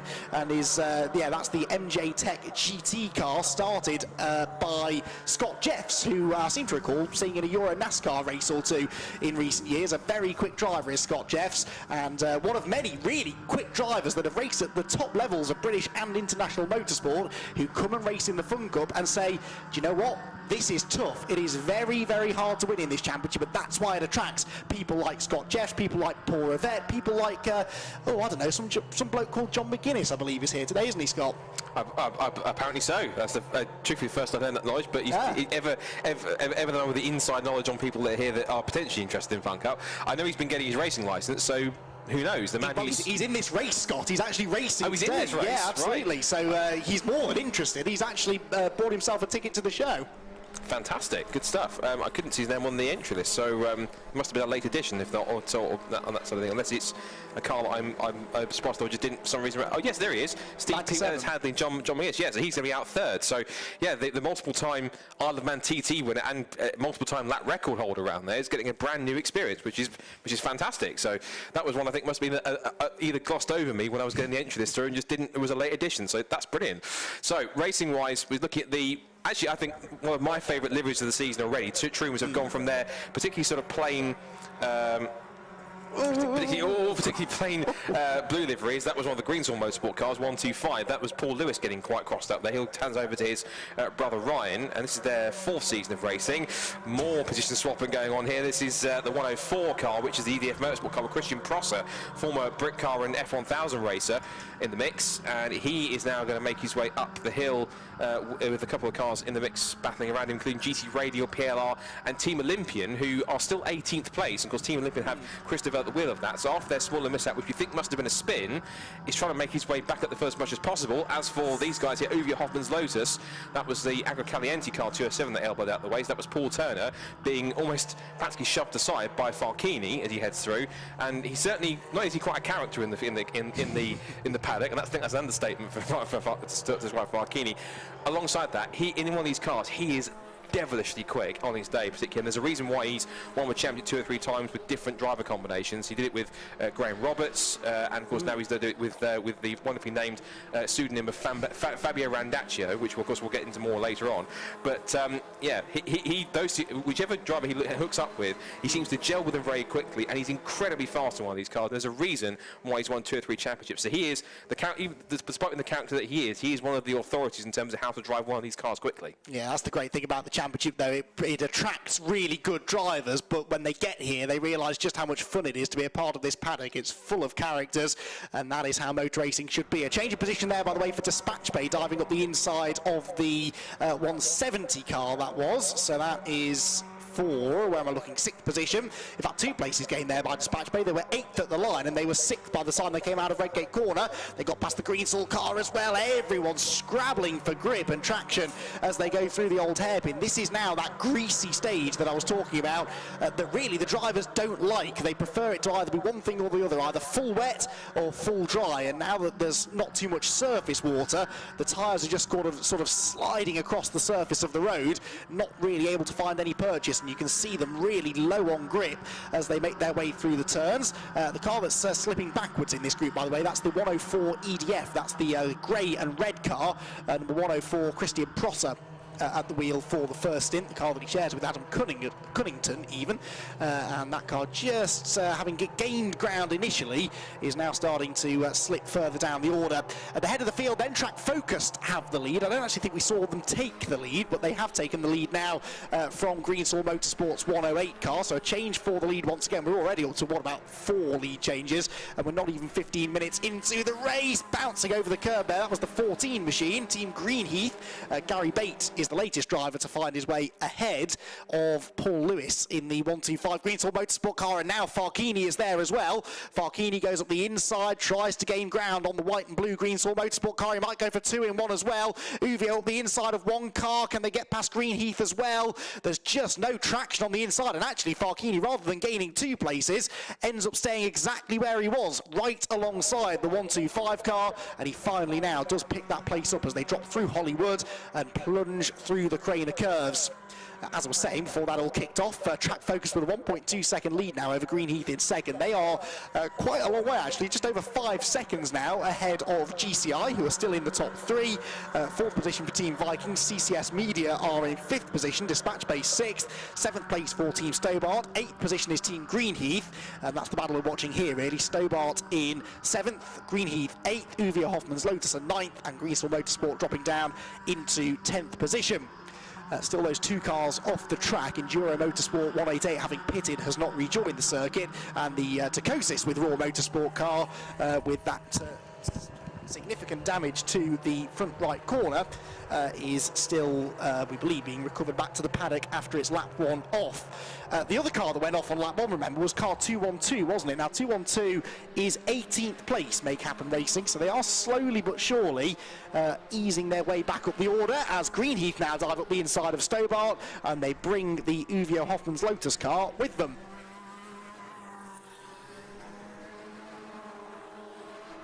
So as they wind their way back across the start-finish line, then we are 15.5 minutes into the opening round of the 2021 Fun Cup Endurance Championship. Battles are plenty up and down the order as the track conditions continue to evolve now, going from full wet to damp and hopefully eventually to full dry. Greensall Motorsport off at Redgate and they can't find a gap back in the traffic to rejoin, so had to slam on the anchors there and let that whole group go through. That's massively frustrating. They've rejoined in what I think is 16th 16th place, no, 15th place, just behind GT Radial, as the 104 car makes a daring move up the inside at the Crane of Curves and then makes another one going into the old hairpin. So 104, which was slipping backwards last time we saw them, is now starting to march back towards the front. There goes the 97 car meanwhile, GT Radial, car being started by Ellis Hadley. That is the car that Steve Peat will take over, and then Isle of Man TT legend John McGuinness. Steve Peat himself, though, is a bit of a legend in downhill biking of some sort. Sort of, I don't think it's motorbiking, I think it's downhill sort of BMX champion. 8 times champion, I think I read, is Steve Peat. Very, very well-established driver and rider, I should say, but making his move into the Fun Cup this year. Could be fascinating to see how they get on in the GT Radial car, GT Radial, a tyre supplier that supply all of the tyres for the championship. They're also the series sponsor, and we are very grateful for their continued support in the championship. Very slow lap there for Greensall Motorsport's 108 car that's in second position. So for some reason they dropped about 7 seconds, nearly 8 seconds actually, to Track Focus. They had been closing in on them on the previous couple of laps, but there's been a problem of some sort there for the car in second position. Try and get to the bottom of that. Hopefully they've not been off and damaged the car. It's quite easy to break the front splitter off these cars, and that will, in the dry at least, lose you maybe 3/4 of a second to a full second a lap. These cars can be quite aero dependent through the corners, but because of the big boxy bulbous shape of the VW Beetle silhouette, they're still able to run close together because of the powerful slipstream. We're seeing that again down through the Crane of Curves into the old hairpin. Challenge on maybe there, the 103 under pressure. This is the Enduro Motorsport car, surviving Enduro car, which is doing its best to hang on to the position. The 103 running a bit further down the order, sorry, 104, excuse me, running in 10th position. There's Team Greenheath. Greenheath are in the 8th spot at the moment. Stobart going after them now. Team Stobart, having broken out of that pack just behind, is now starting to make progress towards the next group of cars as they run out of McLean's up through Coppice Corner once again and out onto the Exhibition Straight. You're seeing here, though, how it's almost impossible to break away. Once you get yourself to the front of a group of cars, they tend to come straight back at you again down the next straight of any length. And that is what we're seeing with this particular group. No one really can get away at the front of it. Race, though, dare I say it, at the front at least here, Scott, is starting to settle down into a bit of a rhythm. As I say that, there's a car in the gravel at the chicane. Oh, that's the 104 that's had a very up and down start to the race, in that they lost a lot of places initially, started to gain them back, and now they've gone off and maybe done a bit of damage to the left front corner. Has that dragged the splitter onto the floor? I think it has. Looks like it. Yeah, left front damage, and that, as I was just saying, will certainly affect your front end downforce as the race goes on. They can replace those splitters in the pit stops, but it's a slightly lengthy process. So apart from that little moment there, Scott, things may be starting to settle down into a bit of a rhythm, but what a breathless first 19 minutes or so. We've got this 10-second lead now for Track Focus because of the strangely slow lap a moment or two ago for Greensall Motorsport in second, but the level of competition up and down the field is as fierce as ever. Looks like it, and even though there's a damage to the front of that 104 car, it's not really slowing down Christian Prosser a bit, and he's certainly trying to put the pressure on the car in front, which is the stand, one of the cars in front, which is the Stand 2 Motorsport car, which is the brilliant one from Team Brit drivers Warren McKinley and Martin Compton, who have work their way through. They're no strangers to Fun Cup because they have raced in it before, and of course they spent last year racing in the Brit Car Endurance Championship at the wheel of a Praga R1, so it's certainly two very different cars, but certainly using all that experience now to come back into the Fun Cup and to be able to try and push on and maybe make a bit more progress. And that car also looking pretty decent as well, that car 61. That's the M-Tech GTI car with Scott Jeffs at the wheel. Not only a Euro NASCAR but he's also fairly prompt for somebody who raced a mini challenge in the back in the day as well, so plenty of experience. And he's I was doing some research on myself actually for driver experience. He matches up with Martin Gibson. I think I got some experience with Martin Gibson, if I cook. And Martin Gibson's done quite a bit. He's done many truck racing. Of course, he's done the Tagiwa Type R Trophy. But he's also been someone who's done some endurance racing, a little event called the Nürburgring 24 Hours. I think he was in a class winner there. So endurance racing, he is no stranger to, and certainly trying to make the most of the ability there as he has to hold off Christian Prosser. And the car they're both chasing down is I think it's the Aqua Caliente car, number 207. And Aqua Caliente, Paul Turner will have that, and he'll hand over to Rob Croydon at the first pit stop sequence. And they're all kind of chasing at the moment the Stobart Sport car, which is looking well in 9th position. And that we should mention, I think, if you haven't already, is one of 4 cars that is carrying in the Masters class for Fun Cup, which is for drivers, I think, is it over 50 in that, or 55? 50, I think, yes, 50. and it only has to be one driver in the driver lineup. So if you're smart and you're over 50, you'll get yourself 2 20-year-old superstars to go with you, and you've got a chance at the Masters Championship. But yes, the Fun Cup is literally for drivers of all ages. I think Riley Phillips is still the youngest driver that we've got racing in the championship. Reigning champion, of course, Riley Phillips. He's going to be jumping into the Olympian car later on. I think if he has turned 20, he's only just turned 20. He's a real youngster. We've had drivers actually come out of Ginetta Junior Racing into the Fun Cup straight away as their first sort of senior racing championship, if you like. So it appeals to those drivers who are trying to make a career in GT and sports car racing. And it also appeals to those that have the money and they just want to go racing once every month in a really competitive and cost-effective endurance championship. 12.8 seconds the lead now for the race leader. It's track focused with still Greensell Motorsports 108 car in second. This really is one of the best battles on track now.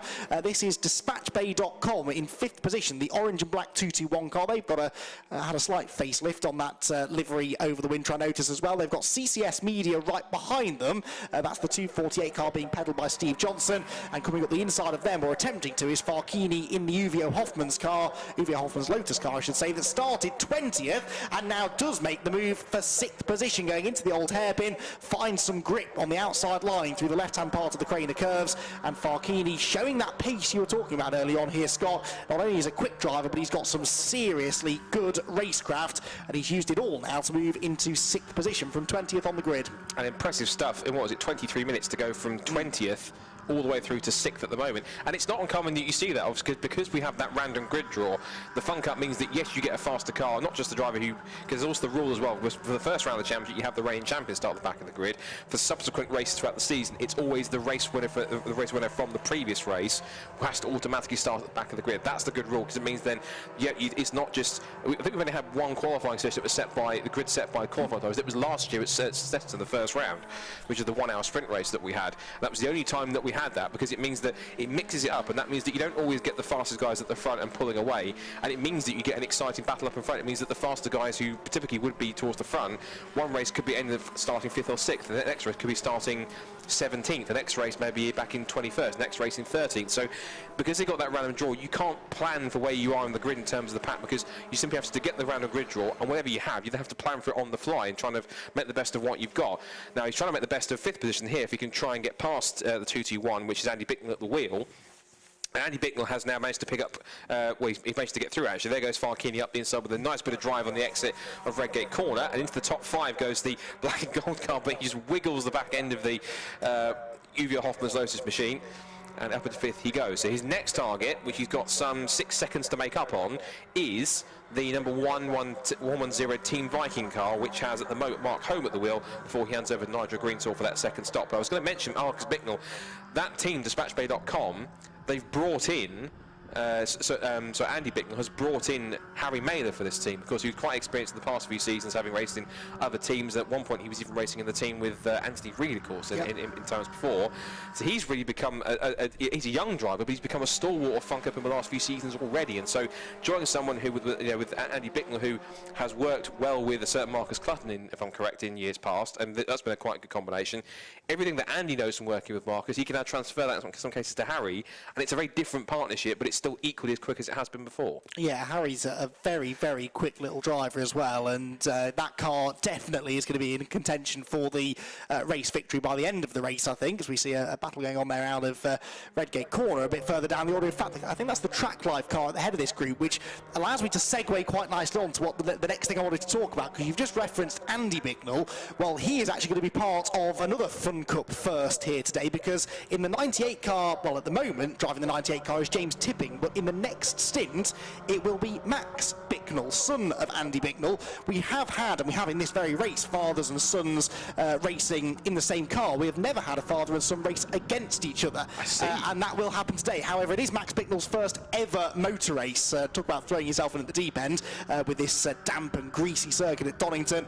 So maybe he won't quite be at his father's pace yet, but I think he'll get there, because Andy, his dad, is a very rapid driver, and I think at one point or another later on in the afternoon they might well be sharing the track at the same time, which could be interesting. You say that, but it'll only be briefly, because I've noticed actually they're on alternating stints. So whenever Andy's on track, Max is in the pit lane, and vice versa. The only time they'll get it is if they happen to find each other on track during the kind of crossover period when the pit stop window happens. So I think it will happen at some point, but they might not be as close as we might have hoped them to be at some point, because they will be on alternate stints. So when one comes out and finishes their stint, the other one for the next one will be going back in for their respective car, which is going to be intriguing to watch. This is the battle here. Was running wide 61. That was Scott Jeffs trying to get round the outside of. That wasn't Stobart Sport, was it? That was 103 Endurance Motorsport. So that's the 103, which is currently being driven by Morgan Tilbrook, which he's shared with Marcus Clutton. So good stuff here between Scott Jeffs and Morgan Tilbrook. And Stobart Sport in the mix as well, battling away with the Stand 2 Motorsports Coldplay car with Martin Compton at the wheel. We've also got the Agro Caliente car in the mix there as well, which is the 207, which is driven by Paul Turner. Is now down the outside, looks Martin Compton on the Stobart Sport machine.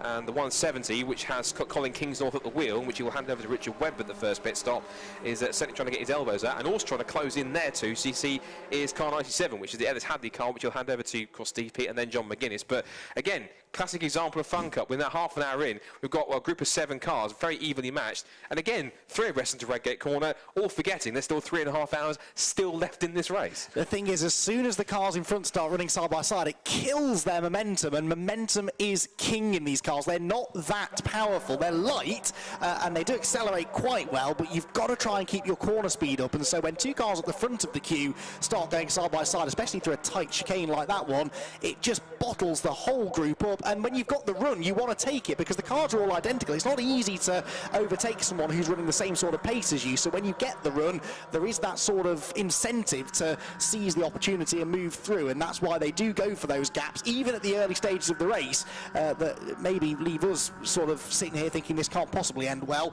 9 times out of 10, though, they do seem to make it work. Around the outside goes Scott Jeffs again. He's not afraid to go around the outside. I guess he, as I said, has been racing in Euro NASCAR, although they don't do a huge amount of actual oval racing. He's not afraid to go wheel to wheel with people and try some interesting lines to make the moves, and he's going to do it this time on the outside of Coppice Corner. Gets himself ahead of the 103 car, so that will now move him up another spot, and the 61 machine starts to once again move towards the pointy end of the grid. Martin Compton losing out again here. He lost that place to the Team Stobart car a lap ago, and now it looks as though he's going to lose 10th position, because at the inside goes the Agua Caliente 207. I don't think anyone in this group is in the same position they started the lap in, actually. It has all changed around over the course of the last lap of the Donington Park National Circuit. At the head of the field, though, it is still track focused. 14 seconds clear. They've just posted another fastest lap of the race, but Scott, we know that means nothing. A 14-second lead at this stage of the race is really pretty worthless, isn't it? Yeah, there could always be an appearance from the RunYourFleet.com safety car, and there could always be something that can bunch the pack back up again. So it's that lead. We do get performances in the Fun Cup where you do get teams or cars that will run away and get a command performance, but usually it's not without at some point them having to close it back up and having that lead advantage completely wiped out, which is quite a key thing. We should just remind people that the 103 car in the mix, and I think even we forgot about it for a second, the 103 car is several laps down because it did get caught up in that first lap accident. So it has been in the pit lanes to fix itself. So it is running, but it's 20 in that pack at a good pace, but it's 23rd and 6 laps off the lead and 5 laps behind the nearest car, which is the 246 EDF Motorsport car with a brand new pair, which is Vlad Vasiliev and Matt Dawkins, and this is their first ever race weekend. And Matt was actually, I saw he put quite a touching Facebook post out over this week saying, you know, he's come on a very long journey to get to this point. And in fact, just gone past the pits, past us here in front of the commentary box, and he has got a lot of support for this season in terms of his first season of proper racing with this Fun Cup. So good to see some enthusiastic newcomers and some that actually see racing Fun Cup as something they mean. Meanwhile, DispatchBay.com are in trouble. That is Andy Bicknell at the wheel, and unfortunately, that might mean that there's some troubles there. Now, the big question is, did he jump or was he pushed? And of course, we didn't catch it on camera, but we'll have to wait and see who he was fairly close around. You could argue he was around kind of what CCS Media Team Greenheath, that sort of point of the track. Yeah, he was in that battle. Well, yeah, he was, wasn't he? He just got sort of to the front of that battle, hadn't he? So it's quite common to lock up the front brakes, or indeed rear brakes, as we saw from the Make Happen Racing car on lap 1 going into the chicane, and you do have that tarmac runoff area to sail down if you do get it wrong. So I'm inclined to say he possibly got there by himself, but only Andy will be able to tell us at this stage. Down into the old hairpin comes this massive group of cars, which, as we've said, does include the laps down 103 car, but everyone else here fighting for position. And this is a significant battle. It's 8th, 9th, 10th, 11th, 12th and 13th place cars all in a long line. At the head of it is Agua Caliente now. So that has been a change since we last checked in with this group. In fact, it's been a change since the start of the lap, because Stobart were in 8th position at the start of the lap. They've dropped down to 9th now behind Agua Caliente. And as they race towards Coppice Corner again, they'll head onto the back straight, back into that slipstream, and we'll see some moves made again. Well, Scott Jeffs again takes the high, wide and handsome line through Coppice Corner. He's got that move made now, hasn't he? He certainly likes that wide line, particularly with these drying conditions where there might be a bit more grip on the outside. Although, ironically, as it's drying out, you want to go back onto the racing line for as much rubber as there is, because of course with it being so wet, if there was any rubber on the track overnight, or in many cases, then in that situation the rubber would have been washed away and the circuit will become green as it's known. So therefore, any rubber that's really going down is kind of roundabout now as the circuit starts to dry out, and the ability for rubber to start being laid down is properly being used, because the tyres be burning up a little bit more than they usually would do. So down the pit straight they come once again. There's this battle here. Is Agua Caliente versus M-Tech GTI.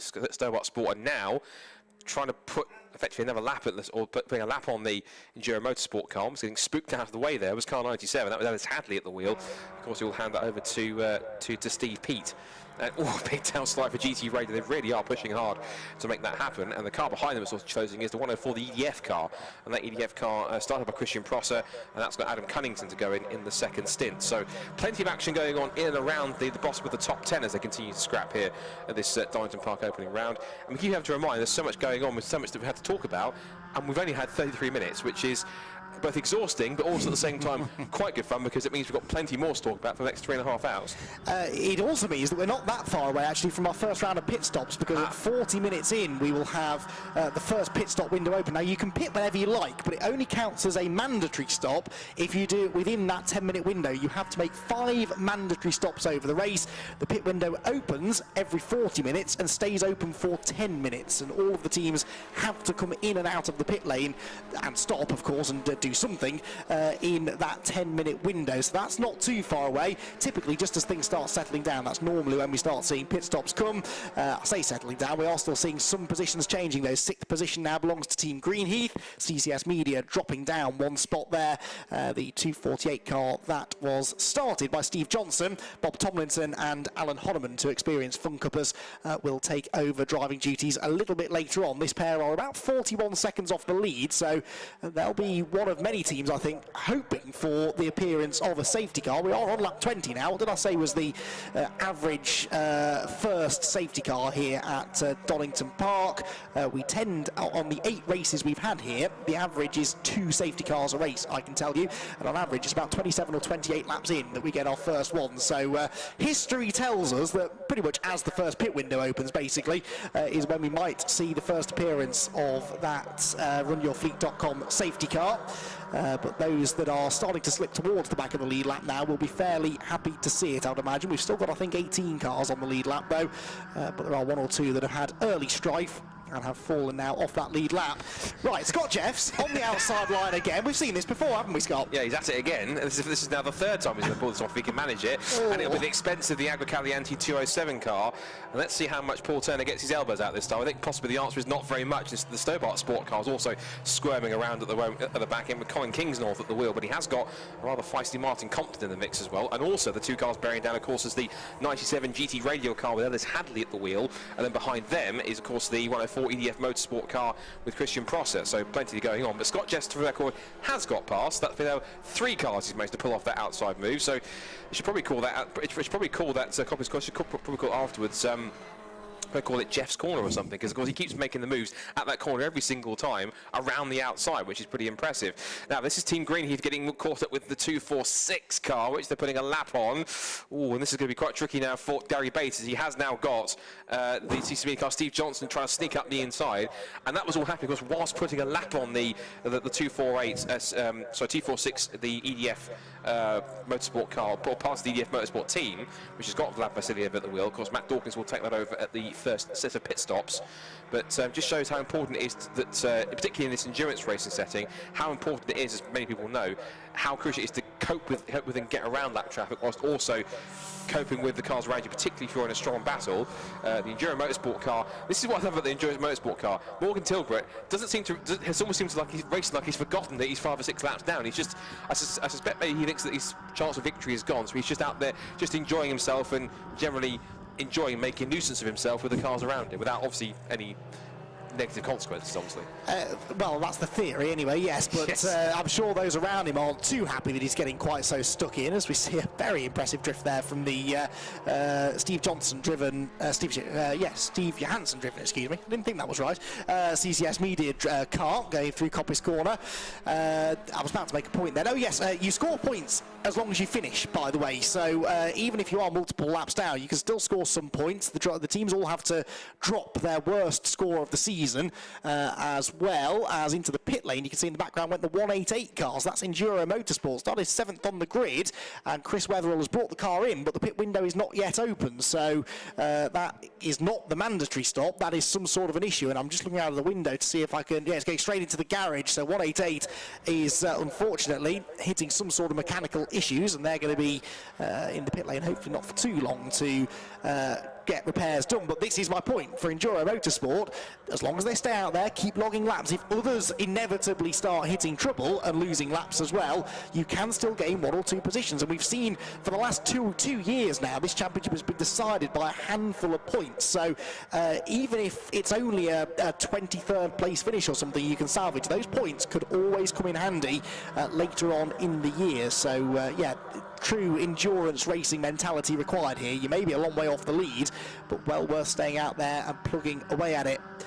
As we move in towards now this first pit stop window, just a couple of minutes away, there is Scott Jeffs. So Scott Jeffs is now into 8th position. His next target will be CCS Media, the 248 car, and that car is about 6, nearly 7 seconds up the road, isn't it? So the MJ Tech GT car has a bit of work to do now to gain any more positions, but Scott Jeffs has still done a good job to move his way through from 19th on the grid, and I think actually lost some places on the first lap, so he's passed over 10 cars in this stint, and now of course typically gets himself to the front of the group, and they all start coming back at him because of the slipstream. So 207 Agua Caliente thinks about making a move, and Martin Compton doing well as well, staying right there with them. He's got some good pace in this first stint. Yeah, and he's got quite a handy car underneath him, of course, in 101, the Stand 2 Motorsport guys. Of course, they have run in the past previously with the help of, I'm correct, I think Jay Shepherd's Team 7 Racing Squad, but of course that's now sort of been changed now for what's going on here. And just casually 3, make it 4 wide down towards Redgate Corner. This usually doesn't always, well, it never really works, does it? So hold your breath as we head into turn 1. They're all putting a lap on the EDF 246 car with Vlad Vasiliev at the wheel. They all seem to have got through just fine. But again, what I do seem to find quite amusing is that the fact that that's the Dandy Bit, that's the track focus car that's leading. That's just made it.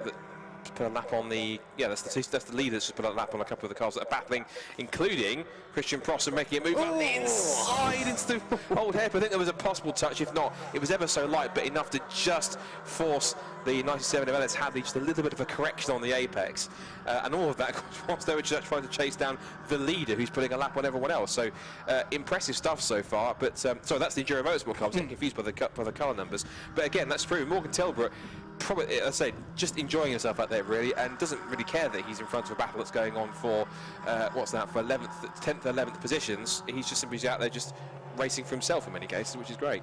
Yeah, absolutely. There was when there were 3 wide there into Redgate Corner, there were cars on 3 different laps. The 103, which was unlapping himself, the 246, which was being lapped, and then 3 or 4 of them all fighting for positions as well.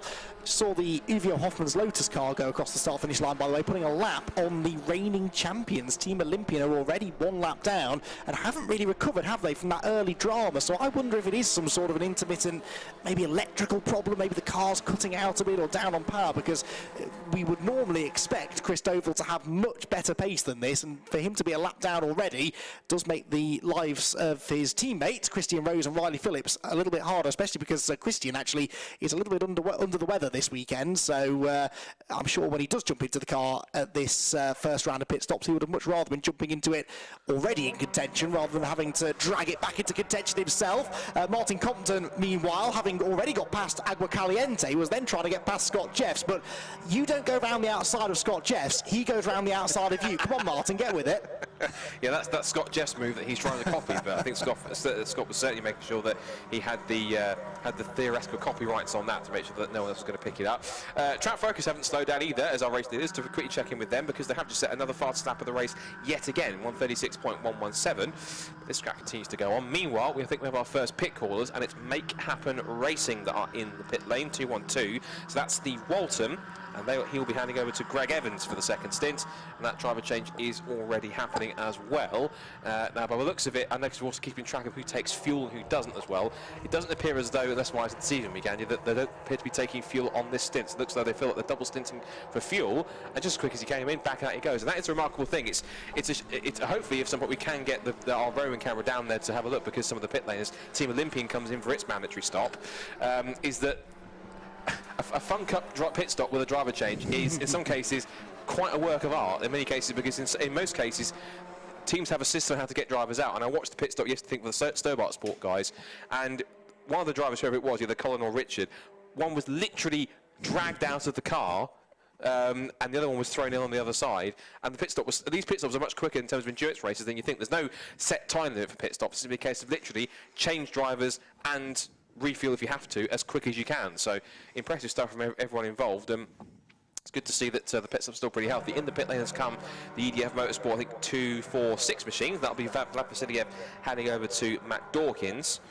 And again, they are refueling in this early stage. So it's very much a mix of strategies, isn't it, Andy? In terms of some will decide to fill quite heavy to go for the first couple of stints and then pit to make minimal fuel pit stops to save time. But it's that trade-off in terms of running with a heavier car earlier in the early stages and possibly losing time, whereas if you run with a lighter car but have to possibly go ahead and make more fuel stops, it's a real trade-off you have to make.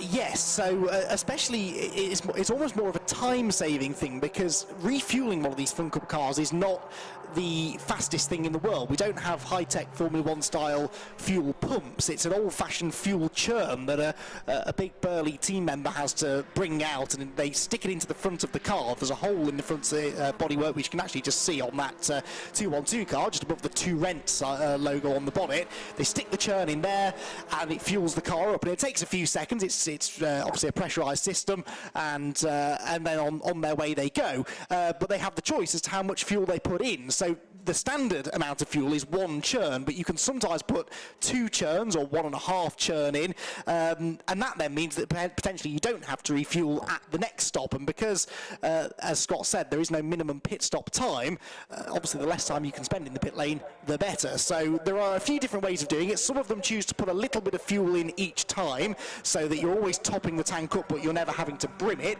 Some of them choose to, as many have at this first stop, they choose to not put any fuel in at all, and then put a full tank in at the next time, so you save time on one stop, and then you lose it again at the next one.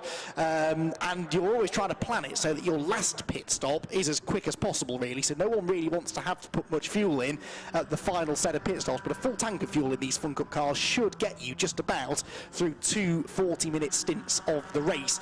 Pending safety cars, weather changes, of course they'll be using a bit less fuel now because it's wet out there, and they have to try, and there are some very clever people, much smarter than me, that sit in the pit lane and calculate all of this on the go, and make sure that their car has the ideal strategy when we get to the end of the race. What it also leads to, as we have this 10-minute window trickling through now, is that we get a real jumble up of the order. We've got some cars now that are pitted, some cars that haven't. The 212 car we've seen has now made its pit stop. They've also made their first driver change, therefore. Greg Evans has jumped onto the Make Happen racing car that led most of the first lap before it went off down at the chicane, or on lap 2 I think, wasn't it? It went off down at the chicane, and that car did not take any fuel, so it was a quick pit stop for them, and they're trying to use that to get themselves back into contention. Scott Jeffs is coming in, out into the Raceco PLR Racing, who I'm sure I saw come in a lap ago. So have they been in twice, or was it another red and white car? No, I don't think it was.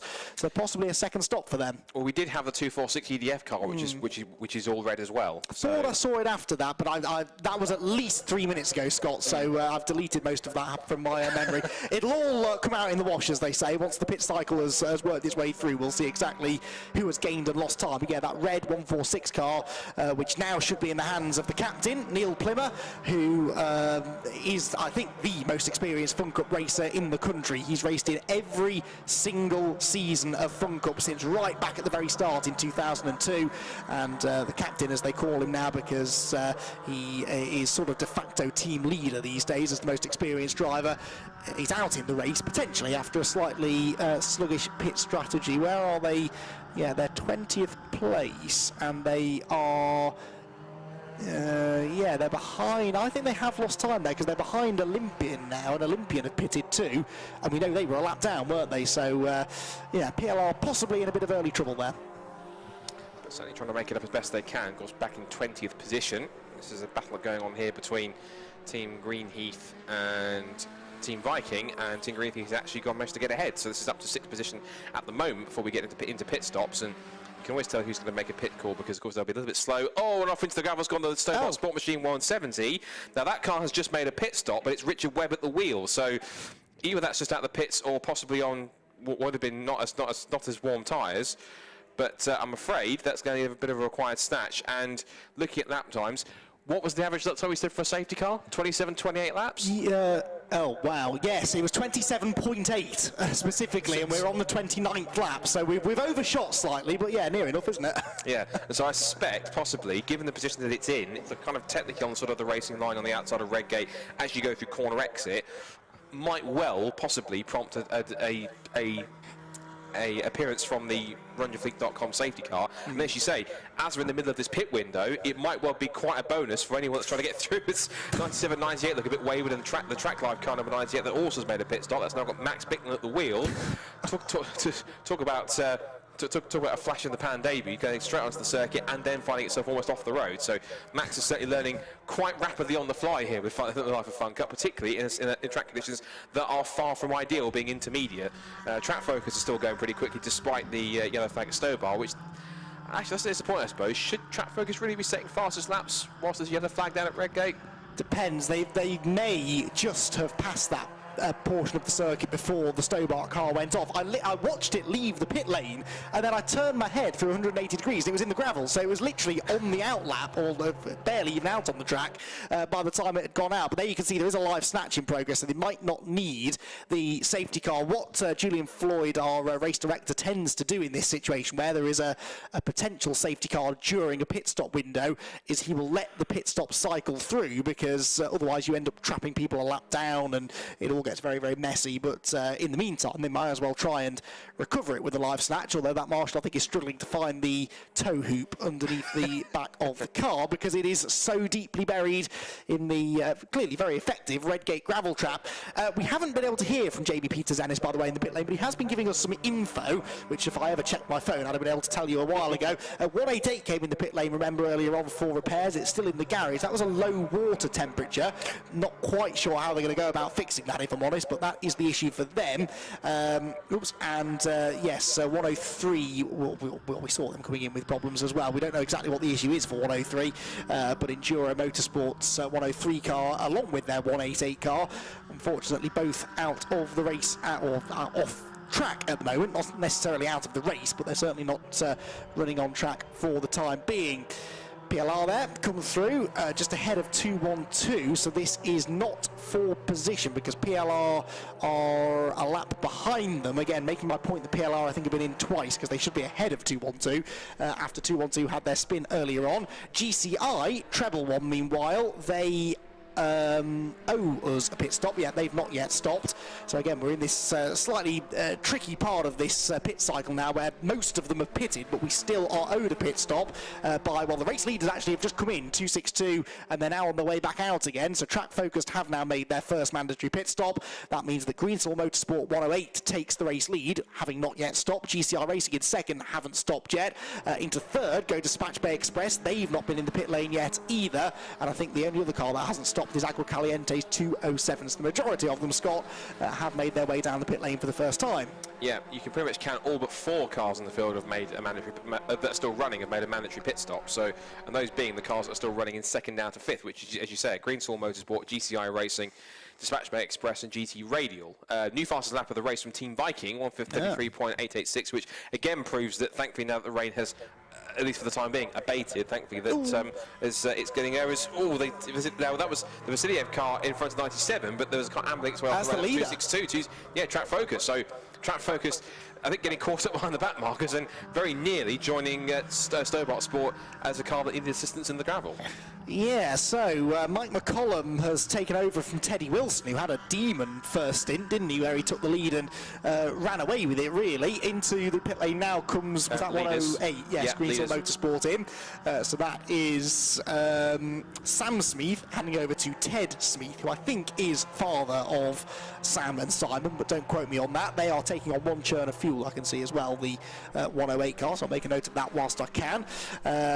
But yes, the pit lane window is closed now. This is why everyone is diving in. GCI Racing are in as well, 111. So that's Craig Butterworth handing over to Ian Wood. And out of the window, I can see that car pulling in. Is there a fuel churn ready? There is not. So no fuel for 111. That's interesting then, because if the 262 car fueled, then you'd expect 111 to maybe gain a bit of time on them. Dispatch Bay are also in. They do have one churn of fuel ready, so Andy Bicknell will hand over to Harry Mailer. If you thought Bicknell was quick, wait until you see how rapidly Harry Mailer can pedal that thing. They're taking on one churn of fuel, but they're about to go back into the race with a new driver, and there is some good news, Scott. The Stobart car back on the move.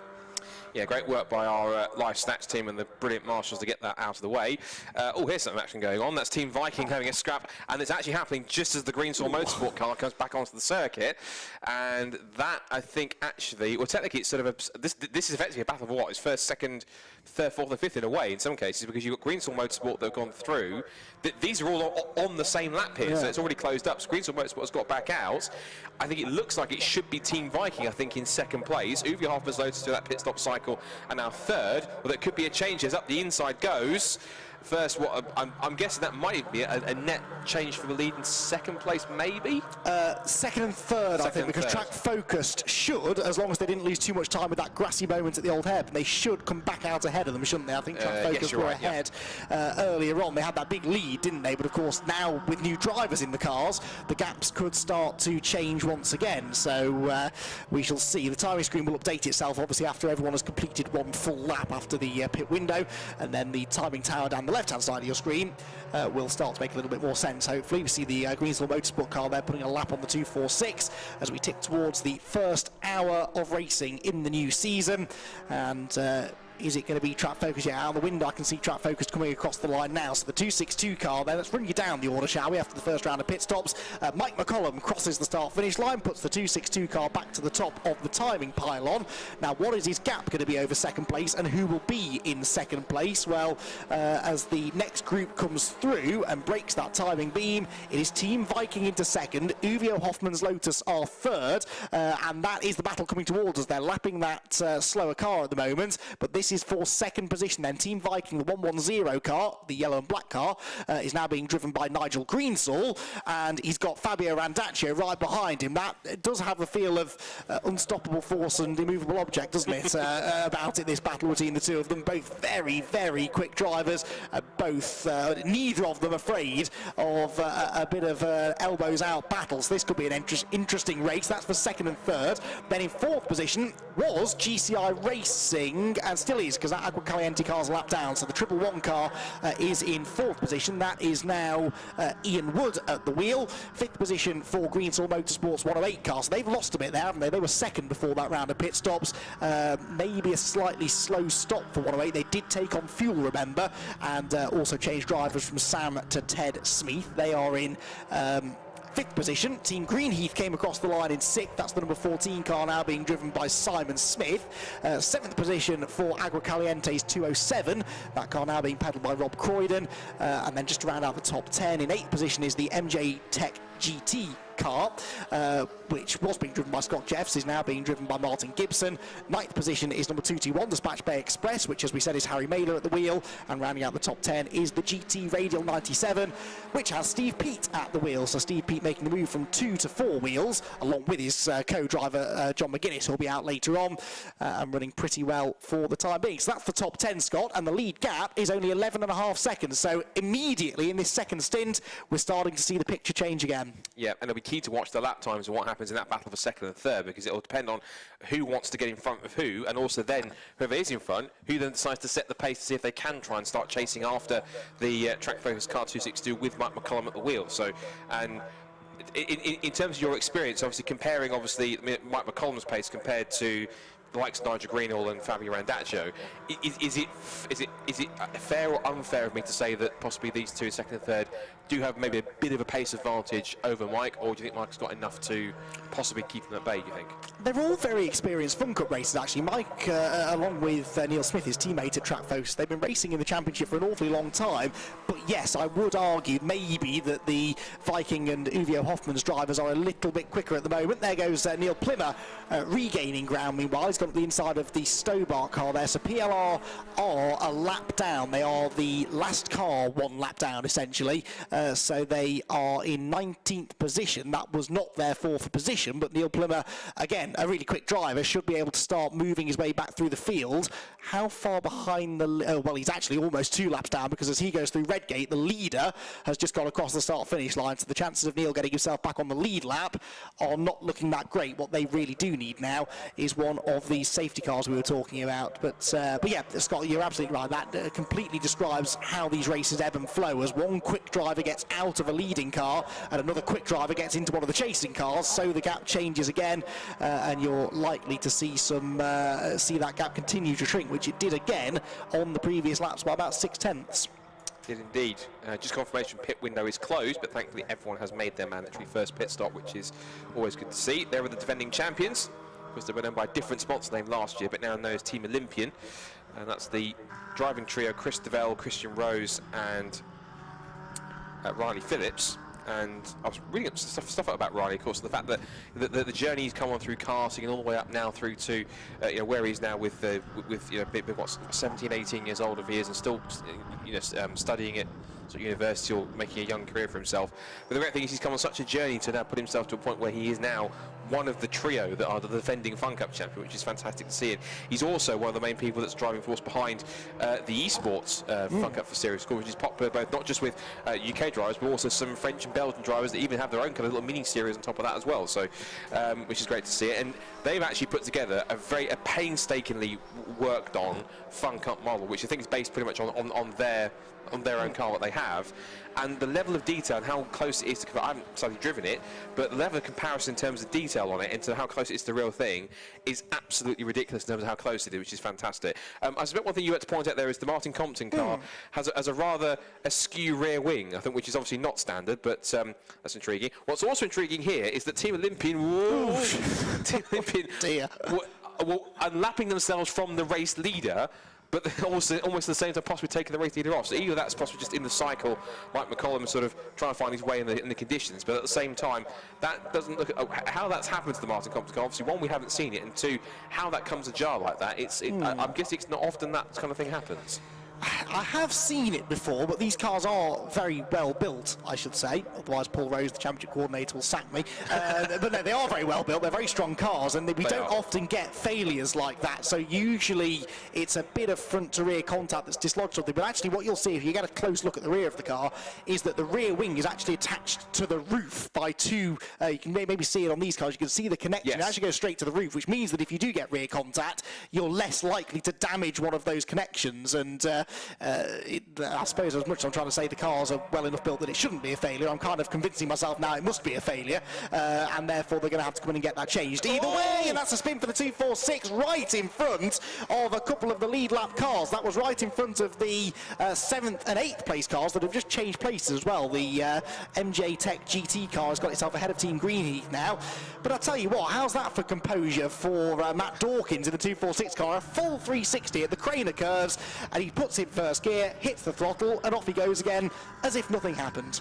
Yeah, but I'm sure if you see him in the car, I think he'll be eyes as wide as panic stations. Eyes will be on stalks as wide as anything after that thing, particularly for a rookie. That's one of the things which probably will make you wake up if you haven't already when you sit into a front cut car. A complete 360 in the damp and the Craner curves at Donington. That's not something that anyone wants to experience, not even the most experienced hands, but certainly to be able to cope with that, you're right. With such at least on the surface, an apparently cool head to make decisions. It kind of gives me memories of, was it Senna in Spain '91? We had a spin at the last corner, but it was so lightning quick and forward thinking to literally, whilst the car was still in the slide, to stick it in reverse and actually get the car back off the circuit that quickly. So obviously two very different scenarios, but the quick thinking from Matt was quite good. So good to see how he's keeping on the road and actually keeping it nice and tidy on his first Fun Cup race. It's for any new particular driver in any championship, particularly this with so many experienced drivers coming into it brand new. He's always going to be a daunting experience. So for Matt, obviously, I think he's handling it by the looks of things incredibly well, and actually keeping himself relatively out of trouble and just running his own race rather than worrying about what everyone else is doing, which I think is the right thing to do if you're a rookie.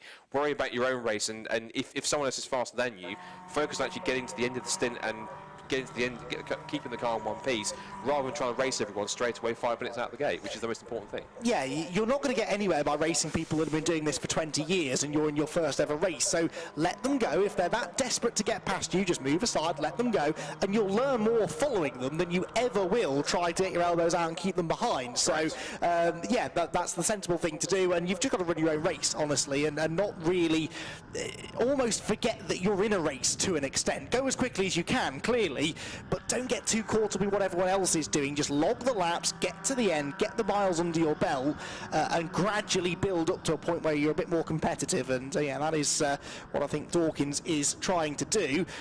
I'm also wondering here, Scott, if it's starting to rain again, because there's a bit more water on that camera lens, isn't there, up at McLean? So just as we were getting to a point where we were starting to flirt with the idea of a dry racing line, I think the weather gods are putting paid to that now, and that might explain why we're seeing one or two drivers having a few more moments out on track for the time being. Lead gap down to under 5.5 seconds now, so the rate of closure at the moment, well, on the previous lap was 9/10 of a second. Team Vikings' Nigel Greensall was 9/10 quicker than Track Focused's Mike McCollum out in front. What you're seeing on your screen, meanwhile, is the fight for 5th position. That's the 108 car, the Greensall Motorsport car being driven by Ted Smith, losing its 5th position to the 221 DispatchBay.com car, sorry, Dispatch Bay Express car of Harry Mailer. And look at the way Harry just drives away from him. Harry is supremely confident in the wet, always has been, and he's showing that there, the way that he's just gapped Ted, who wasn't hanging around himself. It must be said, Greenheath off, going down through the Craner curves, and they're going to skate right back onto the road in the middle of, well, a pair of cars, one of which is a lap down, but the other one is the 207, which is for position, and that is Agua Caliente going through. So Agua Caliente taking 8th position away from Greenheath after a pretty scary moment there from Simon Smith. But the amount of moments we're seeing at that part of the circuit, Scott, tells me that the rain is a-coming. Seems like it. Haven't quite reached our commentary box windows just yet, but I'm sure it will do very, very shortly. But yeah, absolutely. It does. Yeah, wipers are coming on as well, if that wasn't an evident enough sign. And as you can see, I think it looks as though we're going to get a lead battle anytime soon, because you can see the black car just in the background there. That is the leader, Mike McCollum. And now both Team Viking and Uvia Hoffman's Lotus, with Nigel Greensill and Fabio Randaccio at the wheel respectively, certainly going to want to make as much of a case as possible. Now, Christian Rose, of course, at the wheel of the #1 Olympian car, the defending champions, and he's doing what he can to try and gain the lap back, because of course one thing could be crucial. If he can gain a lap back, I think he effectively almost, well, he has to get around first of all the track focus car, which he hasn't done just yet. I think he has actually. So the Team Olympian car, I think technically is now back on the lead lap, which is quite impressive. So what he and possibly Riley Phillips have got to try and do now is also, one, drive as hard as they can, but also two, pray in some cases they even get a safety car, because that could really play into their hands, because they've got themselves, they seem to have now fully unlapped themselves, and now they've done that. They really want something to happen here to get a safety car so they can get back onto the tail of the queue and start picking off positions now for drivers that are on that same lead lap as well. So they're currently sat now currently in 13th place. They're exactly mid-pack pretty much, but some top driver Christian Rose here, of course, to make up that gap, and just about that clean air.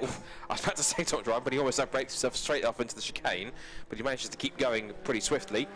And there is the leader track focus, and there is Team Viking. So Matt McCollum then is putting a lap on the 170 car. That's the car that was in the gravel earlier on at Redgate. That's Richard Webb. But there, look, first, second, and third, and I was about to say fourth, but CCS Media are back in 14th. But first, second, and third, all in the pit straight together. And here comes Nigel Greensill, and I suspect, Garrett, Andy, that Nigel's about to put himself into attack mode and go for the lead here. Yeah, he's got a good exit there from Redgate. He might have even got it already, look, because I don't think there's much Mike McCollum could do there. He was boxed in behind the GT Radial and Team Stobart cars. And, yeah, Nigel Greensill has gone through. But look who else is coming. There's Fabio Randaccio, the black and gold car, in third position. So you've got our top three cars absolutely together. Well, about half an hour ago or so, we said the leaders had a 15-second lead, and that didn't mean that this race was over. And this is what we mean. We've now, half an hour later, got three cars tied together by a very short piece of string. Dicing over second place. Up the hill they go. The Viking car leads the way then. That's the yellow and black 110 car with Nigel Greensill at the wheel. The all-black car in second, number 262, is track-focused Mike McCollum. And then the black and gold of Uvio Hoffman's Lotus car 225 with Fabio Randaccio in the car. In third position is with them too, and he's going to get a nice double slipstream now down the back straight. They've just lapped that 170 car, which means we now have, where's 170 running? Oh, they're 4 laps down, aren't they, actually, after their gravelly moment, of course, at Redgate, which I'd already forgotten about. Side by side for second, though. Fabio is up the inside. He's about to take that second place away, I think, from Mike McCollum. There is the leader, but behind, yeah, new second place man. So Fabio Randaccio moves his way into second position. So they caught and passed Mike McCollum within a lap or so, those two. And now they're going to set off after the next car up the road, which is an important overtake for them to try and make, even though it's not for position. If they can put that Olympian car back off the lead lap again, then that could have big ramifications for later on in the race. So even if you're leading the way, you're still trying to catch and pass as many cars in front of you as you possibly can. We have 12 cars on the lead lap now, and the fewer cars that we have on the lead lap, the easier life becomes for those that are hoping to win the race, especially if you can start putting really quick cars like that #1 machine off the lead lap. Yeah, that's absolutely fair point. And one thing I was going to mention, seeing Uvio and Olympian together, was that I saw quite a funny post on the collective sort of Fun Cup family group, which I think you know which one I'm referring to now, which is ever the jokers of Farkini and Fabio. They decided to head down to Team Olympian, and obviously being the reigning champions have #1, they thought, well, let's have a bit of fun with this, or kind of make our point, because if you look on the side of their car very carefully, it has 1/2, as if to say it's half. Now, the argument that the Fabio and Farkini will give is that technically, because it was the half of the length of a normal championship, then they are only one half a championship, whereas there was a good comeback from Riley's father Andrew saying, no, that just means we've won 1 out of 2 championships. So there's a nice bit of banter between 2 champion teams there, but that's the great thing in terms of, yes, you've got rival teams and lots of top drivers, and it's very hard, close racing, but you know this more than anyone else, of course. Fun Cup is very much what they call their Facebook group the Fun Cup family, and it really is, and they always welcome new people in so quickly. but you've got all the usual people in there, and yes, there's lots of hard racing, but at the end of the day, they all, you know, admire each other and look out for each other a lot and spend a lot of time. And the social aspect, obviously, which has been reduced a little bit or been done in a different way, obviously, given all the current restrictions going on with, you know, with COVID, is that it's so good. And they usually have, you know, all sorts going on with their own sort of awards nights and different special awards they have, and some of the special videos that they make and things like that. It's a really lovely collective of people, which I know obviously you're pleased to be a part of, and it's such a fantastically tight-knit championship that do you ever get situations where if one team needs some help for something, you get others helping in? I know there's obviously lots of rivalries going on, particularly when there's a championship on the line, and obviously if you've got, you know, two rival championship teams, one's probably not going to help the other to try and get them back on track. But typically there's a lot of camaraderie where if there's one team desperately needs something, other teams will chip in and help them.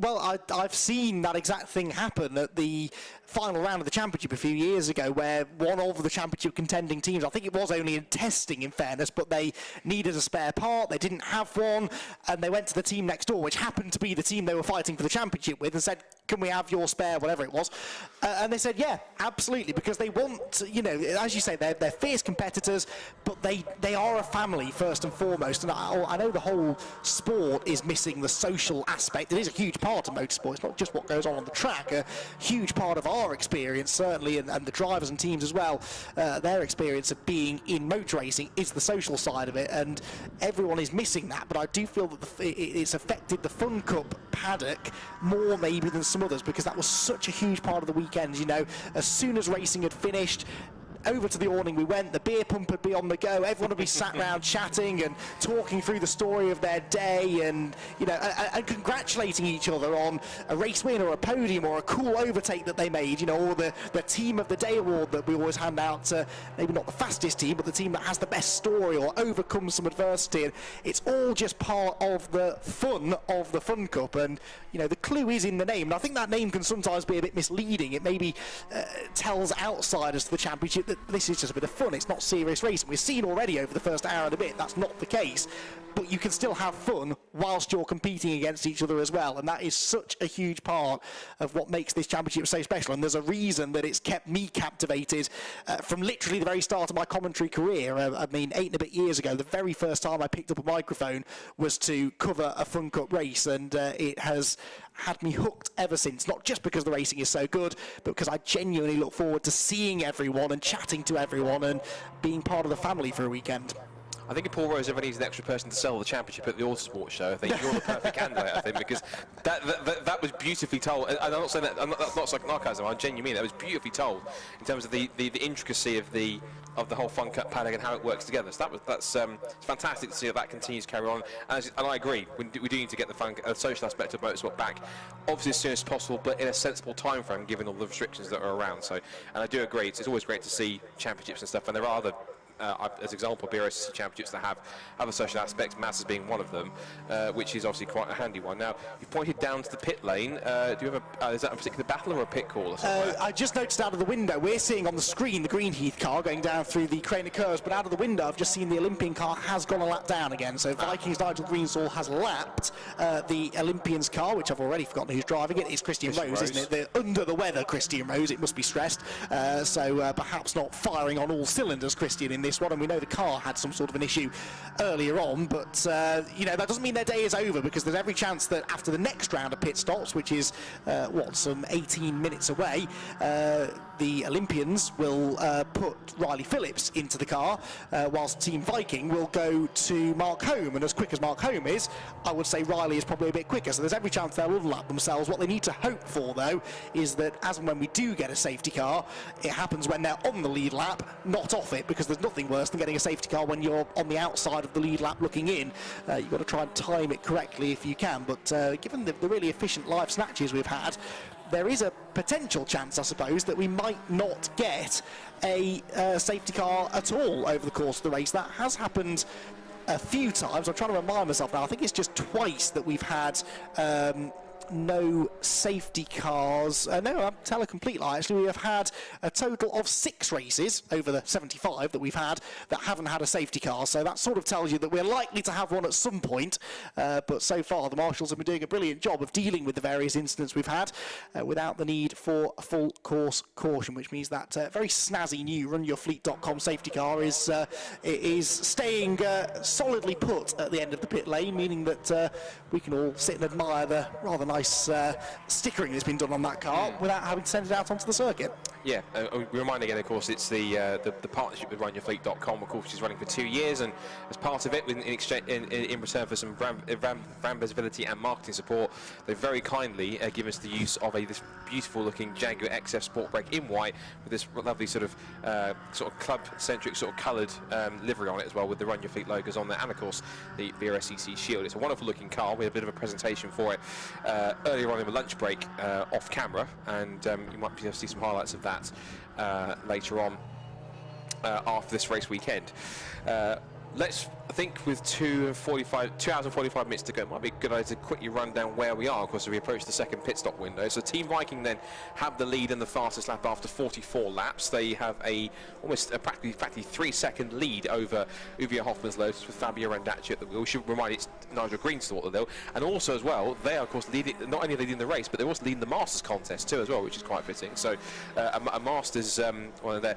Isn't there also a prize perhaps as well if there is a team with a Masters driver in it that wins a race overall, or did I imagine that? There is a prize if you are a new team and you win, and it's quite a substantial one. If you're a team of drivers who have never raced in Fun Cup before and you win on your first attempt, then Paul Rose, whose wallet is famous for having not just one but several padlocks on it, will hand over 10,000 of his hard-earned pounds to you if you can win in your first attempt. And I think there's, I think it's something like 7,000 if you're second place and 5,000 if you're third. So, and they could be anyone, you know. These could be professional racing drivers. If they've never raced in Fun Cup before, come along, have a go. If you think you can win one of these races, then come and put your money where, or Paul's money anyway, where your mouth is, and prove to us how good you are. But there are teams out there that are brand new to the championship. None of them at the moment troubling the front runners. But yeah, that's one of several extra prizes that are on offer for coming and doing well in the Fun Cup.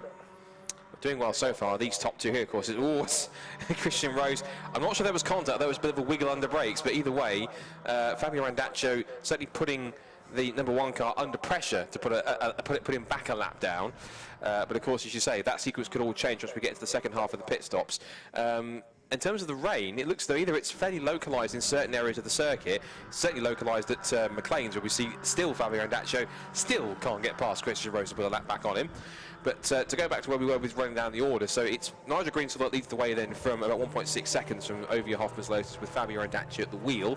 Third place is 262, which is Track Focus. Mike McCollum driving that car in this second stint. Fourth is number 221 Dispatch Bay Express, and that has Harry Mailer, of course, who's probably revelling in these conditions. He said is actually lapping in the 1:40, so he's on roughly the same sort of pace as Track Focus, whereas the top two have pretty much got the class of the field so far, and the 136s, 137s, as Randacci does finally put a lap on the number 1 car of Riley Phillips, of Christian Rose. Riley Phillips comes in the next stint. Fifth place currently for GCI Racing, number 111, and that currently has at the moment Ian Wood at the wheel. And then it's going to be in 6th position, MJ Tech GT. Car number 61, which has Martin Gibson at the wheel currently. 7th place, 108, Nigel Greenstall. That's currently been driven by Ted Smith. 8th place for Agro Caliente 207, which has currently Rob Croydon at the wheel. 9th place for Team Greenheath, number 14, which is Simon Smith. And rounding up the top 10 is Make Happen Racing, which is 212, and that currently has right now Greg Evans at the wheel. So looking like a fairly, it's settled down a little bit, although one of the little battles going up and down the field.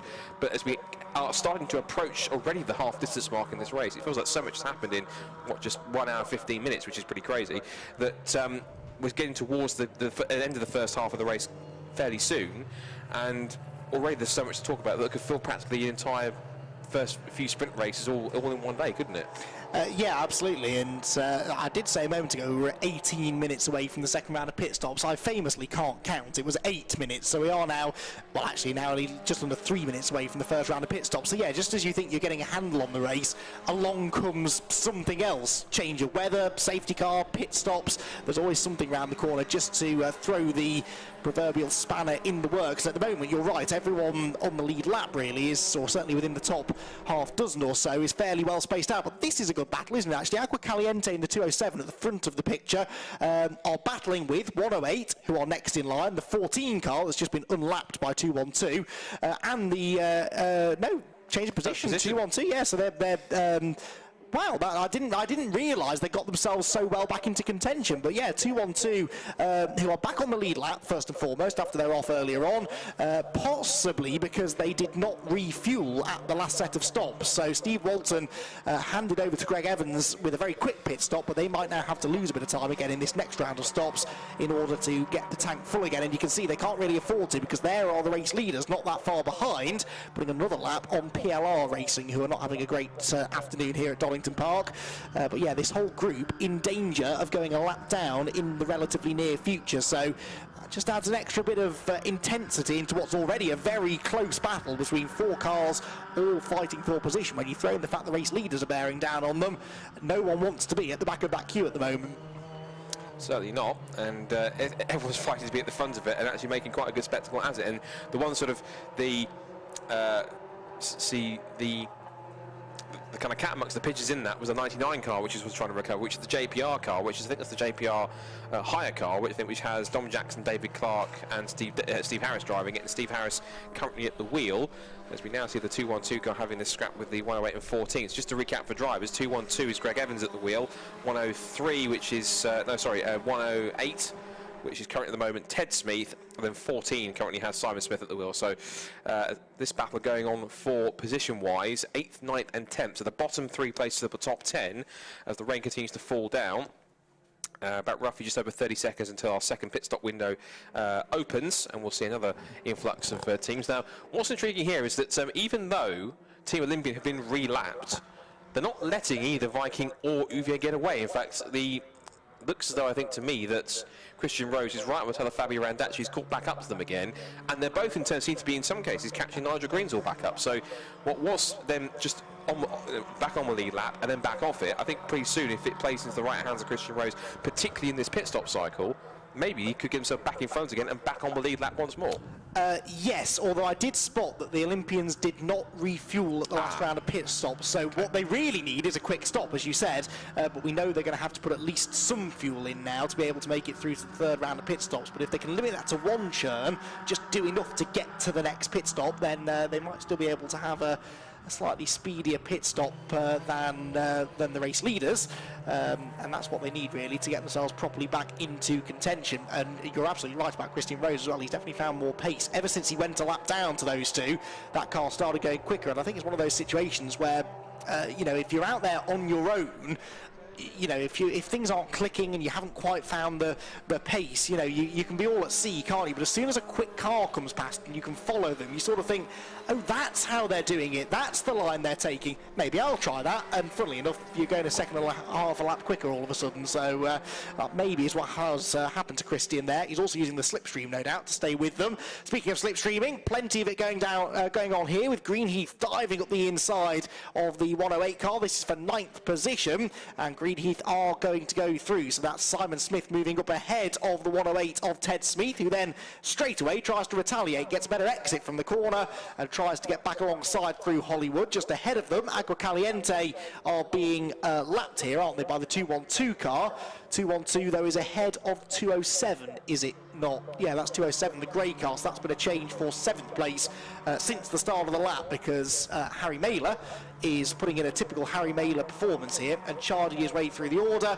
There, though, is the lead margin. That was 1.4 seconds between the Vikings and the UVO Hoffman's Lotus car. And as the Vikings got the inside of the 98 of Max Bicknell there, it really delayed them. It put Nigel Greensall on the slippery side of the road, slows him down on the exit, and so the UVO car gets the run.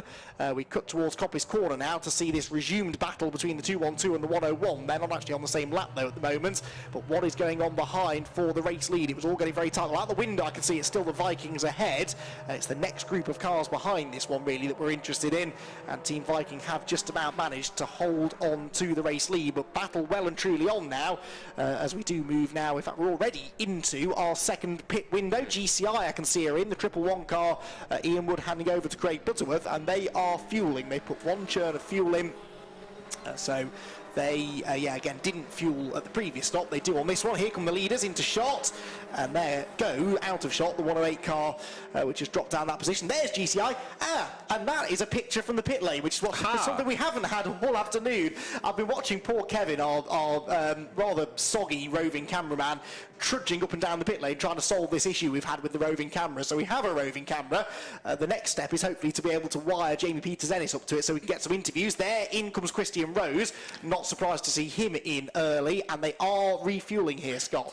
I just watched this for a pit stop. This we're talking about here, the art of a Fun Cup pit stop, and it's got the reigning champions as one of the best examples. So it's two churns going in. Oh, okay. It's two churns if you go. They've just done one, another one. So they're possibly thinking about a longer stint in this middle one with possibly Riley at the wheel. If they want to try and take advantage of this, would you say arguably Riley's the quickest of the three guys in that squad? So Riley then is the quickest of the guy. He's now going to go out there with arguably one of the heavier cars out there to try and make that work, but he's going to try and make up the speed as best he can in order to try and get himself back on the lead lap and then in possible contention to get a strong result. So that's interesting tactics from Team Olympian there to kind of put in two churns of fuel, to fuel more than probably other teams would have done, to maybe try and help them go longer and to save time with their quicker driver in when they have to make better pit stops. Yeah, pit stops. Exactly. If you're going to lose time by double fueling, so you might as well do it when you're sticking your fastest driver in, because they've got a better chance then of reclaiming that time. And as rapid as Christian Rose and Chris Doval are, Riley Phillips, I think possibly is a little bit quicker, at least today,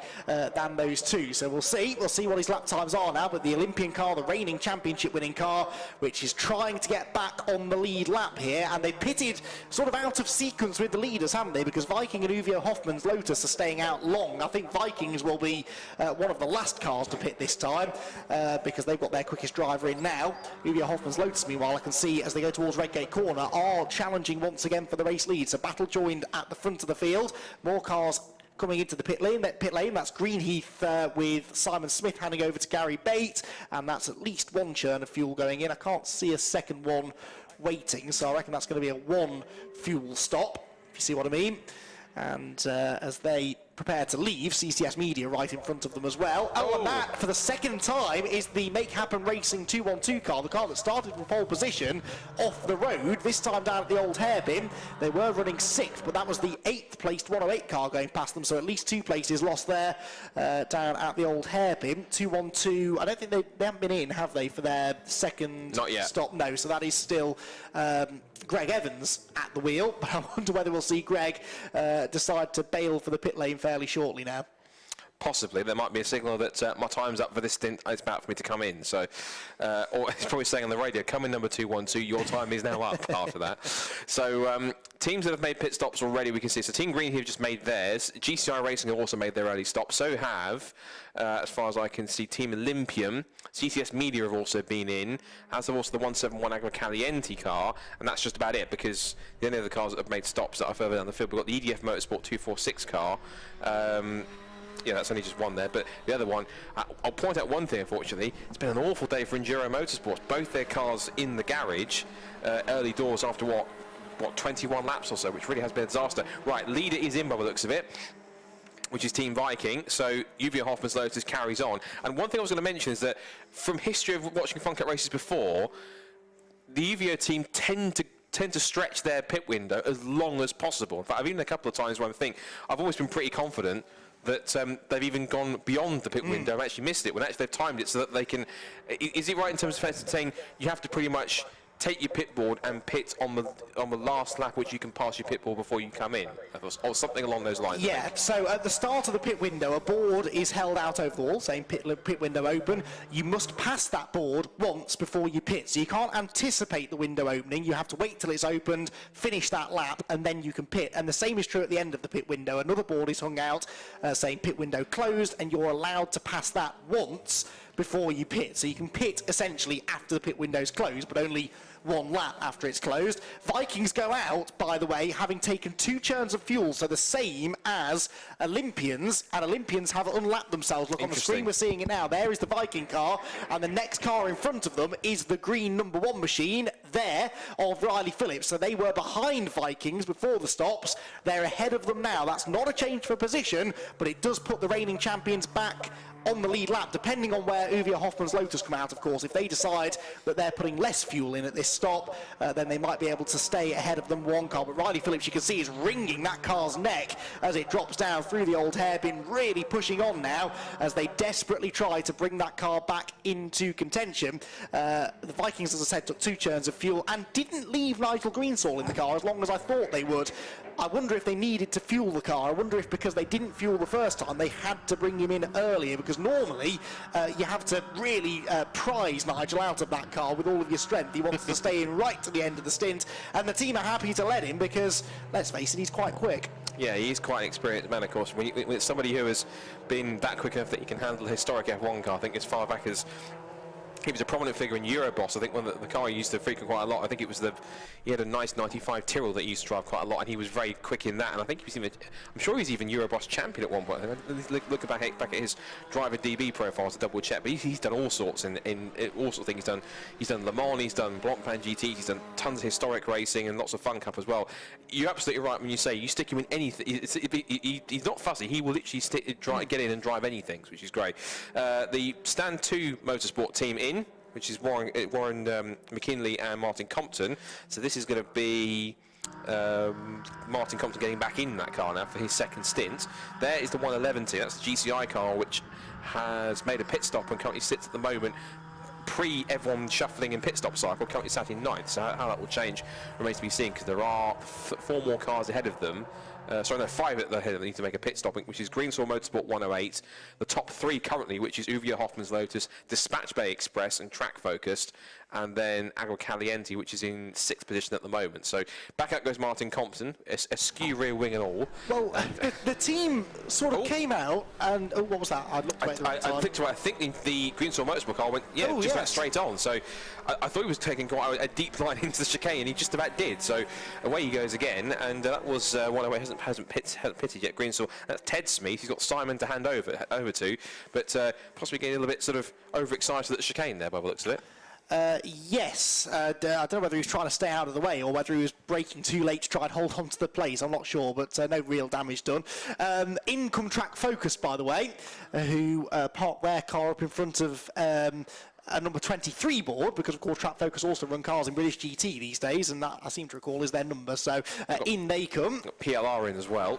Yeah, absolutely. Olympians there got the inside of Greensall Motorsports 125 car. We've got, well, the pit window has ended, but as I said, you're allowed to pass the pit window closed board once. So anyone that hasn't stopped yet will have to do so sooner. And really, the team we're most interested in here are the team that are leading the race. 225, Uwe Hoffmann's Lotus. Fabio Randaccio has not yet stopped. He must come in this time as Make Happen Racing go off for the 3rd time that we've seen, at least. That one, the least disruptive to their race, though. They don't lose too much time, and they will rejoin not too far further down the order than they were. But yes, Uwe Hoffmann's Lotus, then, they owe us a pit stop, and once they come back out onto the track, we will know A, who's leading, B, by how much, and C, whether the Olympians have got themselves back on the lead lap or not. Well, at least they'll be very close to it, at least, anyway, because Riley Phillips does appear to be, in the early stages of this stint, very rapid indeed. We see that's the 99 car, the JPR car, which now has at the wheel of it after its second stop David Clark. So that's now that's the 3rd of their drivers. They'll be the first full cycle of driver changes, as in having all 3 at the wheel during the race by the end of it. In the pits now are the current leaders, Uwe Hoffmann's Lotus. Now, of course, this is the key pit stop we need to watch, of course. Now, there is fuel going in, at least 1 churn. Just one, I think. Yeah. Dispatch Bay also in as well. So the top two are coming in anyway. In also comes the 108 after its brief excursion at the Robert Chicane. You see on the screen here the 221 Dispatch Bay guys getting to work. You can see just how one car guy gets literally dragged out of the car, the other one gets shoved in the other side. Literally, it's kind of open one door for one driver to get out, open the other for the other person to get in. So in goes 212. No, sorry, 221. So that's Andy Bicknell getting back in. There goes Team Olympian, and Uvio have just beaten them out. So it's a good effort at the moment, but of course we've now got Farkini in the car now for the Uvio Hoppers Lotus guys. But this will be quite a battle now. Farkini versus Riley, and Riley's tasked to get himself ahead, to get himself back on the lead lap, and then pull away as much as he can in the second stint. And I suspect that then their third pit stop is going to be quicker than anyone else's because they took 2 churns of fuel, which means I'm sure they won't have to fuel on that pit stop. So therefore, they are going for the strategy of, as you said, put the quick driver in, put in the most amount of fuel they can, and then try and go as fast as possible with that heavier fuel, though, with the fastest driver, so that then the other two are going, oh no! What have we done, Scott? We spoke too soon, literally. Off the road goes Riley Phillips. He does amble his way back on, and so his task now has been made that much harder. I was about to say, had Olympians not refueled on that last stop, they would probably be back on the lead lap, but actually they wouldn't have been because he'd just gone off anyway. So, but yeah, until he threw it off the road was exactly the case. He had to try and catch the Uvio car to get back on the lead lap. I reckon they probably would have been leading if they'd only taken 1 churn of fuel. Yeah. Because of course they took 1, they could have still refueled and then carried on, and maybe would have just beaten them back out. But it is what it is, and of course Riley now has had a bit of a brief fright, and you can. I think what that's evident of is you can tell he's pushing. Yeah. Because he really wants to get them on the back of the lead lap, and I get that he'll probably be kicking himself in the car thinking, I've made a mistake, damn it, I need to get back on it again. But the good drivers make a mistake, but then don't even think about it, they just let it go in the back of their head and just don't even think about it anymore and just crack on. I'm pretty sure that Riley will be doing his best to put that in the back of his mind now and just press on. And I'm pretty sure he was confident doing that all the way through last season because, of course, his team went on to win the championship. So he knows what it takes to win races and be a title challenger and be a champion. So therefore, he should have the right mentality to literally block out that mistake. As far as he can say, it didn't happen. Push on and just see what he can do to close back up again. One of the things that really fascinates me about motor racing in general is the psychology of it all, and also the brave overtaking, which we're seeing at Redgate Corner there. That was the 146 car, which is a lap behind, I think, the 212 car it just passed, but that was a good move. But yeah, the psychology of racing drivers always fascinates me, and I just know that Riley, as he went into Redgate that time and saw Farkini peel out of the pit lane in front of him, will have thought, right, it's go time now, and 2 corners later he's in the gravel. That can't be a coincidence, you know. That is a young driver desperate to try and get their race back on track, knowing that this is his chance to do so, and maybe just pushing the limits on what is still an ever-changing track. The rain seems to have gone away for the time being, but it's still wet, it's still greasy, it's still slippery, and he maybe just found and exceeded the limits of adhesion through the old hairpin. But there he is. Look, there's no damage done to the car. The fact that the gravel is wet means that it's not doing as much damage to the front splitters as it normally would do. The cars aren't digging into the gravel in the way they would if it was dry, so you can run off track and get away with it a bit more now than normal. And although he lost a bit of time on that lap, I mean, what was his lap time? Team Olympian, 47. So he lost about 9 seconds or so with that off through the gravel. Could have been a lot worse then. It could have been, but he's certainly just keeping it clean and keeping it on the road, at least now after that excursion. He knows kind of where the limit of his grip is and trying to make the most of what he has. So he now just makes his way up through the chicane. He's now just behind one of the Greenstorm Motorsport cars and also I think one of the GT Radio cars as well. There is the race leader trying to put a lap on the 7th place car of Agro Caliente. And that car now, it's finished its second cycle of the pit stops. Has Paul Turner back at the wheel now. So, of course, it might be possibly worth quickly do a recap of who is in which car now. I think just for obviously now we've done the second run of pit stops now. So just pretty much for most it's back into their first original driver if it's 2. If they've got 3 driver lineup, it's into their 3rd driver. So we can quickly recap the top 10 at least. So the Uvio Hoppers Lotus car now has Farkini back at the wheel. Team Viking in 2nd, car 110 now has Mark Home back at the wheel of that car. 221 Dispatch Bay Express now has Andy Bicknell back in there. 262 Track Focus earlier leaders. They have Neil Smith at the wheel as Farkini winds his way past both Track Focused and the EDF 246 car with Vlad Vasiliev. 5th place for GCI Racing, and they currently now have Craig Butterworth back at the wheel. 6th place now for MJ Tech GTI. MJ Tech GTI now has car 61. Scott Jeffs back at the wheel now. 7th place for Agro Caliente, who we just seen lapped there by Farkini in Uwe Hoffmann's Lotus. The 207 car has Paul Turner at the wheel. 8th place now for Team Olympian, which we know has Riley Phillips at the wheel. 9th is the 212 car, which has been driven by Steve Walton, and the top 10 Team Greenheath, which is now seeing Gary Bate head back in behind the wheel once more. So the race continues on then. We're heading towards the half distance point in this opening round of the season for the Fun Cup Championship 2021. It's been quite action-packed so far. We told you it would be. And certainly plenty of stories to talk about, particularly, and plenty of fast teams and fast drivers to watch out for. As there is our leader, former champion team Uwe Hoffmann's Lotus, and trying to maintain their advantage. They now currently have a 21-second advantage, and Team Viking are back in the pit lane again. Now, Team Viking, this has to be an unscheduled stop. In he comes. Now then, they're currently checking the back section of the car is off, so the clamshell is off the back of the car. So issues then for the early leaders, Team Viking. That's Mark Holm at the wheel. And sadly, all the hard work that Nigel Greensall put in appears to be coming at the moment for nothing, because this is now the issue that we face. Team Viking then hit drama. I don't know exactly, well, I don't know what exactly the issue is going to be. I'm sure that Jamie Peters-Ennis, if he's in the pit lane, will find out. I'm sure relay the info to Andy McEwen, who will report when he is back on the microphone. So issues then for the second place team. Now that will be certainly a help for many drivers, including at least Team Olympian, who of course will be unlapped on them, if not already. So this now puts Dispatch Bay Express, it will put them up into second place. It will put GCI Racing up to third. It will put Track Focus back into fourth. And of course they'll start to, of course, if they can solve the issue now within a lap, which given the fact that the rear end bodywork is up on the car, appears to be the case, that it appears that it won't be the case, which would be a shame if not. This really is going to be a turn for the fortunes turning for the worst for Team Viking. So some of the faster teams with faster drivers really have hit troubles. I was talking about the Enduro Motorsport guys, particularly the 103 car, which is Morgan Tilbrook, which had then Marcus Clutton at the wheel, and that was a shame that didn't really make it beyond the end of the first stint, or even make it to the end of the first stint, because both of the cars were shown as being in the garage and pretty much out of the race by 21 laps, which is not the way they wanted it to go. But of course they've got other projects as well. I think they've even announced an entry into British GT this year with a McLaren, the ex-Balve Motorsport McLaren 720S GT3. So I'm sure that if the fortunes here at Donington aren't working out for the Fun Cup team, they'll be hoping to turn those around for Brands Hatch in a couple of weeks' time when the British GT Championship gets underway. Just seeing on screen here the Team PLR car is backing into the old hairpin, as is also Make Happen Racing. A few other cars grouped together. 221 there, Dispatch Bay Express, that has just taken second place from Team Viking. The back end of the car, the bodywork is still up on that Viking machine, which is unfortunate. And this will be, right, it's back down again. So whatever the issue was appears to have been either temporarily fixed or completely fixed, or at least something to get them back out to continue racing.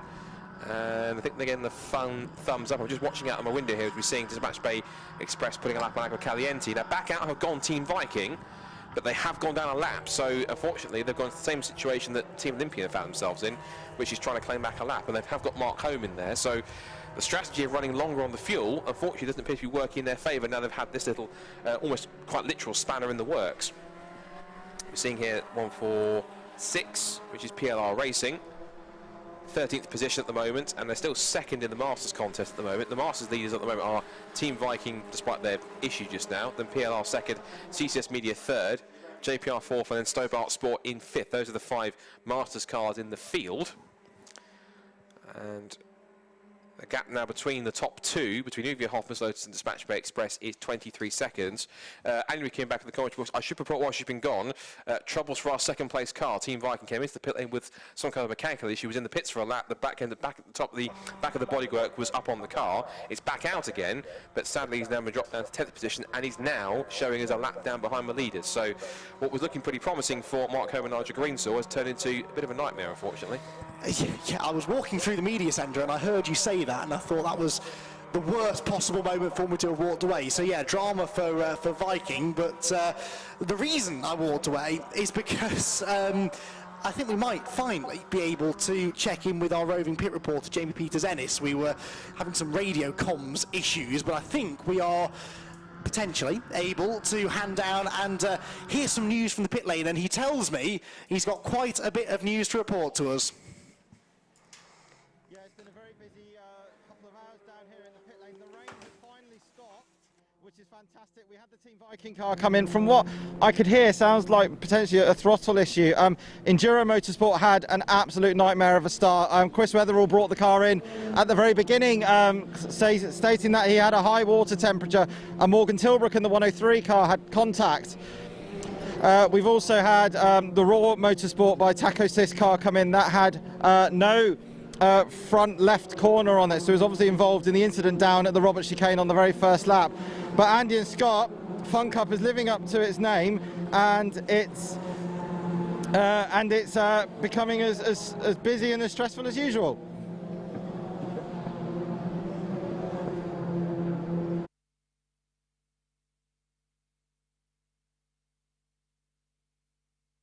Thank you, Jamie. Yes, so lots to report from the pit lane, and we hopefully will be able to hear from a few drivers now that we've got everything working down there. And Jamie, bless him, has been stood out in the cold and the wet for quite a while now, digging out all of the stories. But me and Jamie have been working together on this championship for many a year, and I think even Jamie would agree we've had worse weather than this to contend with. I've spent many a wet and windy Anglesey evening, night even, commentating on Fun Cup racing in the pouring down rain and gale force winds, so practically a summer's day this we're enjoying here at Donington Park by those standards.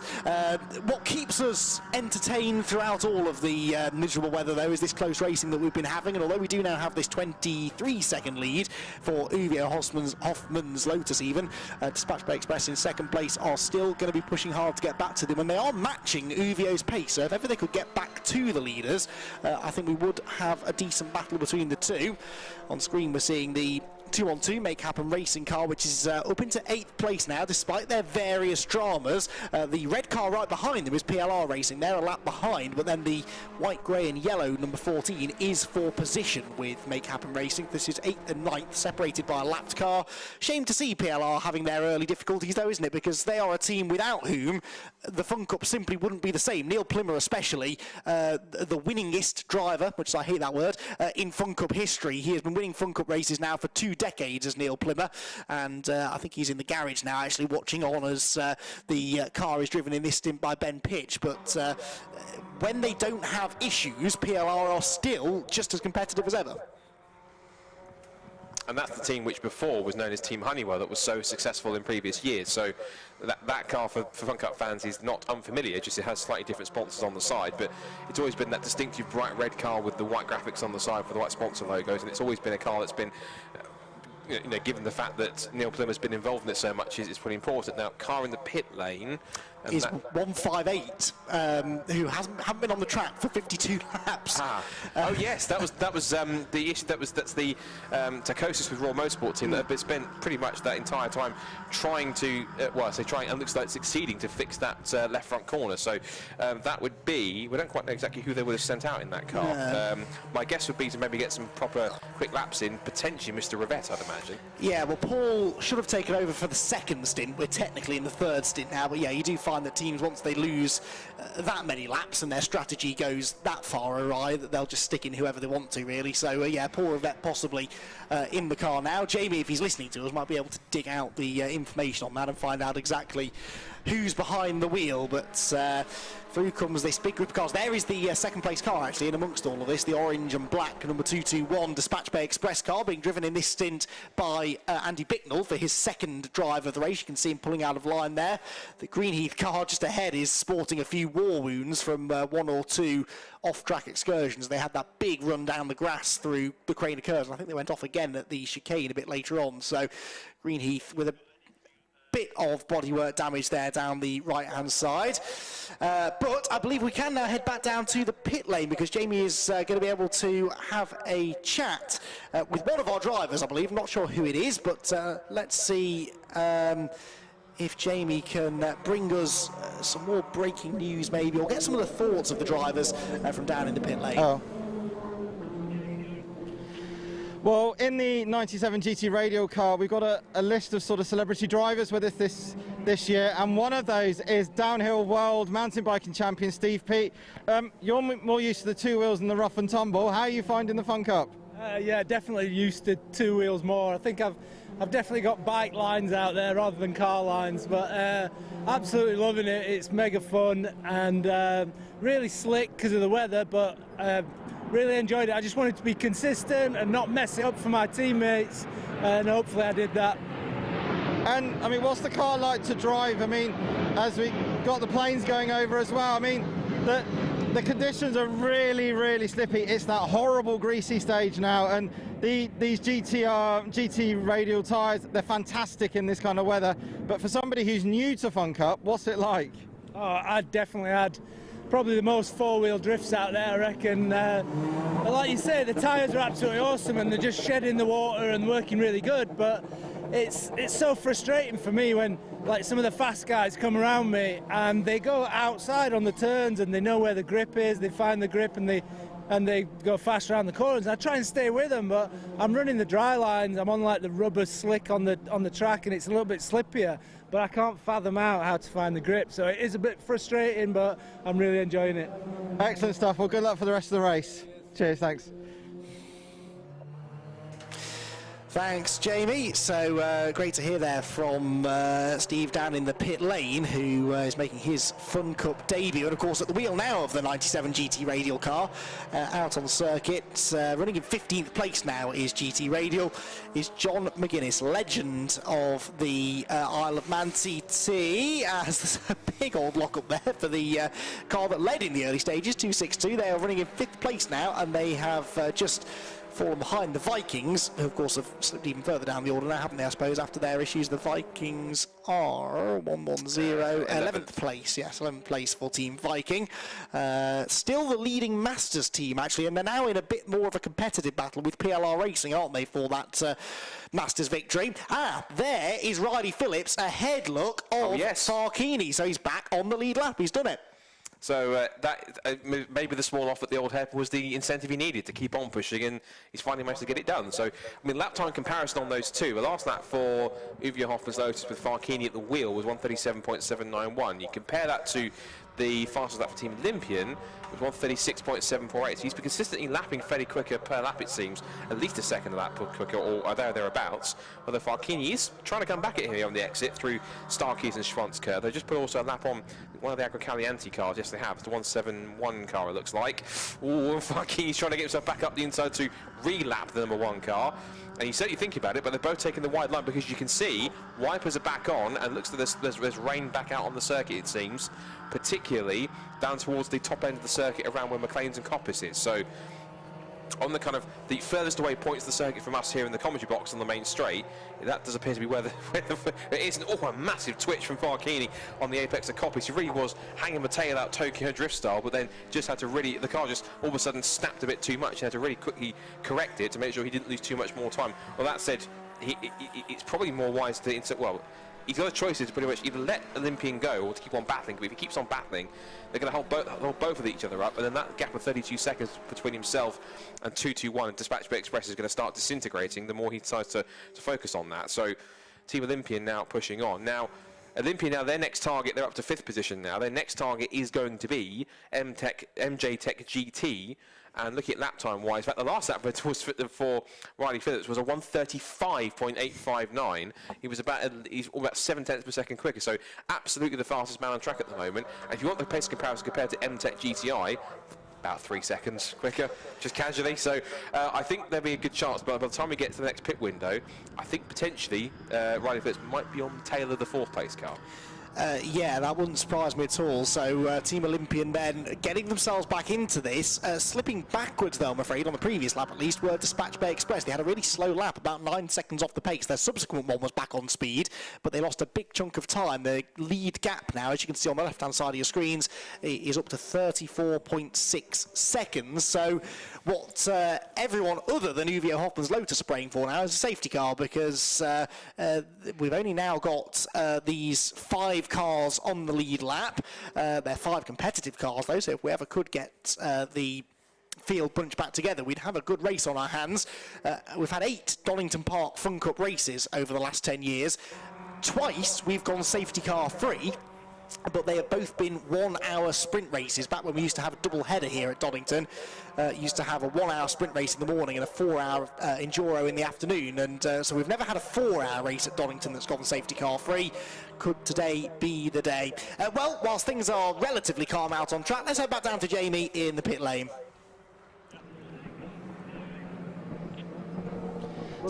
So down here, I'm down with Nigel Greensall. As usual, delighted to be here, but a bit different for you. You and Nicky are going against each other because you're in the Viking car because Nick Nunn's got other commitments. So it's a busy day for the Greensall family.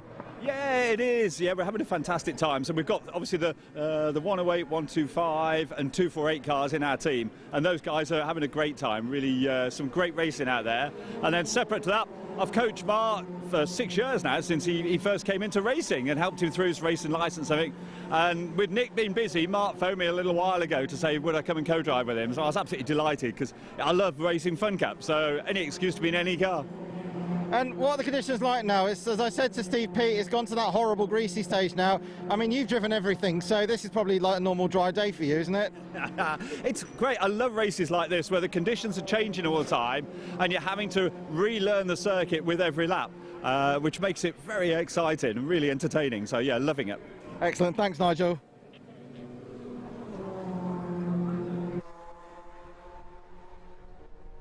Thanks, Jamie. Well, Nigel Greensall there, one of the most recognisable faces in the Fun Cup paddock. I mean, you can see his smile from space usually when he gets out of one of these Fun Cup cars. There is a man who just enjoys driving. Doesn't care what, could be a golf buggy, could be a Formula 1 car. He enjoys being behind the wheel, and he has been racing in Fun Cup for so long. You know, he's a driver that's won championships at a very high level and still says that winning in Fun Cup is one of the hardest things to do as a racing driver. And that just says the quality of the championship and also the quality of the driving talent that appears in it. Because, of course, if someone like that who's gone as far as raced a Tyrrell Formula 1 car in Euroboss and been one of the front runners in that point earlier in his career and raced all sorts of, as high as things like FI GT and Blancpain, and even done I think he's done Le Mans a couple of times as well, and all that sort of stuff, to then come into Fun Cup and say that it's one of the hardest championships that he's competed in, that is a massive advert and a big credit to Paul Rose and everyone at Fun Cup for putting on such a high quality championship and to showing that not only are all these cars incredibly, well, they're all evenly matched, it all really is down to driver talent and how the teams prepare them rather than one driver developing the car of the other, because all you can develop is the setup that you have. You can't develop the car because they're all identically all the same, they're all built identical, all the same specifications, so it purely is down to your setup knowledge, arguably circuit knowledge, and just driving talent. And for Nigel to kind of give the praise that there are some great drivers out there that even give him a challenge, and that's not disrespectful to anyone else, but even for someone like him who's so experienced that he finds it a challenge going up against some of the regular drivers here, just speaks bounds about the kind of championship that Paul and the rest of the crew have put together, and again it speaks volumes of why you love it so much as well. Yeah, I'm trying to remember when Nigel last won a race. I think it's been a couple of years. Probably Brands Hatch 2018. I don't think he's won a race since he left the Race Logic team, or Race Logic stopped racing in the championship full time anyway.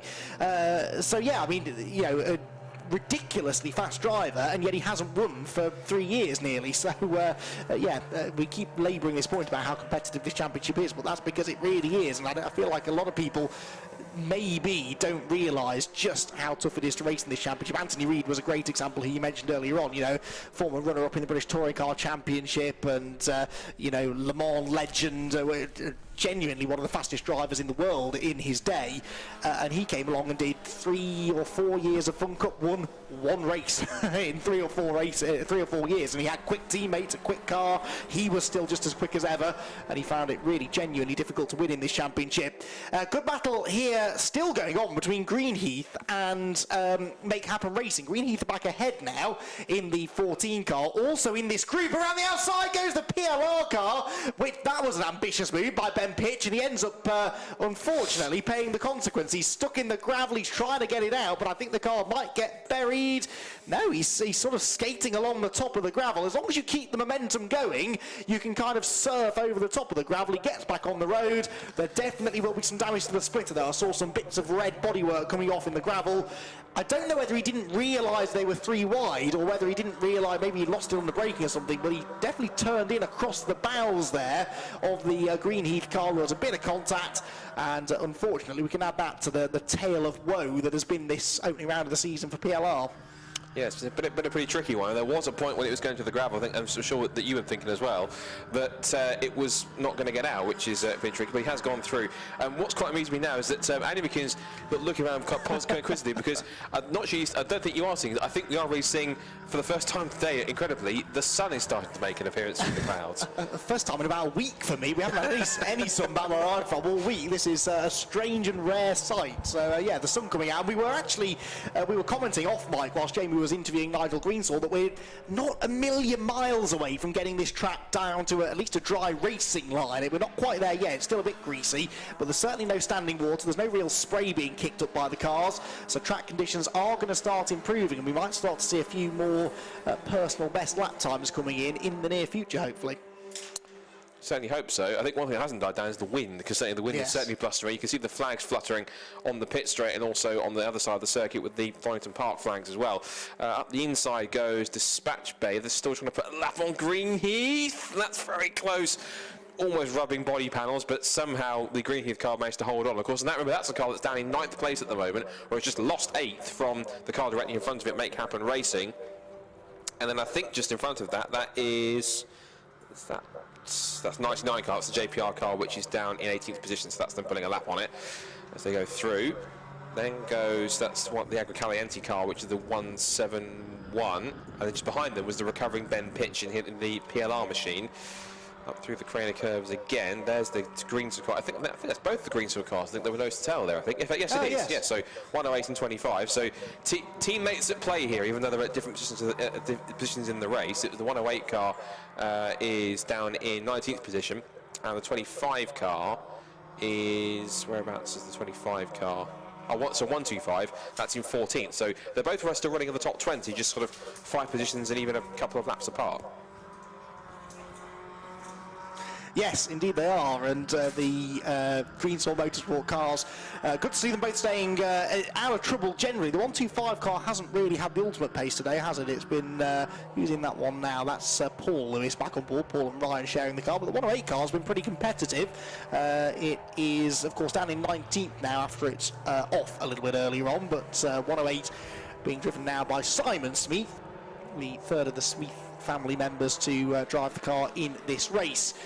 There is that GT Radial, I think, as well, just behind the 101. So this is 97 chasing down 101. This is for 15th place with the lapped 246 car in between them. So again, even as we now approach half race distance, there are still quite a few positional battles going on up and down the order. 44 seconds now, though, is the lead for the Uvio Hoffman's Lotus car. That is Farkini Diot at the wheel, and chasing him down in second place there actually is the 221 car in second position, the orange machine, which is being driven by Andy Bicknell. Now I do think that when Harry Mailer gets into that car at the next stint, that car should go a bit quicker. Whether or not it's quick enough to overcome a 44 second deficit though awaits to be seen. 221 took on 1 churn of fuel. In fact, both of the leading 2 cars took on 1 churn of fuel at the most recent pit stop, so we would anticipate the next pit stop to be of a similar length for the 2 of them. You'd certainly hope so. And in order to keep themselves in competition, as we see still DispatchBay.com is still having problems trying to get around Greenheath. You're still making it incredibly difficult for them to kind of lap them. Whoa, I think there was a tag, I think. Either that or Greenheath hit a particularly slippery patch on the exit of Coppice Corner. I suspect there's a small little dent in the back, as I think there was a tiny little tap, I think. And I suspect it might be a bit of frustration possibly out of Andy Bicknell, because he's thinking, you're not racing me, let me go through and put a lap on you. But then, of course, at the same time, Greenheath don't want to go a lap down, because of course they're already 1 lap down behind the leaders, and so they want to try and keep themselves in contention. So it's a bit of a trade-off, but at the same time there will be blue flags out as well, so it's kind of thinking if you have to respect the blue flags, you have to let them go in some cases, I suppose. Yeah, exactly, and the marshals are doing their best to try and wave the blue flags at the right time, although it can sometimes be difficult for the marshals if they'll be following the race to the best of their abilities, but 2 hours in it can be difficult sometimes to keep track of who's on which lap, so we assume they're being given blue flags. But you see, here's the problem, now they're in clean air again. Greenheath are actually quicker than Dispatch Bay, so Andy Bicknell, yes, he's getting frustrated because he's stuck behind them, but if they're quicker than him, they are actually entitled to hold their position. So it's not like in Formula 1 where they have to pull over and stop as soon as a lead lap car gets within 5 seconds of them. They can, if they've got the pace to stay ahead of the lead lap car, They are perfectly entitled to do so. There is what's left of the PLR racing car. Actually, not as much damage done as I expected there to be, but as the track gets drier and therefore quicker, that loss of front aero is going to start to have a bigger effect, isn't it? It is. Should point out, third pit window is now open, so yep. that's going to be crucial for everyone to make their third driver changes, and of course as well, depending on who took fuel and who didn't, and also if they did, how much fuel they took, might possibly determine how the rest of these pit stops shake out. Now then, we need to focus back on fourth place, because last time they crossed the line, I note that the gap between GCI and Team Olympian was half a second. So I suspect the next time we see them, I'm almost certain to say that we'll see Team Olympian in fourth place. But whereabouts though, I think they're possibly somewhere out of our sight, maybe at the old hairpin. In fact, McLean's. yes, and they have got through. I've just seen, so I'm looking at the McLean's, and the bright green, you can't miss it, the bright green Team Olympian car is ahead of the black, white and red machine, so that is now Riley Phillips. Quite impressively, takes the car back up into fourth place, and MTech GTI, even though it's pit stop sequence, even though it's just starting, is only, the last time they came across the strike, 5 seconds away, as in the pit lane comes 99 JPR, and also track focused as well. So third phase of pit stops happening in earnest, and pretty quickly, with several teams already coming in pretty early in the pit stop sequence to get it out of the way. Yeah, so track focused are in early. That is Neil Smith getting out. Neil Smith getting out. Teddy Wilson getting in for his second stint. Now he led the race, remember, in his first stint. So Teddy, one to watch here. Where's that guy? It was 7th place when he pitted. So they're off the lead lap, but they can still pick up a top 5 or 6 by the end of the race if they get a move on. The process of strapping the driver in is what often takes the longest in a pit stop. Make Happen Racing going back out as well. They're the 2-1-2. That's Greg Evans taking over from Steve Walton. They rejoin just in front of the leaders there, the Uwe Hoffman's Lotus car. There goes the Viking car that for so long was second place in this race, but has now unfortunately fallen a lap or so back. There out into the fray goes the track-focused car again. So we're getting into now this next round of pit stops. That was a bit tight, wasn't it? It's always one of the difficulties of the pit exit here at Donington, because you merge right into the racing line, but within a braking zone. The driver's already on the brakes by that point, those that are still on the racetrack, and once you're on the brakes, you can't really do much to deviate from your line when someone comes out of the pit lane in front of you. Yeah, that's tricky. It's not like Silverstone or Brands Hatch that has like a blend line that you have to feed to. It's kind of pretty much, whoa, it's track focus, get very sideways. Now, we've seen that before with Tyres coming straight out of the pit, because that car has just pitted, so we've seen that several times before when a new driver steps in, and then also the first thing you have to find out is how much grip they have available to them at any point. And so sometimes the levels of grip, or lack thereof grip, can sometimes catch them by surprise. It did so for a couple of teams. We saw that happen to Riley Phillips, the Stobart Sport earlier on as well, and Track Focus another one, to have to explore the limits and possibly find out the hard way just how much grip there isn't on the circuit at certain parts. Teams, by the way, that are faded out on your scoring pylon are in the pit lane at this moment, which means that DispatchBay.com, right on cue, are in the pit lane. They've just taken on 1 churn of fuel. They have taken out Andy Bicknell and plugged in Harry Mailer for his second of 3 stints today. That's being pushed away. Push start to get it away. It won't start, will it? I don't know if it's yeah, very, very slow getting away. So it would look like a slow stop, actually. I don't know whether they were struggling to fire the car up and then they decided to push start it. But yeah, well spotted that, Scott. That will have definitely lost them some valuable seconds. Meanwhile, back out on track, there's Anglo Caliente 207, just in front of the still recurring 108. In fact, this is the battle we were watching on before, when we saw them get very close, and then 262 dropped back with a little bit of mistake they made. So the only front-running team, or perceived, well, in terms of the ones towards the front of the field that has made their stop, especially within the top 10, Make Happen Racing and Team Viking have both made their pit stops that are currently set in the top 10. And that's also Dispatch Bay Express. That's interesting, but they're the earliest of the, well, effectively front-running cars, number top 3 or 4 or 5 cars that have made their pit stops. So obviously there is a massive difference in strategies in terms of the thinking of coming in early to get maybe perceive the quicker driver back in, because of course it's Harry Mailer getting back in there. So I anticipate it all depends, I guess, on your situation in the race. If you're a bit of a comfortable position, you'll keep your faster driver out for longer in the pit stop sequence and then bring them in. But if a different situation, like for example Dispatch Bay Express, if they're trying to chase after Uwe Hoffman's Lotus to try and close them down and make a pass for the lead, I can see the thinking of bringing Andy Bicknell in early in the pit stop window to get Harry Mailer in so that he can then start chasing after them, which is pretty crucial. Meanwhile, whilst this all happened, again, this is also obviously subject to pit stop cycles switching around. Team Olympia has also now passed MJ Tech GT on the track now, which means that at the moment they are currently very impressively in second place. So, and they're actually, well, we know they're on the lead lap for Uvia Hofpaslosis, and Uvia obviously will keep it as late as possible to make a pit stop because they typically tend to do so in some cases. But I think credit where it's due. We knew he was arguably the quickest out of the three, but credit to Riley Phillips, mega stint to get them back into effectively contention for the race win, when at one point they were so far down early on that it really didn't look like it was going to be their day. Yeah, but goes to show in long distance endurance racing, it is never over until it's over, and who knows, they could, well, I think they are now in a net third, because I think they'll lose one more position when they pit, but one more only. Right, whilst we wait for the top two teams to come into the pit lane, let's head back down to Jamie, who is in the pit lane himself. Right, so down at the Team Vape Club Racing by EDF Motorsport, I've got Vlad Vasiliev with me. Vlad, you're in your first ever Fun Cup race. There's 10 grand on the line if you win. Yep. No pressure. Are you enjoying it? We are indeed. I think we're still in the running for the 10 grand, so we're keeping our fingers crossed. Yeah, we're absolutely enjoying it. It's been a lot of hard work, obviously, keeping the car on the track. It's very slippery out there. Even when the rain stops, it seems to be there's not much grip developing. But I think I'm coming along as a driver really well. I'm glad I haven't managed. I've kept it pointing in the right direction all this time. So yeah, I'm looking forward to my next stint, and I'm loving it. I mean, you've had to learn very, very quickly. Yeah, we've both done a bit of e-sport racing, but it's completely different, isn't it? Absolutely. Yeah, you don't have the element of risk in e-sport. You know, you can keep on crashing and spinning as much as you want. But there are a lot of similarities, especially with the motion platform. It teaches me weight transfer and balance of the car, and I feel it's really paying dividend today, especially I can feel the back going, and it's, yeah, allowing me to correct, and it's been a steep learning curve. We've definitely been thrown in the deep end today with the weather, but we're in the running so far, and that's what we're hoping. We're just hoping to finish the race. Excellent stuff. Well, good luck for the rest of the race. Thank you.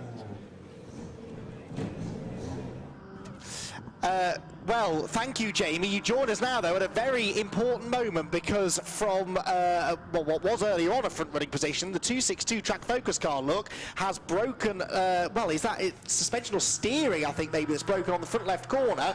That could be a failure, but more likely, Scott, that car has come into contact with someone or something. Almost certainly, and we've seen how long it took, we know how long it took, and that's just making things worse. Now, that would be no fault of the driver's own, because it would have been steering problems, but I suspect that's going to need to require snatch. And do I dare ask the question, safety car? Well, any other track, I would agree with you, but then any other track would have had 3 or 4 safety cars already, wouldn't we? But the live snatch here at Donington is working well. They do have live snatch vehicles on that part of the circuit, but it's not really, it's in no man's land. It's not gone off at McLean's, and it's not gone off at Coppice. It's kind of stopped halfway between the two, so the live snatch would have to go the wrong way down the track, because the live snatch is actually situated at Coppice at the top of the hill, so to the left of shot is where the live snatch vehicle is. It would have to drive the wrong way down the grass, pick the car up from the edge of the road, and then get back out of the way. So of the incidents that we've had so far today, this is the one I think that's most likely to result in a safety car, especially because we're not, I know we are still in a pit window, but not for much longer. Yeah, and I think the way you described it, because if the snatch vehicle is going to have to go the wrong way, obviously, they're going to need the cars at a reduced pace in order to do that safely. So I think, in all fairness, I think in my personal view, I probably have to agree, this is probably the one that's most likely that would require the use of the RunYourFleet.com safety car. But whether or not it's a junior Ford decides to do so, is obviously at his jurisdiction. No, the live snatch is on the move, I can see. So, excellent. Yeah, so what do we know, eh?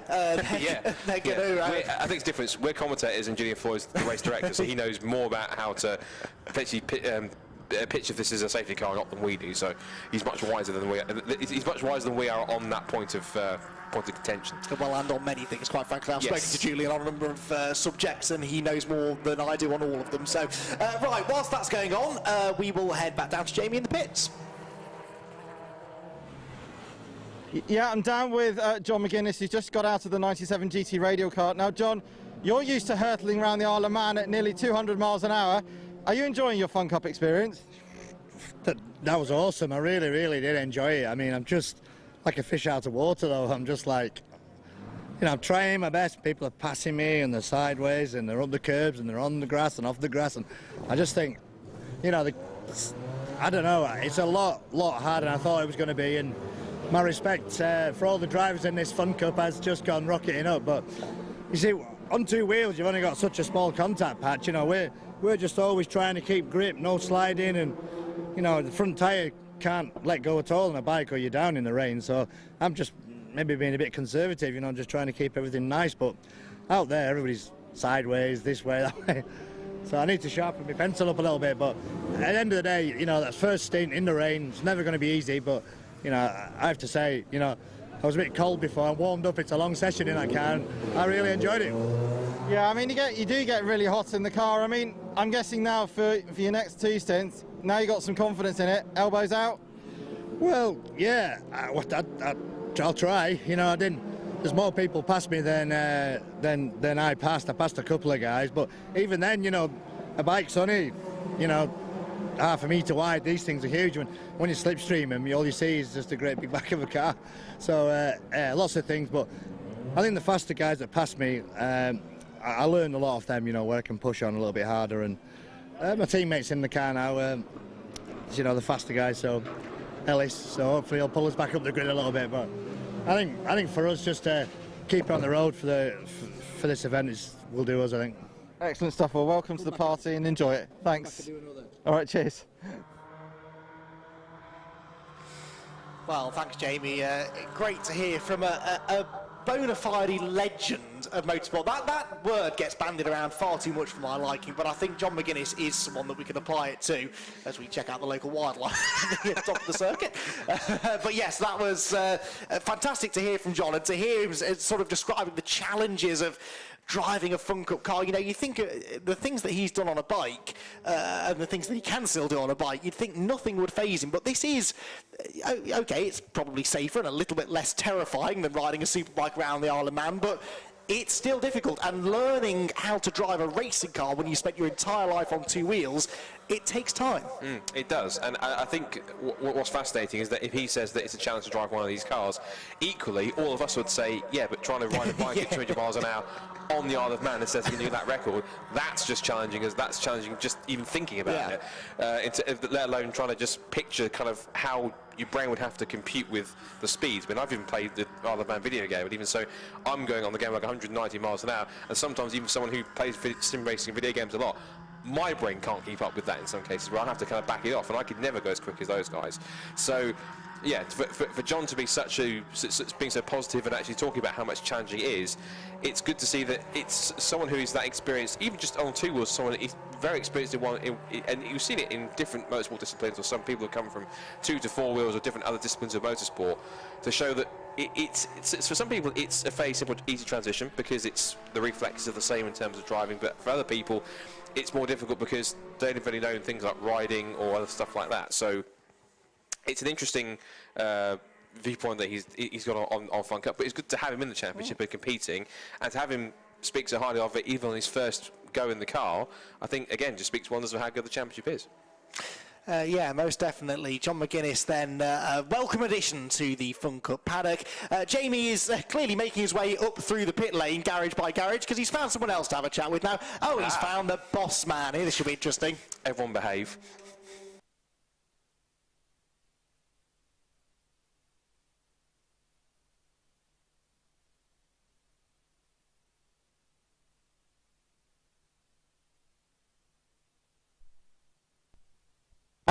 I suppose it would help if I turned my mic on, so I do apologise, rookie error. Right, we're down with Paul Rose, the boss of the Fun Cup Endurance Championship. Great to have it live streamed, and from what we're hearing, a great audience as well watching. Yeah, it's the first time we've done the live streaming, and I must say, everybody loves it. So I think we'll be doing it again, probably every round maybe. And, I mean, we've had a lot of new drivers this year. I mean, first time ever, Max and Andy Bicknell going against each other. I think Andy didn't give him a lot of room out there, and but no, it's great for our new drivers, and also some fabulous celebrity drivers in as well. Yeah, I think we've got 2 cars with new drivers in this event, so it really is nice. I mean, unfortunately, the conditions aren't good for them, and I know Max has been struggling a little bit, but every time he gets out of the car, he's got a smile from ear to ear, so what more can you ask for? Absolutely, and obviously for the rest of the race, we hope it's not going to rain. If you're out there, is it just a case of just using the dry lines now, or we still need to use the wet lines around the outside? Yeah, the conditions at the moment I think are pretty bad because it's not raining. When it's raining, it's absolutely fine. When it's dry, obviously fine. But they really are bad conditions at the moment for the cars, so they are struggling, trying to find the grip, but it's just very slippy, very greasy. Excellent stuff. Thanks a lot, Paul. Catch up later. Thank you, Jamie. Well, Paul Rose, that's you heard it here first, didn't you? He wants to have every round live stream now. I mean, this is a championship that's been going on for 20 years, Scott, and I know live streaming is a relatively new thing, certainly for club motorsport. It's kind of found a lot of momentum in the last few years, hasn't it? Especially the last year or so, with spectators not able to be trackside, and live streaming takes on a whole new responsibility, really, for bringing club motorsport to the people.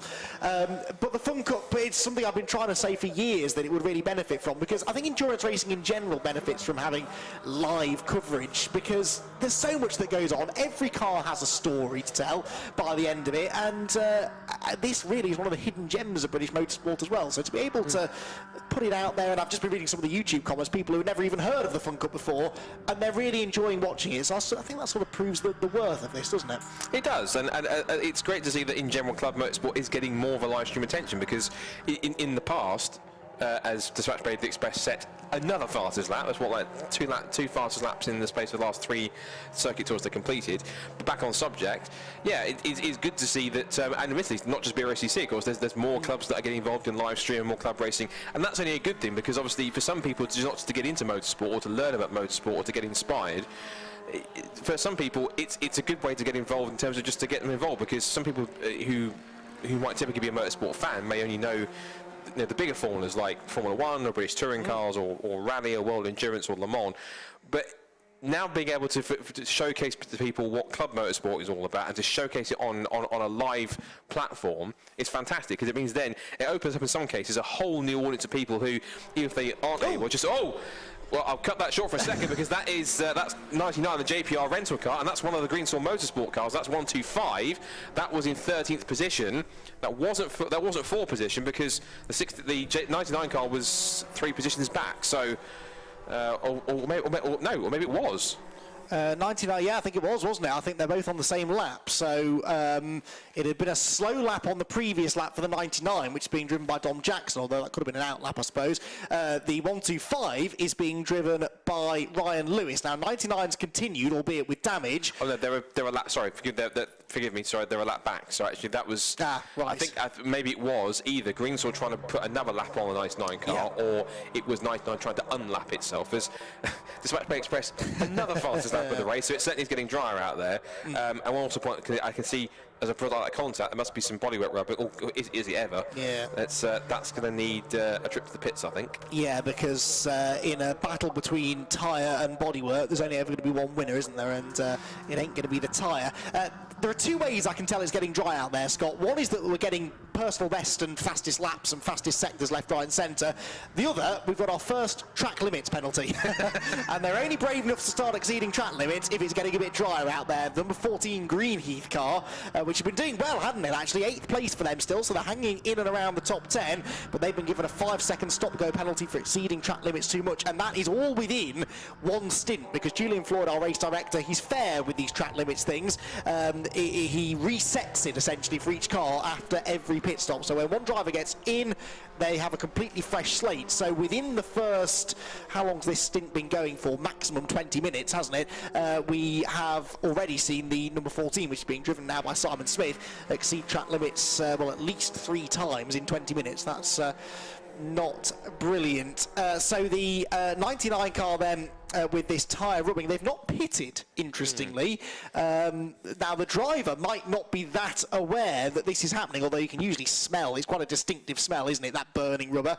But he might not be able to tell. This is where the team ideally need to be trying to stick a board over the wall to tell them to pit, basically, because yeah, you don't want to carry on for too long with that. These tyres are durable, but even a GT radial tyre that they're using in the Fun Cup Championship will not survive much longer. and it's being put through that sort of torture. So shame that for 99, which has two of the Fun Cup family, the oldest members of the family, which I don't mean that the way it sounded, but you know what I mean. They've been in the family for the longest. Steve Harris and David Clark. Steve Snooker Harris and Dave Scrappy Clark. Don't ask me why they've got those nicknames. I've never understood. But they're two of the... they're always in the Fun Cup paddock, whether they're driving or whether they're helping with the organisation behind the scenes. And yeah, Paul Rose, whenever he's short of a professional driver to jump in the car alongside one of these sort of arrive and drive people in the hire cars, he'll always call upon Scrappy and Snooker. And yeah, they both had a stint each, and ironically, it's the pay driver, Tom Jackson, that's managed to damage the car there. You know what nickname they've given him, haven't they? They simply given a nickname, he's a bit tall. Oh, right. That's according to the well-written preview by Peter Sherry, he put it in there. He's just in brackets saying he's a bit tall, so I guess he must be quite generously proportioned in terms of height. Yes, yeah. So he's been able to squeeze his rather tall frame into one of these Fun Cup cars, which I saw one or two in the pit stops earlier on, having to one driver even have to pretty much almost like sort of knock his leg to get it over through the kind of through and over the roll cage in order to make sure he can get in and actually get behind the wheel and drive. So that was a key thing.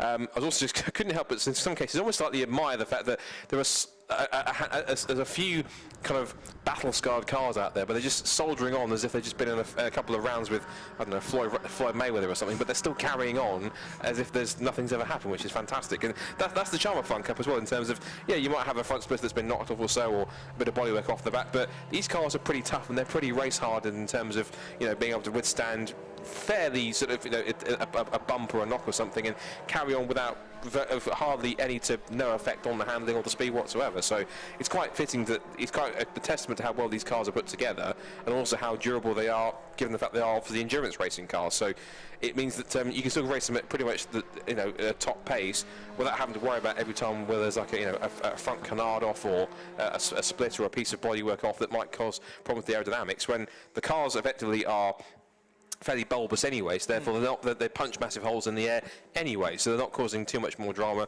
with a piece of bodywork missing, which I think is the benefit, and it means that you haven't got to worry about having to replace bodywork all the time, because the car will still perform just about as it normally would for the entire race. I saw Nigel Greensall win a race at Anglesey a few years ago with no right side on the car at all after he'd hit a back marker on, I think, about lap 3, and it ripped the whole side of the car. I mean, literally ripped the whole thing off. What, door and everything? Door and everything, wow. Yes. And he went on and won. He beat Bram de Groot in the Scarab racing car with, I think, a pass with about a lap and a half to go. It was one of the best races I've ever seen. One of the first Fun Cup races I ever covered as well. And I remember marvelling at the fact the car was even still moving, let alone winning the race. I bet there was teams that were claiming foul play for car being underway. Now, would teams whinge about the successful team and accuse them of bending the rules? Come on, Scott. Surely not. No, surely never. Not in motorsport, no. 99 have been in for that, finally, to repair that bodywork, although you have to wonder what damage has been done to the tyre in the meantime, but they have sent it back on its way. Interestingly, they haven't taped it up. They've just folded it back out in the hope that it's not going to fold back in on itself again. CCS Media here, battling away with Greenheath, who I think have been in to serve that penalty now, haven't they? Because the message has gone from the screen, and they would have had a maximum of 3 laps to serve it anyway. So 14 is still in 9th place. They didn't lose a position there, but they've fallen away now from the cars ahead of them. CCS Media up the inside of GT Radial. That is, that is for position, isn't it? I think GT Radial had got ahead of them. Yes, they were side by side pretty much at the start of the lap. GT Radial got through, and now CCS have got the place back again. So that's 2 changes of position within a lap there in the battle for 13th position, and this is all worth valuable championship points. GT Radial in particular, a team that are really looking to try and make the step up now to being regular contenders. They had a decent season in 2020.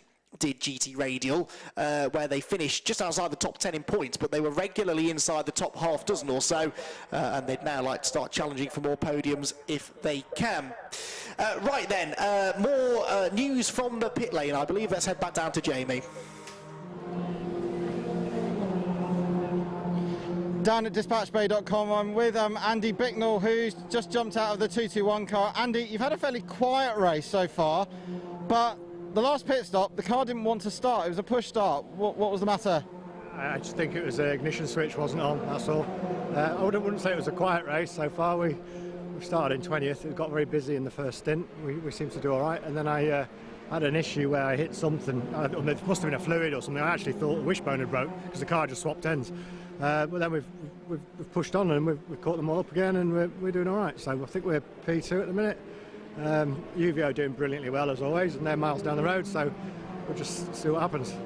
And on a personal note, proud dad moment. You and Max were out on the track together, but you didn't give him a lot of room when you overtook him. That wasn't part of the script, was it? No, I think there was 3 of them into Old Hall Corner. I did. It was a bit of a bonsai move, but yeah, he was the last one of that 3, and I think we squeezed him a little bit, and he might have slipped on the white lines and gone on the grass a little bit, but he'll be all right. I'm sure he'll get over it. So, is the plan for Max to do the whole year, or is this just sort of is this just a taster? So we've got James Tippin, who's doing brilliantly well today in our hire car, and we needed a teammate for him. Max has done his hours a couple of weeks ago. He's not got his road licence yet, and it was an option that was there and an opportunity for him to jump in and do a lot of learning. So their goal is to finish, and then so far, touch wood, the car's not left the track, and they're doing all right. They're doing really well. So proud of him. Yeah, too right. Excellent stuff. Thanks a lot, mate. Cheers.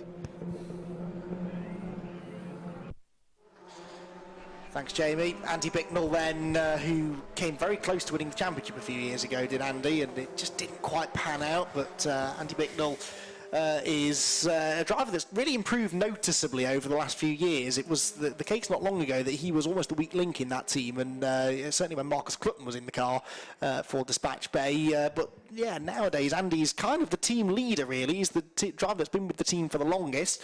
Been racing in the Fun Cup for quite some time as well now as Andy. And yeah, I don't think he quite agreed with what Jamie was saying there when he described it as a quiet race for them so far. Certainly that first stint for Andy was pretty busy. Yeah, you can see his face thinking, really? Quiet? What race were you watching? Absolutely. But no, it's good to see. What I'd like to think is that everything which, Andy's learned from Marcus Officer racing for the last few seasons, he's been able to apply practically in racing, which has helped him find the speed. And the fact that the car is now sat in second place, and he's picked a very capable new co-driver in Harry Mailer, who we know not only is quick in adverse conditions, but he's just a quick young peddler all round, means that effectively now he's able not only to learn from have learned from Marcus Clutton, but also he's able to transfer that knowledge now a little bit onto Harry Mailer in terms of, and also there'll be stuff which Harry Mailer will be teaching him in terms of stuff that he's learned from his days of racing karting, or I think he's come from Jets as well, Harry Mailer, I think. Yes, he has, yeah.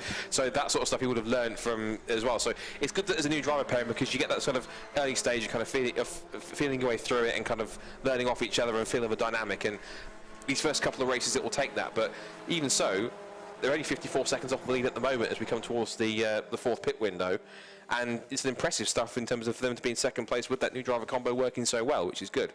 A couple of things I want to point out is that Team Olympia, now we've got, I think, Chris developed the wheel back at the wheel of that car now in his fourth stint. It has dropped back now to fourth position. It's gone back behind MJ Tech GT, so the 61 car is back into third position.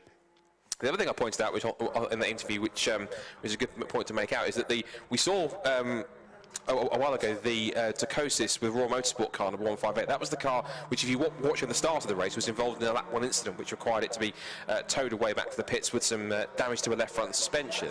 That car only has been repaired, has been circulating, we presume, with Paul Rivette, the former multiple Clio Cup champion, at the wheel of it, but to the point where he's been able to get the car ahead of off the bottom of the timing sheets. He's now above the two Enduro Motorsports cars, which sadly had their race end after their entire race end between both cars in 21 laps, which is a real shame.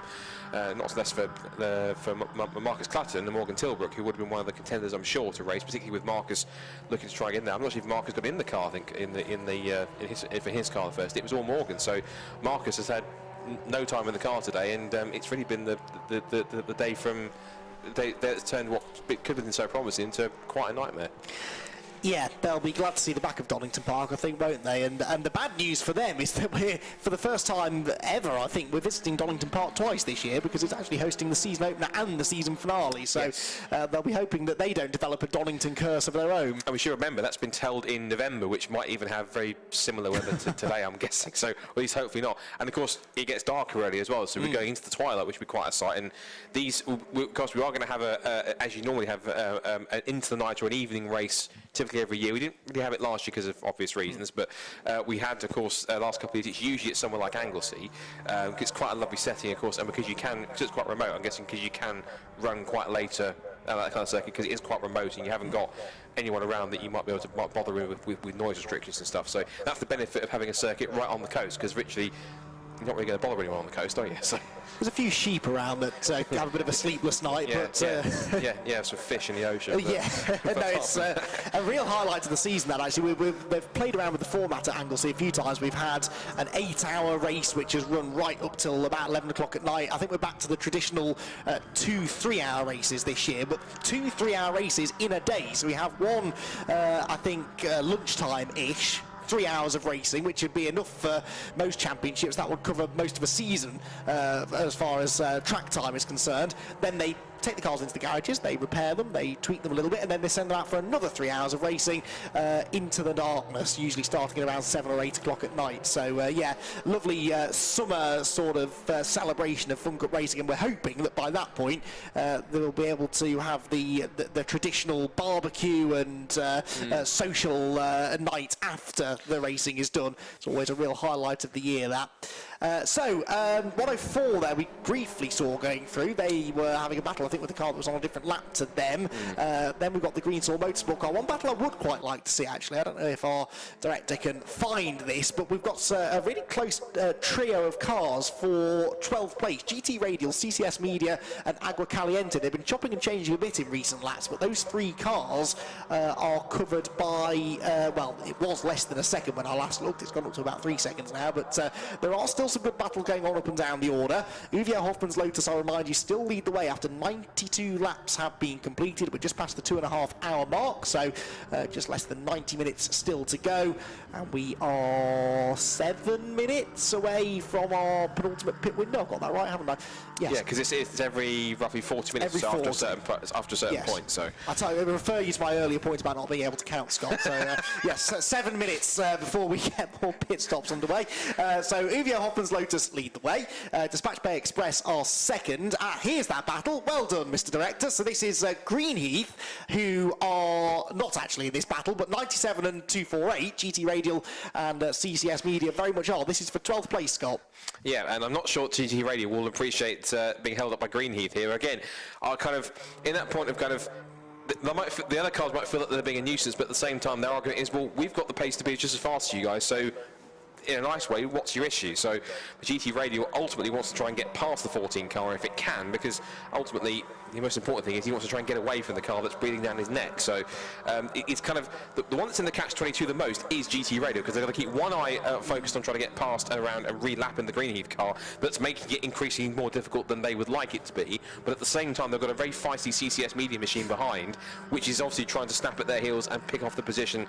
This is for track position. This is for race position, because they're currently sat in 12th and 13th place respectively, whereas Greenheath are, well, they're ahead of them actually, so they're actually a lap ahead. So they're ahead, so it's more a case of, ironically, GT Radio and CCS Media are, in many cases, trying to unlap themselves rather than Greenheath trying to lap them, because they have just lapped them, but they're not pulling away, which is kind of maybe causing issues for GT Radial to try and get past. There's a car that's a bit further back in the order. That's the Greensaw Motorsport car that was started towards the front initially, but was in the mix, but has dropped down to 18th position and 5 laps off the lead. So they've had 1 or 2 dramas, or just hasn't been their day pace-wise, I'm guessing. I know I should be able to answer this question, but have the cars sprouted extra, are they wing mirrors or something? You've got the normal wing mirror, look, you can see coming out of the car. Then there's a little black knobbly bit, technical term there, just above them. I don't know whether that's a new wing mirror system. Completely unrelated to what you were saying, Scott, apologies. It just occurred to me when they're really prominent on that 108 car, and I was admiring the funky new livery on that car, and I noticed these little, I'd love to know what they are. I don't know whether Jamie can do some digging and find out, but I reckon it's either a second wing mirror or an air intake, because it does look like there's a black tube that goes in through the window, and they were not on the cars last time I saw them at the end of last year at Donington Park. So answers on a postcard, anyone at home watching, and if you do happen to know what those things are. Just spotted a car on the CCTV, one car that went, I think it's a Stobart sport car, just went for a bit of excursion up at the Robert Chicane. Here it comes onto the pit straight, but I spotted it on the CCTV camera just down here, which is looking kind of up the Grand Prix loop into the final hairpin, and it's also looking down or up the back straight as well. So I just wondered that car was. I saw something that was milling around behind one of the sort of the cabins or something down there. And I thought, oh, that's a vehicle or something, and then just a Fun Cup car just eventually appeared in view, so it's intriguing. Whilst we're watching that view, most of the 262 car track focus has been returned on the back of a low loader, and I suspect with an hour and 24 minutes, unless they can be that rapid, I can't imagine that's going to get back out for the rest of the day. I think that might be its day done, unfortunately. Dispatch Bay Express, Harry Mailer there, carving his way through this battle pack we were watching for. Again, 3 cars here on 3 or 4 different laps as they make their way through. Dispatch Bay, the orange car, is second place overall on the lead lap and less than 50 seconds off the lead now. It's been a good stint this from Harry Mailer, and you can see how he's gaining time. He's just so committed on the brakes, really carries good speed into the corner. Greenheath there trying to go up the inside of the 108. Again, they're on completely different laps. Greenheath are in 9th position, 108 are in 18th place, but CCS Media and GT Radial still having this battle, although they've been separated now by these cars on different laps, and CCS really sideways there. The CCS car being driven by Steve Johansson now, making a very welcome return to the championship. Steve Johansson, he was a championship regular when I first started covering the series, but he's had a few years out, comes back and does the odd race, and he's always in and around the paddock is Steve, but good to see him out there, hopefully for a full season with CCS Media, and he needs to try and get into some clean air again so he can set back off after the GT Radial car ahead. Vikings come through. There are our leaders, meanwhile, with the no, they're not number 1 this year, are they? They're 225 this year. The Uwe Hoffmann's Lotus team won the championship a few years ago. In fact, they wrapped it up here at Donington Park, the last time Donington hosted the final round of the Fun Cup Championship. And they are leading the way now by this ever-decreasing margin, but still a decent pace being run here, isn't it, by Fabio Randaccio. He's doing everything he needs to. He doesn't need to be setting lap record pace right now, does he? He just needs to keep it on the island, manage this gap. Without a safety car or some sort of a problem, they're not going to be caught. So he's doing everything he needs to. He is, and certainly tries to carve his way through the traffic as much as he can. One car that I guess his target might be to try and catch up with is going to be the Team Viking car just in shot there, of course, which had the early mechanical drama that brought it into the pits for about a lap and a half, almost 2 laps. Whilst they had the rear section of the car, the clamshell kind of opened up so they could work on it, which is some kind of must be some kind of engine or maybe a transmission issue, which was quickly solved in a matter of a couple of minutes, being sat in the pits and losing a couple of laps. And that car has managed to get its way back up to 8th position, but it's still showing as being effectively a lap down. So it's again, they would be another benefactor of if it was to arrive in the next 1 hour, within the next 1 hour and 24 minutes in this race, 1 hour and 21 minutes in this race, excuse me, of the runyourfleet.com safety car to bunch things up again. But it's been quite intriguing, even though we've had all the different live snatch stuff. We haven't had anything which even we thought was which has been big enough, at least in Julian Floyd's eyes, to produce a safety car, which is, I guess, for a Fun Cup race, would you guess a bit of a rarity? I can tell you exactly how rare it is. I've got a stat for that, Scott. Well, I think you said so. It's, oh dear, I think the purpose of taking the front end section off, but you can see the damage to the track focus car, the 262, and it looks like, I want to say maybe something like a track rod end has come off or something, because it's something to do steering wise, because obviously the front left is kind of hanging off a little bit. This is it's not supposed to point in that direction, is it not? Well, only if you're turning left. But, of course, this is a clockwise circuit, so you do have to turn right most times. But just saw there Fabio Randaccio putting a lap on the 207 Agrocaliente car. That's done quite well actually. That's been rather quietly moving its way up the order. It's currently sat in 8th position at the moment, which is not too bad. So they've been sort of milling around the bottom of the top 10 in the mid pack, but to be in 8th position is quite good. They're enjoying a battle here with Neil Plimmer at the moment, the 146, as they come up the hill towards Coppice. And it's not for position because they are back in 11th place, whereas Agrocaliente, of course, are 3 places and a lap ahead in about 8th. But PLR, with a very PLR Racing-esque performance here, because they were down and out early on, but they're almost back in the top 10. They're only 11.5 seconds now behind the 104 car, aren't they? So they could get back into the top 10 here if they keep on like this. Agrocaliente, by the way, are doing well, but they did lose a place on the last lap. Team Viking took 7th away from them, so still lots of shuffling going on down the order. Now, safety cars. We have had in the 75 championship Fun Cup races over the last 10 years, only 6 of those have gone safety car free. We've had 1 every year, actually, from 2017 onwards. 1 in 17, 1 in 18, 1 in 19, and last year it was at Snetterton where we had a safety car free race. But of those 6, 3 of them were 1 hour sprint races. So of the proper length Funk Cup races, it's only happened 3 times that we've gone safety car free, most recently at Silverstone in 2019, which was a very quiet race. Actually, it was one of the few races where it was won by more than a lap by the eventual winning team. So it does happen. It doesn't happen very often, but the records say it will happen once every year. So if this is the race where we don't have a safety car, expect the rest of the season to certainly not carry on in that vein. If I'm right, correct me if I'm wrong, because of course you being the Fun Cup expert, was that not the race where I think it was Race Logic won the race, but they only just won it when they was about to run out of fuel? The Silverstone race you're talking about? Yes. Hang on. Because I remember that, I know for one of them I was in the commentary box for it, and I remember there being a Fun Cup race which I'm confident Race Logic won, or V-Box Race Logic won, but they did it just when they were running out of fuel, or just before they did.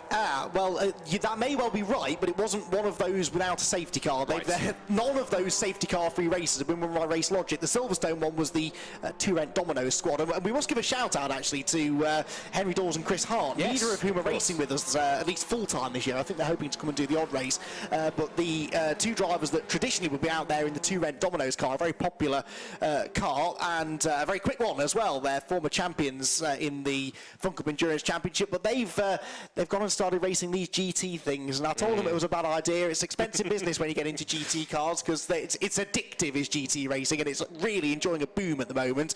But yeah, they're off racing Ginettas and such like, aren't they, this year? Wish them the best of luck, and hopefully we will have them back in the Fun Cup Championship in the very near future. But yeah, they won the most recent safety car free race at Silverstone in 2019. There was a race here actually in 2018, I want to see, where those that particular car did run out of fuel on the last lap when it was running in second place. So just to tie that all together and make it somewhat relevant to what we were talking about, running out of fuel at the end of the race is not unheard of. And I know he hates me telling this story, but Guy Wenham, who was a very quick Fun Cup racer, former Saxmax champion, I seem to recall, wasn't he, a number of years ago, had been racing in Fun Cup for a number of years, actually racing with Neil Plimmer in the old Honeywell car, and it looked as though he was finally going to get his first ever win here at Donington at the end of what had been an epic 4-hour race, and he had a decent lead. He was on the last lap, and I started bigging him up, saying, oh, at any moment now Guy Wenham's going to be here, he's going to take his first ever win in Fun Cup,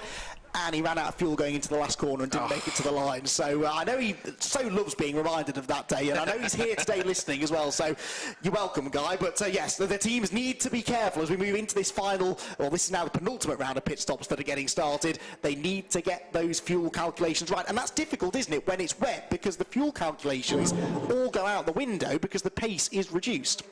It is, and of course, reduced pace means you're using less fuel, and of course, in many cases, when it comes to fuel calculations, many teams will have data predominantly from running in the dry, whereas of course the wet we having to feather the throttle more and using less fuel. So therefore you have to kind of balance it between how much fuel can you use, but also how hard do you dare push to either make a mistake and what consequences could that potentially have. So that's kind of the mix that you have to make. Just to switch off that for something that's slightly related, I just noticed that intriguingly, because there is enough going on with the pit stop cycle, and I do tend to go off on tangents when I spot things, is that Team Olympian, again, another one of the first few teams to make a pit stop, which is intriguing. So I think maybe they sense something, and possibly they're setting up for a possible last stint dash here with Riley Phillips at the wheel, I'm guessing, because Christian Rose must be in there now. At the moment, seems to be making nuisance of himself in front of Fabio Randaccio, which I'm sure he very much appreciates. And of course, it was these two that kind of had a bit of a scrap earlier on, when one was trying to get past the other in terms of unlapping themselves. So, bit of deja vu happening here. So Fabio, a little bit of a twitch of oversteer there, as it also is for Christian Rose, and. Yeah, that's going to be an intriguing bit of pit stop play there from Team Olympia. They've dropped down to at least 6th at the moment, because I think they were battling with GCI Racing. As see Fabio trying to slot up the inside, it makes the move, and that's him. Is that him putting the car back a lap down again? Yes, but Uvio, I think, owes a pit stop, don't they? Yeah. So technically that might be 2 laps down. I'm not sure how it's worked out, but of course it's in Olympian's best interest here to try and delay Uvio, really, because this is the car that's leading the race, and they do want to try and make sure that they stay on that lead lap. But I'm sure Christian Rose would not dream of doing anything untoward. Nearly throws himself at the scenery going out of Redgate Corner there. You can see we're not really transitioning beyond this greasy, slimy, slippery stage, are we, where they've just got no traction. There was that period of 10 or 15 minutes where everybody was setting personal best lap times, and then it stopped. And it's not because it started raining again. We just got to the next phase now of track drying, which we seem to be stuck at. And of course the ambient temperature is dropping all the time now. It's just gone 5:30 in the afternoon here, local time at Donington Park. So it wasn't a warm day to start with, and as we now inch towards the late afternoon, it's going to get chillier and chillier. That will impede the track drying as well. So it might be that we're not quite going to get down to a full dry track before the end of the race. Stobart in here, that's the 170 car. As you can see, faded out on your scoring pylon because they're in the pit lane. Team Greenheath are in as well. They've just pulled in, actually, as the Stobart car pulls out. You might just see the Greenheath car there in the background. One churn of fuel going in for them, so I'll make a note of that. It's always useful to know. Gary Bate jumping into the 14 car and taking over from Simon Smith as Team Stobart make their way back out onto the racetrack. So just under an hour and a quarter to go then. 45 seconds the lead between Uvio Hoffman's Lotus and Dispatch Bay Express. Now for this penultimate stint then, Uvio are going to stick Farkini back in for his last stint. Dispatch Bay, it will be Andy Bicknell again for his last stint. So those two were fairly evenly matched earlier on. If anything, Farkini was a little bit quicker than Andy, but we'll see. If Dispatch Bay are going to get back into this one, they do need to start eating into that advantage of the Uvio Hoffman's Lotus team. And yeah, fast running out of time to do so. With the chance of a safety car looking more and more remote, they're going to have to do something about it on track. Popping and banging, you might have heard in the background there. That was the 61 car coming in on the pit limiter for its latest driver change. Scott Jeffs getting back in for his third and final stint of the race. I just noticed something as well, which we haven't really touched upon too much, which is kind of a novel thing, is that we've kind of got two drivers where you could easily get the names quite confused. You've got Simon Smith, you've got Simon Smeeth. Oh dear, I hadn't spotted that one. Well, you have now because I pointed it out. So. But pit stop in progress, as you say, for MJ Tech GT. And that was them pitting from third place in that point, so that's them. Still some of the front runners to pit. We've still got the top two of Uvio Hoffman's Lotus and Dispatch Bay Express to make pit stops. We've still got Make Happen Racing to make a pit stop as well in 212. And as well, also we're waiting for Agua Caliente to make their, well, the 207 car from Agua Caliente to make their stop, as is also Team Greenheath. Although Team Greenheath, the show is having made 5 pit stops. Stop-go penalty. Oh, yes, the stop-go penalty, they're on for track limits, yes. Well remembered. And then PLR Racing, as you say, if they're steadily moved up, even though we're still in that pit stop phase, steadily into the top 10. So nice, slow and steady progress. I love these kind of teams or drivers that kind of almost creep up on you in terms of sneaking up through the field. We see them at one point in the field, and then you look away and look at some other action. Look back on the timing screen, they've moved 5 places. It's kind of like, where did that come from? So it's impressive stuff for them to just constantly plug away and get the laps in and be able to do well in that aspect. So a few more top 10 ones to do. A couple of personal bests coming in from GCI Racing and Caliente, 7th and 8th place. But leading pace is looking pretty even. Looks like between Uvio Hoffman's Lotus and Dispatch Bay Express, I mean, last that time actually by Dispatch Bay Express were almost a second quicker. It was 134.1 for Uvio compared to 133.2 for Dispatch Bay, but the gap is still 43 seconds, so it's quite stretched out. So at the moment, Uvio Hoffman's Lotus is sitting pretty at the top, but of course we have still got an hour and 10 minutes to go. As we've seen constantly, even just throughout this race on this first ever live broadcast, literally anything can happen. So that's one thing to watch out for as we see 104. That is the Christian Prosser. That's number 104, the EDF car, which is the Christian Prosser car, which he shares with Adam Koenigsegg. He's at the wheel of it. Adam Koenigsegg's at the wheel of it now. Christian Prosser will be getting in for this next stint. The 99 car we saw just there was making one of its mandatory pit stops. JPR, that's their rental car, and that has now got Steve Harris getting at the wheel behind of that now.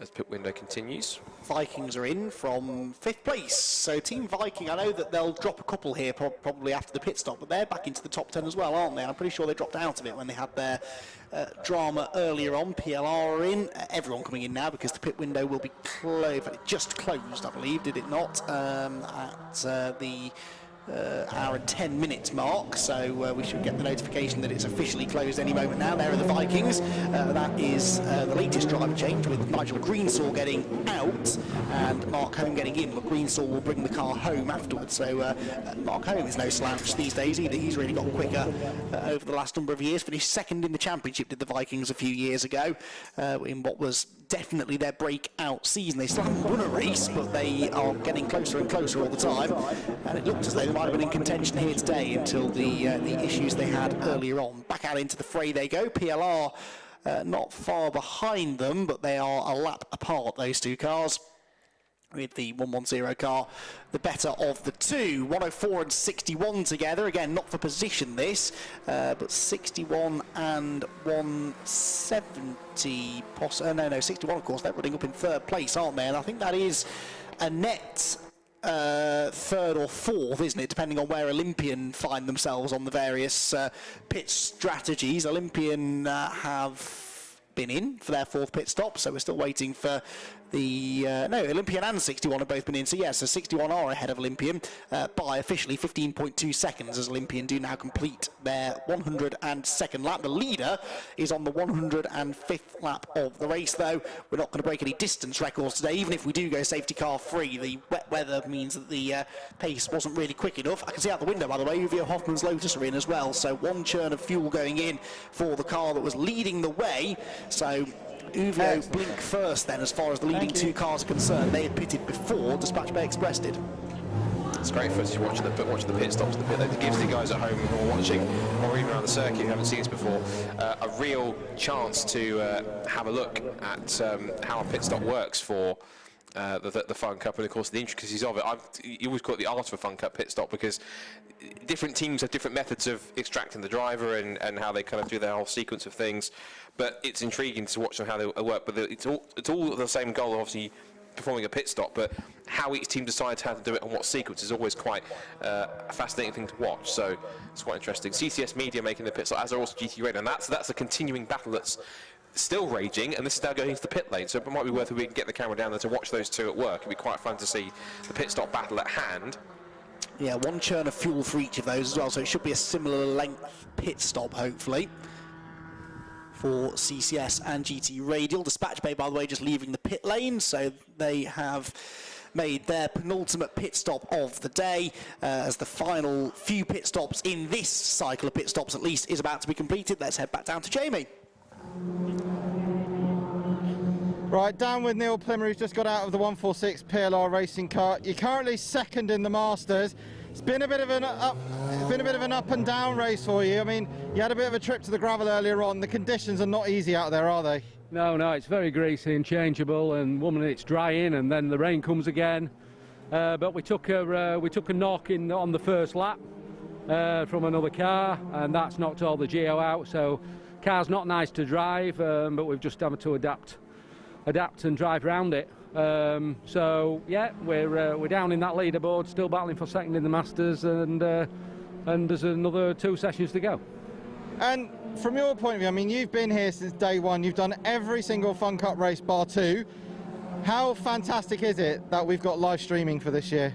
Oh, absolutely brilliant, because we've just been telling everybody, you know, especially given these COVID times where we can't have guests, we've just been making sure everybody's got that link and that everybody's able to join us and watch it at home until restrictions get lifted, hopefully June, and we can get people back after the Silverstone race. Yeah, it'd be great to have the fans back, because we know from the comments and all the chat on social media, they do miss it, don't they? Yeah, and to tell you the truth, we need it, because that's how we fund our racing. So, you know, my thanks go to Durnleys and Pentel for sticking with us again through last year, through this year. They've got people waiting to come along. As soon as we can get everybody back to enjoy the great Fun Cup experience, we'll have a garage full again. Excellent stuff. Well, good luck for the rest of the race. Thank you, Jeremy. Cheers, thanks. Thanks, Jamie. Well, Neil Plymmer, who, as I said earlier on, is such a well-known figure in the Front Cup paddock, and I owe a big part of my commentary career to Neil, because it was him that dragged me in front of Paul Rose on a warm Anglesey evening a few years ago and said, you need to get this bloke in to commentate on more of your races, and they did, and here I am to this day at my 51st Fun Cup race today. But yeah, Neil Plymmer, they're saying, interestingly, Scott, that they had a knock in the very early stages, which is why the car's been a bit off the pace. We wondered why they potentially had made that extra pit stop or a slow pit stop, but they were obviously checking the car over. He said the car's still not great to drive, but you can drive these things even if the tracking's out or the steering's a bit out. You won't necessarily go as quickly as you otherwise could do, but Neil Plymmer is experienced enough to be able to extract the most out of it that he can, and at least drag some sort of a result out of the car. Right, let's run through the order, shall we then, because I think we've cycled all the way through our latest round of pit stops. That was the penultimate round of pit stops in this race, so we've had 4 pit stops. The 5th one will be coming up with about 40 minutes to go, so we're on our 5th drivers now in the cars, and leading the way still is the Uvio Hoffman's Lotus car, which is now being pedalled by Farkini again in this 5th stint of the race. They have a 50.8 second cushion at the moment over Dispatch Bay Express in 2nd. That car now being driven by Andy Bicknell, again in for his final stint of the race. Then we have in 3rd position the number 61 car. That's the MJ Tech GT car, which is being driven by Scott Jeffs. Now that car is performing exceptionally well. They've got about a 14.6 second lead at the moment over Team Olympian, the reigning champions. Now Olympian on the previous lap are 1.4 seconds quicker than them, but that's going to be a rather tasty battle, I think, going into the final portion of the race. Olympian have Christian Rose at the wheel once again. Then in 5th position we've got the GCI racing car that was up right near the front earlier on. Ian Wood in the car. He's actually the only driver out there double stinting today. He did the previous stint and he stayed in the car again for this next stint of the race, running in 5th position right now. And then in 6th place, fastest car on the track right now, is 110. Now it's supposed to be Mark Hone in that car. I suppose Mark Home could be running that sort of pace, but you always wonder whether Nigel Greenshall might have just they do like to change their driver order around mid-race, so I don't know whether it is Nigel or whether it's Mark in the car, but either way they've just set the fastest lap of the race, Team Viking, the yellow and black 110 car, a 131.899. They're in 6th position ahead of early race leaders and multiple spinners, number 212 Make Happen Racing, but hey, despite all of the issues, they're running solidly in 7th now with Steve Walton at the wheel of the 212 car. They're 12.4 seconds ahead of Agua Caliente's 207 machine, which is being driven now by Paul Turner. As on the screen there, you're seeing the Olympian car just going up the inside of the 101. Not for position, but you would be forgiven for thinking it might be, because there was a bit of leaning going on there. And the 101 car being driven in this stint by Martin Compton almost ended up out in the gravel trap. Just finished going through the top 10, then 9th place for Team Greenheat after their 5-second stop-go penalty. Gary Bate at the wheel now, and PLR Racing are now into the top 10. They're about 25 seconds behind Greenheat, but they're also 25 seconds ahead of the 104 EDF car. So Ben Pitch, who's now at the wheel of the car that was being driven by Neil Plymmer, who we've just heard from, are into the top 10. And look at the way, Scott, that timing screen is lighting up green and purple again. Another fastest lap now for Team Viking, 131.380. The track once again starting to get faster.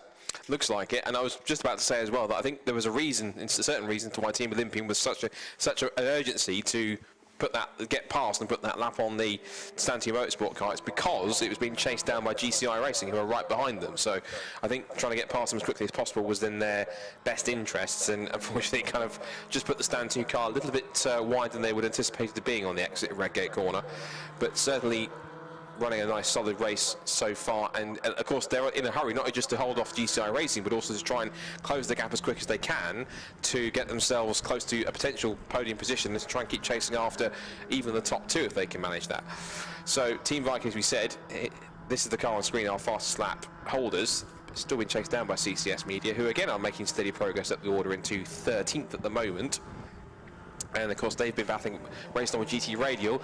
Down the pit straight comes another 3-wide battle. That's the PLR car, I think, with one of the team. I think it's the 2 Greenshall cars. 2 Greenshall, yes it is, yeah. And it might have been the other red car, is it? Yes, the 246. Yeah, the EDF car. That's it. Yeah, I think that's got Vlad Vasiliev at the wheel of it now, and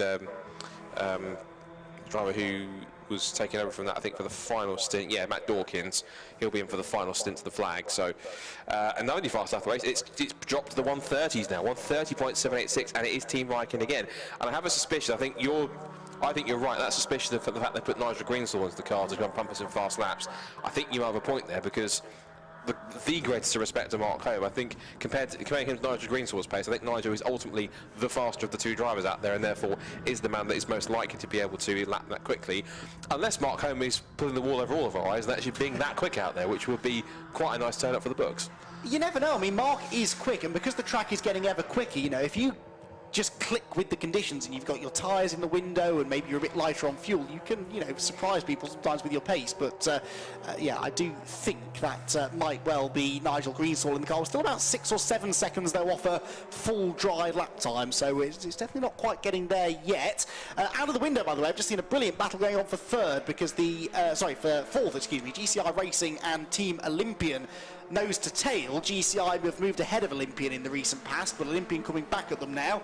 They're just going down through the crane of curves, I think. Wait for them to appear at the top of the shot. There they are, the 111, and then the green number 1 right behind, and then right behind them is the second place car overall. So both of these cars are now 1 lap down, but still fighting for a top 5 position, and both of these are teams that will expect to be championship contenders this year. Certainly Olympian, but I think there's a strong argument to say that GCI Racing could contend for the title this year. They've got a really strong driver lineup. Craig Butterworth and Ian Wood, 2 very experienced drivers. I mean, I seem to recall seeing them racing in the Northwestern-based XR Challenge when I was a kid, about 20 or so years ago. So they are very, very experienced drivers, those 2. Very quick in the Fun Cup since they made their return to the championship a couple of years ago.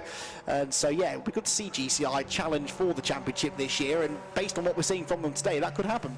Certainly, and of course another member of their driving strength is Graham Butterworth, of course, who OG Fun Cup fans will know was the man kind of who, grip me wrong here, prior to Paul Rose looking after it, Graham Butterworth was the man who ran Fun Cup. So it's nice to see him not only come back to Fun Cup, but also to do it as a driver this time, which is quite nice. And of course, naturally doing that. So he's not here for this race, it is just Ian Wood and Craig Butterworth. But I think for the later rounds, we are definitely expecting to see Graham back at the wheel, because of course he did make that return a couple of years ago, and a welcome one as well to see him back in the paddock. So always nice to see a familiar face in the Fun Cup circles in that sense.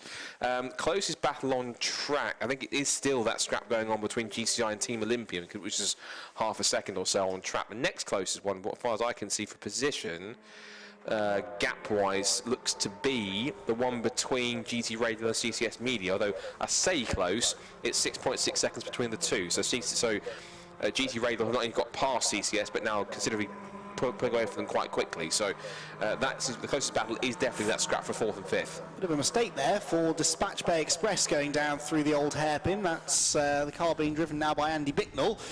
Team Viking continue to pump out these fastest laps. We're almost sub 130 now, aren't we? Into a mid 130 for, we're assuming, Nigel Greenstall in the 110, as we continue to focus on this fight for 4th position, with Olympian doing their best to try and get back through. I had a message from Jamie, by the way, who's wandering the pit lane. I asked him who was in the 110, and he reckons it's Mark. So right. I'm guessing that means he's seen Nigel Greenstall down there, in which case, apologies, Mark. The pace that we didn't necessarily expect from him, but as you're seeing now, though, more and more people are getting down to that speed. The Scott Jeffs-driven MJ Tech GT car, which we're seeing on screen now, is running in 3rd place, and that's just snatched the fastest lap away. And pretty much every car in the top dozen, Scott, is going quicker than they've gone before. Yeah, that's great to see. It's certainly a clarification, a confirmation that the circuit is getting drier. I suspect the reason why it's not getting as dry as we probably expect it to be at this point with no rain, it's probably because it is overcast and also fairly cold. If it was warmer, the circuit would dry obviously quite quickly, because it's still quite a cold day today, of course, and there is still a bit of moisture around in the air. It's probably taking longer for it to go. Yes, there is quite a bit of wind, but wind alone obviously won't dry the track quickly. It's more the ambient temperatures that will help do that, and the lack of direct sunlight on the circuit is not really helping. None of the fast enough for the race, they keep on popping up like well, just they pop up like notifications on your phone or something like that. But Eva Hoffman's Lotus has now got it getting really close now. The closest anyone's ever got so far yet to going sub 130 so far, which is 130.060. So that's looking pretty close. And of course, we've still got roughly 15 minutes to go now until the last pit window. So everyone trying to push as hard as they can to try and have as much of an advantage as possible in terms of their own particular battles to make sure they can try and get out in front and hold the advantage before they get round. Yeah, we're getting more fastest lap messages on our screen than I get WhatsApp group message notifications, and believe me, I get plenty of those. Right, down to the pit lane. Jamie's found someone else to chat to. I actually haven't got anyone to chat to, unfortunately. Graham Butterworth from GCI Racing just come in and informed me they've actually changed their driver line. It's actually Craig Butterworth in the car now, and then Ian Wood's going to be doing the last stint. They've had a great race, been running in the top 6 all day. I'm too scared to talk to them, because what happens when I talk to people?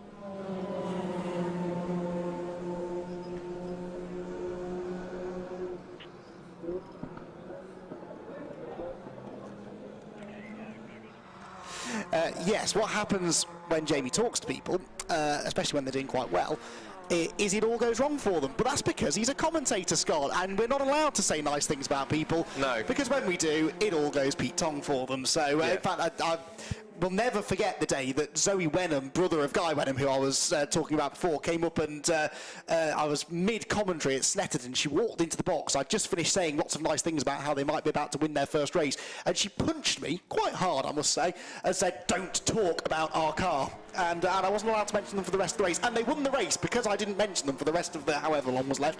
Yeah, drivers do get a bit funny about us saying nice things about them sometimes, which is daft, really. The more nice things we say about them, the better, surely. And because the commentator is an actual thing, it's true. Because, definitely. Because, literally, us as commentators can say anything about any car, and usually the opposite will generally happen. So you can put as we see now. Now, we were talking about the track getting faster and faster. I'm pretty sure, literally, in the space of maybe 3 cars in the space of 1 lap, if not 2, have now just gone and constantly not just lowered the time under 1 minute 30 for fastest lap, but now getting close to going sub 1:29 now, because already we've got the MJ Tech GT car. I can't say that one either. Yeah, try saying that fast 5 times. MJ Tech GT 129.257. So incredibly, again, this is almost like the opposite. Commentators curse in some cases in operation, because I said it's probably not going to get much drier because it's quite too cold. Now what's happening? The circuit is rapidly getting much drier and therefore much quicker. So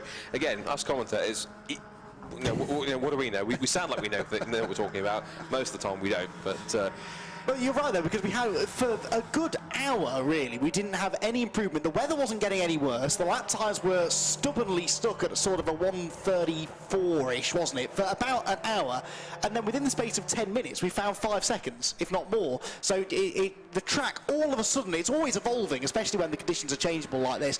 And all of a sudden, it just tips over from being greasy to being dry, and there's a bit of grip, and of course then the cars are going faster, which means that they're generating more heat in the tyres, which means they're burning off more surface water as they go through, and it's a snowball effect, and things just started getting quicker and quicker and quicker and quicker, and eventually, yeah, we should hopefully get down to a full dry track. Across the line, we've got a nice 3-wide battle here. That's the Scott Jeffs number 61 car running in 3rd position, about a minute or so behind Dispatch Bay in 2nd place. Let's just hope they all get through Redgate safely. Yes, they do, and now that we've seen that they've made it through Redgate safely, let's head back down to Jamie in the pits.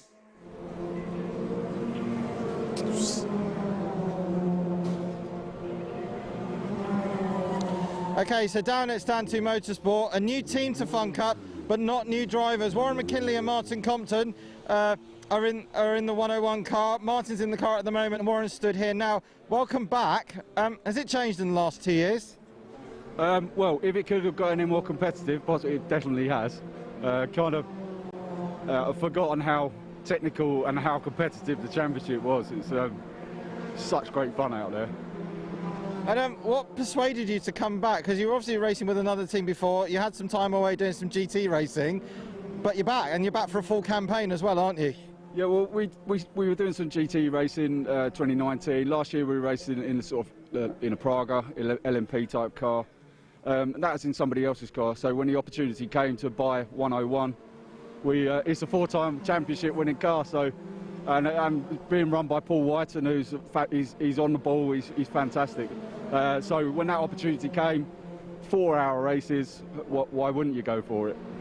And how's Martin been settling back in? Because it's been a bit of a while since he's been in the car. I think a good sort of 4 or 5 years, hasn't it? Well, I mean, at the moment, he's absolutely flying. He's just gone past second place. He's doing so much. I mean, today, I've not tuned in with the car and the conditions. He's just absolutely flying today. Excellent stuff. Well, good luck for the rest of the race. Thanks. Yeah, thanks, Jamie. So teams now starting to look forward towards their final round of pit stops, which could prove to be all important. That damage on the back of the 99 car is not going to get any better, is it? I did wonder whether they might apply some tank tape to it at the previous pit stop. They elected not to, and it's now starting to flap a bit looser, and if that gets too bad, then they may be called in to have repairs enforced. In fact, the same could be said of the 14 car that's overtaking them, which still has that bodywork flapping down the right-hand side. 14 goes up the inside, but again, that's not a change for position. They have the race leaders not far behind them. There goes the Evio Hoffman's Lotus car, and they are about to put these to another lap down. 1 minute 30.0 last time for Farchini in the race leading car, so within a couple of tenths of the fastest, or his previous fastest lap of the race, but they can afford to back things off a little bit more now if they need to, because they have this big lead over the second placed car, which is still Dispatch Bay Express, and they in turn are fairly comfortably, aren't they? In fact, I think they might be a full lap now ahead of the 61 car. Now, car 104 that I think we did just see, it's just gone into the pit lane. I thought it was on screen a second ago. They're in the pit lane because they are the second car to be given a 5-second stop-go penalty for track limits. So car 104, which was running in 11th place for EDF, they might lose that place now potentially to GT Radio. We'll have to see where they come back out on track, but they have to go right the way down to the end of the pit lane, stop in the penalty box for 5 seconds, and then get way back on track, which happens now. Yeah, and that was them pitting from 11th place. So of course, they'll have to do some work to try and get themselves back into the top 10 if they can. Of course, no driver change either, so it will still be the, I think that should be Christian Prost that's back behind that car now, because it's only a 2-driver effort. As Hivy Hoffman's Lotus now does dip into the 128, 128.917, and that again immediately gets duped by Team Viking. They've done their 128.729, so in the space of literally about, almost 30 seconds or so, the fastest lap once again changes twice, and it does now go sub 89 seconds. Yes, it does, and we can see clearly that there is a definite dry line appearing from certain camera angles. You can really see that the racing line itself is pretty dry. Remember, they don't need to change tyres if the track conditions do get fully dry. These GT radial tyres will work equally well in the dry or the wet, but obviously they'll still have a lot more grip as the track gets drier and drier. Right, we like to keep things in the family in the Fun Cup Championship, and Jamie, I believe, has found a couple of our racing siblings down in the pit lane. Right, so I'm down at Greenstall Motorsport with Sam and Ted Smith. They're two brothers. Their dad Simon's out in the car at the moment. Firstly, Sam, you're more used to these than Ted is. You had a bit of a taster last year for to get his head around it all and what Fun Cup was all about. Has the advice stuck, or has he just got on with it? I think Ted's done incredibly well today, and yeah, really proud to be in a team racing with my brother and my dad. So yeah, the whole feeling and the experience is great, and it's great for me to watch Ted progress, and he's getting on really well. He's really fast and challenging people, having fights with them, so yeah, it's good fun to watch. And you've shown you're not scared to get your elbows out. You had a busy first couple of stints, didn't you? I did. It was nice leading. It was terrible being overtaken. I would have liked to have come in first, but not to be. And it just shows the good standard of driving out there. It pushes me to the limit, and I'm learning and progressing as a driver myself. So yeah, we'll come back and be faster in the next round. Excellent stuff. And Ted, I mean, you've been doing a great job all weekend, so fair play to you. But I've been asked one question. Oh no. Explain the livery on the cars. The teeth. The teeth. Oh, the teeth. Well, it makes us a bit more scary, Jamie. That's what it does. You know, it puts people off, hopefully, but hasn't worked so far. But and have you been enjoying it? I mean, it's been really tricky conditions out there, hasn't it? Oh yeah, no, it's super tough. Yesterday, you know, in the dry, so we're practicing in the dry, and then to go out in the wet, it's just so difficult. So, but getting better each time. So good. Excellent stuff. Thanks, guys. Cheers.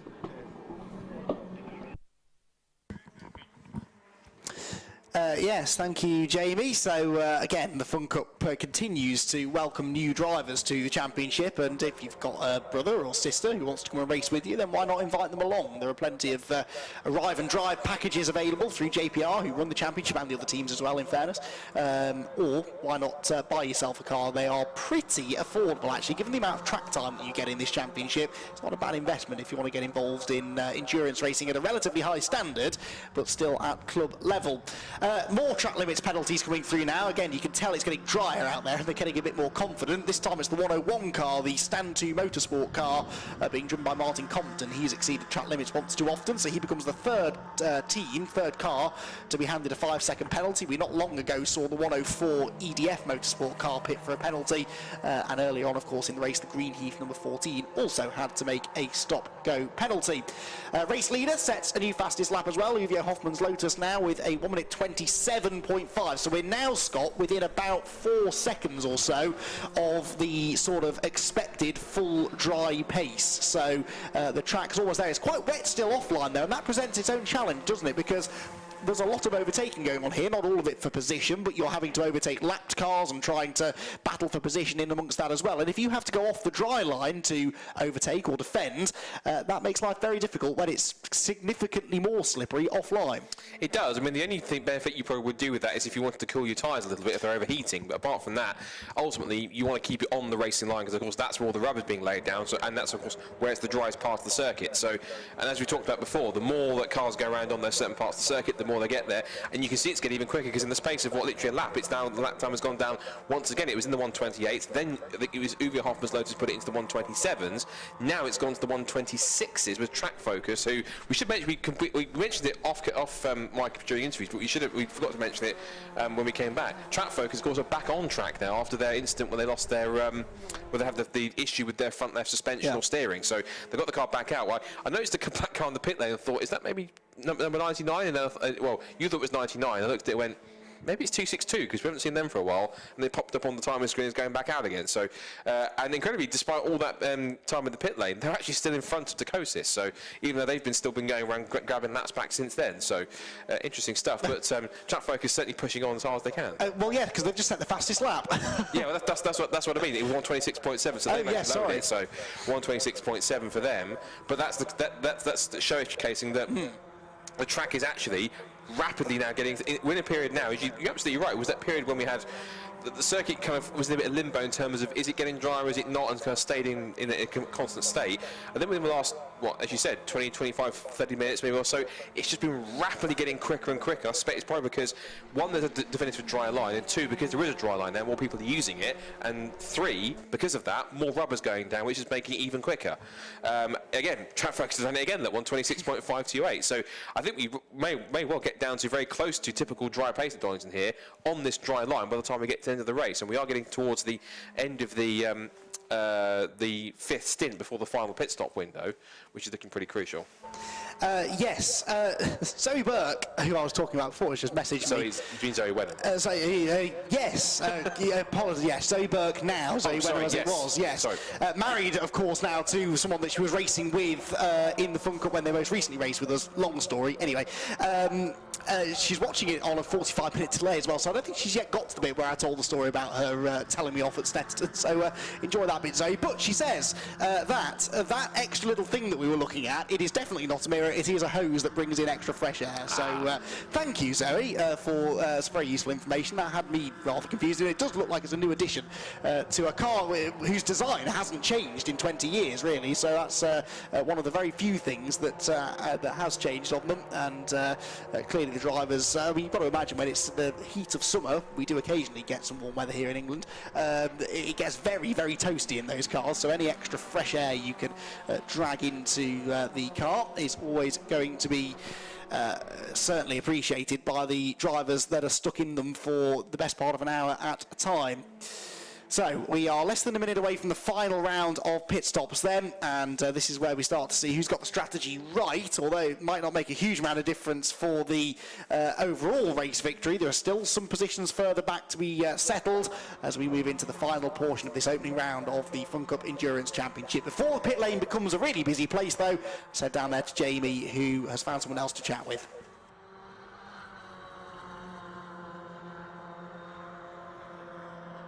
Well, we will be handing over to Jamie momentarily. I think we've just lost connection with him at the moment, so we'll get back to him in a second or two. But he has done a splendid job of cramming 4 hours worth of interviews into 2 hours because we lost him for most of the first part of the race. And Jamie, who's been working on the championship for a number of years now, is busy digging out all of the late breaking stories from in the pit lane, of which there are plenty. I mean, a lot of the action in an endurance race always takes place down there. As I said earlier on, Scott, you get to the end of these 4-hour races and every single one of these, 25 cars that started the race will have a story to tell. Even the car that wins the race, which at the moment looks like it might be the UVA Hoffman's Lotus car, they've had their dramas. They were nearly taken out by the Olympians down at the old hairpin. They've had back markers to deal with. Every single team will get to the end of this race and there'll be a collective sigh of relief that it's all over. But it's what makes it part of the spectacle and makes it part of the experience of being in the championship, which is fantastic. And each race weekend is a new story that they can tell in the future, and it's always good to make memories. And the fact we've also got this live stream here means that we've also got a live memory, so to speak, of this first race. And it's obviously quite a historic day for Fun Cup as well, with their first live stream, which is so far appears to be going down incredibly well with those spectating and watching, from Paul Rose just seeing the comments and everyone else. So. And forgive us as well if you have been commenting on YouTube, we haven't seen it. Of course, it's as commentators, we tend to kind of get caught up with the action that's going on. So if there are any comments and you feel as though we're not reading them, apologies for it. It's a case of usually, as commentators for us, the attention mainly goes on to the racing. So, but if you are commenting and watching and even subscribing to the BRSCC channel or liking the BRSCC on Facebook, or even any of the championships in which their respective races are being pushed through their Facebook, thank you for doing so, because it really is appreciated in terms of supporting the club and the championships and everything else that's going on, of course. And of course for Caterham Roadsport for their races too. And if you're liking and subscribing their channel for YouTube and of course their Facebook page, that's also much appreciated for them on their behalf as well. Right, pit stop phase has started. And more crucial, I think, and the one car that's coming very early, I think even critically for their final stop, is Team Olympia. They've come in, and I'm pretty certain it will be Riley Phillips now into the end. And in fact that's actually an incredibly quick pit stop. They're really leaving. So I don't think they fueled, did they? Did you spot any fuel going in? It didn't look, well, the pit stop that quick suggests they didn't. So I think possibly they managed to put some fuel in so that then they didn't have to fuel on the last stop. Just now they've got that, and they've got a fairly light car in there. So a quick pit stop, a lightened car towards the end anyway. And also now Riley Phillips, their quickest driver in. That car now sitting in fourth when it came in. I expect that car now, particularly now it's on a much drier track than earlier on, I expect that car to fly and to at least get itself into a podium place. 221 Dispatch Bay in from second place. They did not refuel either, I noticed. 246 goes back into the race. They are running in 20th place now, actually, into the top 20, despite their couple of issues. They had that big spin earlier on, didn't they, at the Craner Curves. And again, Dispatch Bay needing a push. So they've got this ignition issue, haven't they? The car that's second place in the race. Oh, and it really isn't firing this time. The Marshal's still pushing it. It will not fire back up. Did the car get going? I can see out of the window it did get going, but that again, that's losing them so much time. And that's the unnecessary thing to happen, particularly when they're second in the race. Of course, they're trying so hard to chase down UVA Hoffman's Lotus, and I'm afraid that possibly might even put them completely out of contention to catch them, unless, again, touch wood, unless something will happen to the leaders. I think ultimately this looks like it's UVA Hoffman's Lotus race to lose, at least at the moment. But of course, we know being a Fun Cup race, literally anything can happen, and it probably usually does, and it probably will, heading towards these last 35 minutes. Yes, on average, the final safety car, remember we tend to get 2 on average at Donington Park, although that looks like it's going to go out the window today. On average, the last one comes out about 40 or 45 minutes from the end of the race, and as I say that, I look to the screen and there's a sideways car at the old hairpin, but thankfully the 207 car gathered it all together, carried on their way. But yeah, so on average, we would be expecting, really, if we were going to get a late safety car, it would probably happen now, but it doesn't look as though that's going to be the case. We have had, I think the shortest green flag run we had to end a race here at Donington Park was 8 laps back in 2014, another race, one of many won by the Race Logic team. So yeah, we do have had the odd short, sharp dash to the flag, but given the efficiency of the live snatches today, it's not that likely. I don't think that we're going to get one in the closing stages. Oh, now the 246 car just went past us, sounding No, sorry, no, I beg your pardon. 246 went past on the start-finish line, and I thought it sounded very unhealthy, but it wasn't. It was the 212 car in the pit lane. These cars, I love these cars, and I love this championship, and I'd never fault it, but it is a very, very unappealing noise that they make when they're on the pit limiter. It's a real popping and banging, and 61 it was, sorry, not 212, 61 coming in from third place. That was what was making that rather awful noise down below me. It sounds unhealthy, but it is what they're supposed to do. It's the noise they're supposed to make. No fuel for 61 either, so that seems to be generally the way forward here, doesn't it, Scott? Most teams seem to have tried not to refuel here in this last stop. Yeah, they've been structuring their pit strategy and their use of the fuel churns to make sure they can have the quickest pit stop possible to get out there, particularly if there's cars that are battling for position in these last roughly 30 minutes or so.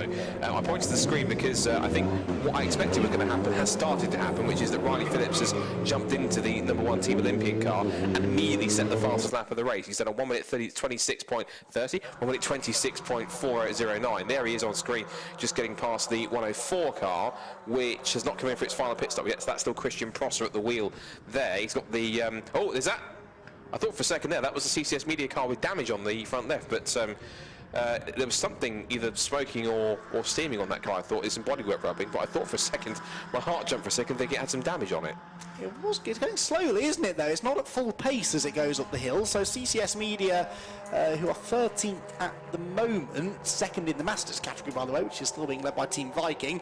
Is that car off the pace? Did it come off coppice okay? I'm not sure. It might have just come out of the pit lane, I suppose, and the driver's just getting warmed up, but that was a little interesting. That was, a scary moment as we get towards the end of the race. The last thing you want is a late drama. The car is a bit sluggish out of the chicane, but it can't get to the pit lane because track focused is to the left-hand side. So CCS carry on, do another lap. Olympian go through, by the way, and do a 128 this time because they were right in the middle of all this traffic. They're just behind the race leaders, Uvio, Hoffman, Lotus, but Uvio owes a pit stop. So the leaders, Olympian, have already pitted, and the green car behind, which will be a lap down anyway. It must be 2 laps down now, I suppose, trying to get one of those back. Also trying to get up the inside of the green Heath car, number 14, as they drop down through the old hairpin. There's 61, which is running in 3rd position. They have made their final pit stop, so they're nearly a full lap ahead of Olympian, and they are on the same pit strategy right now. We're still waiting for Uvio Hoffman's Lotus to pit from the race lead, though, for the final time. We are also waiting for the GCI racing car to pit, of the sort of front-running contenders. Agua Caliente also has a pit stop, and so do PLR Racing. So there's 4 cars inside the top 10 that haven't yet stopped, as Olympian tried to once again get up the inside of the green Heath car. There's a bit of damage to the front of the Olympian car as well. I noticed something flapping. That's from its trip through the gravel at was it Redgate or the old hairpin they went off earlier on? I think it was the old hairpin, wasn't it? You can just see the left, the front left corner just dragging on the ground a bit, but Riley Phillips is absolutely on the limit, really bouncing the car over the curbs there through the chicane, and as Green Heath pits, Track Focus are already in, and this is a lengthy stop for Track Focus because they've been in for nearly a full lap. They were looking at something on the left rear corner. Of course, they had that damage earlier on to the left front, and I suppose it's possible that they're just double checking that their repairs have stuck, and that they're not going to have the same sort of problem again now as they send the car back out for the final 31 minutes or so. Into the pit lane now come Agua Caliente, the 171 car, running, where are they now? They are 21st place. As across the line goes the 99 JPR for hire car, running in 15th position. They've just also put in a personal best lap time. Fastest lap still set by Team Olympian, Riley Phillips, a couple of laps ago. Now Riley is 15 seconds behind GCI, but GCI haven't yet stopped, so that's one position they'll definitely gain, you would imagine.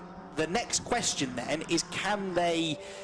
they're ahead of MJ Tech again, aren't they? Sorry, I've missed all of this. So Olympian then, the green car, are actually battling the 61 for position, but Riley Phillips is quicker by nearly a couple of seconds actually than that 61 car there. You can see it, the black and yellow in the background.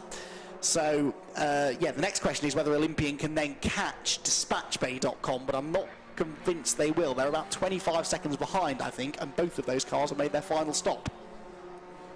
Yeah, this is going to be a proper sprint to the finish now as we come into the last half hour, and of course that's going to be a car to focus on. 104 is coming in, EDF Motorsports, just see it in there at the back of shot. That'll be Christian Prosser bringing the car in. So his day is done. He's a former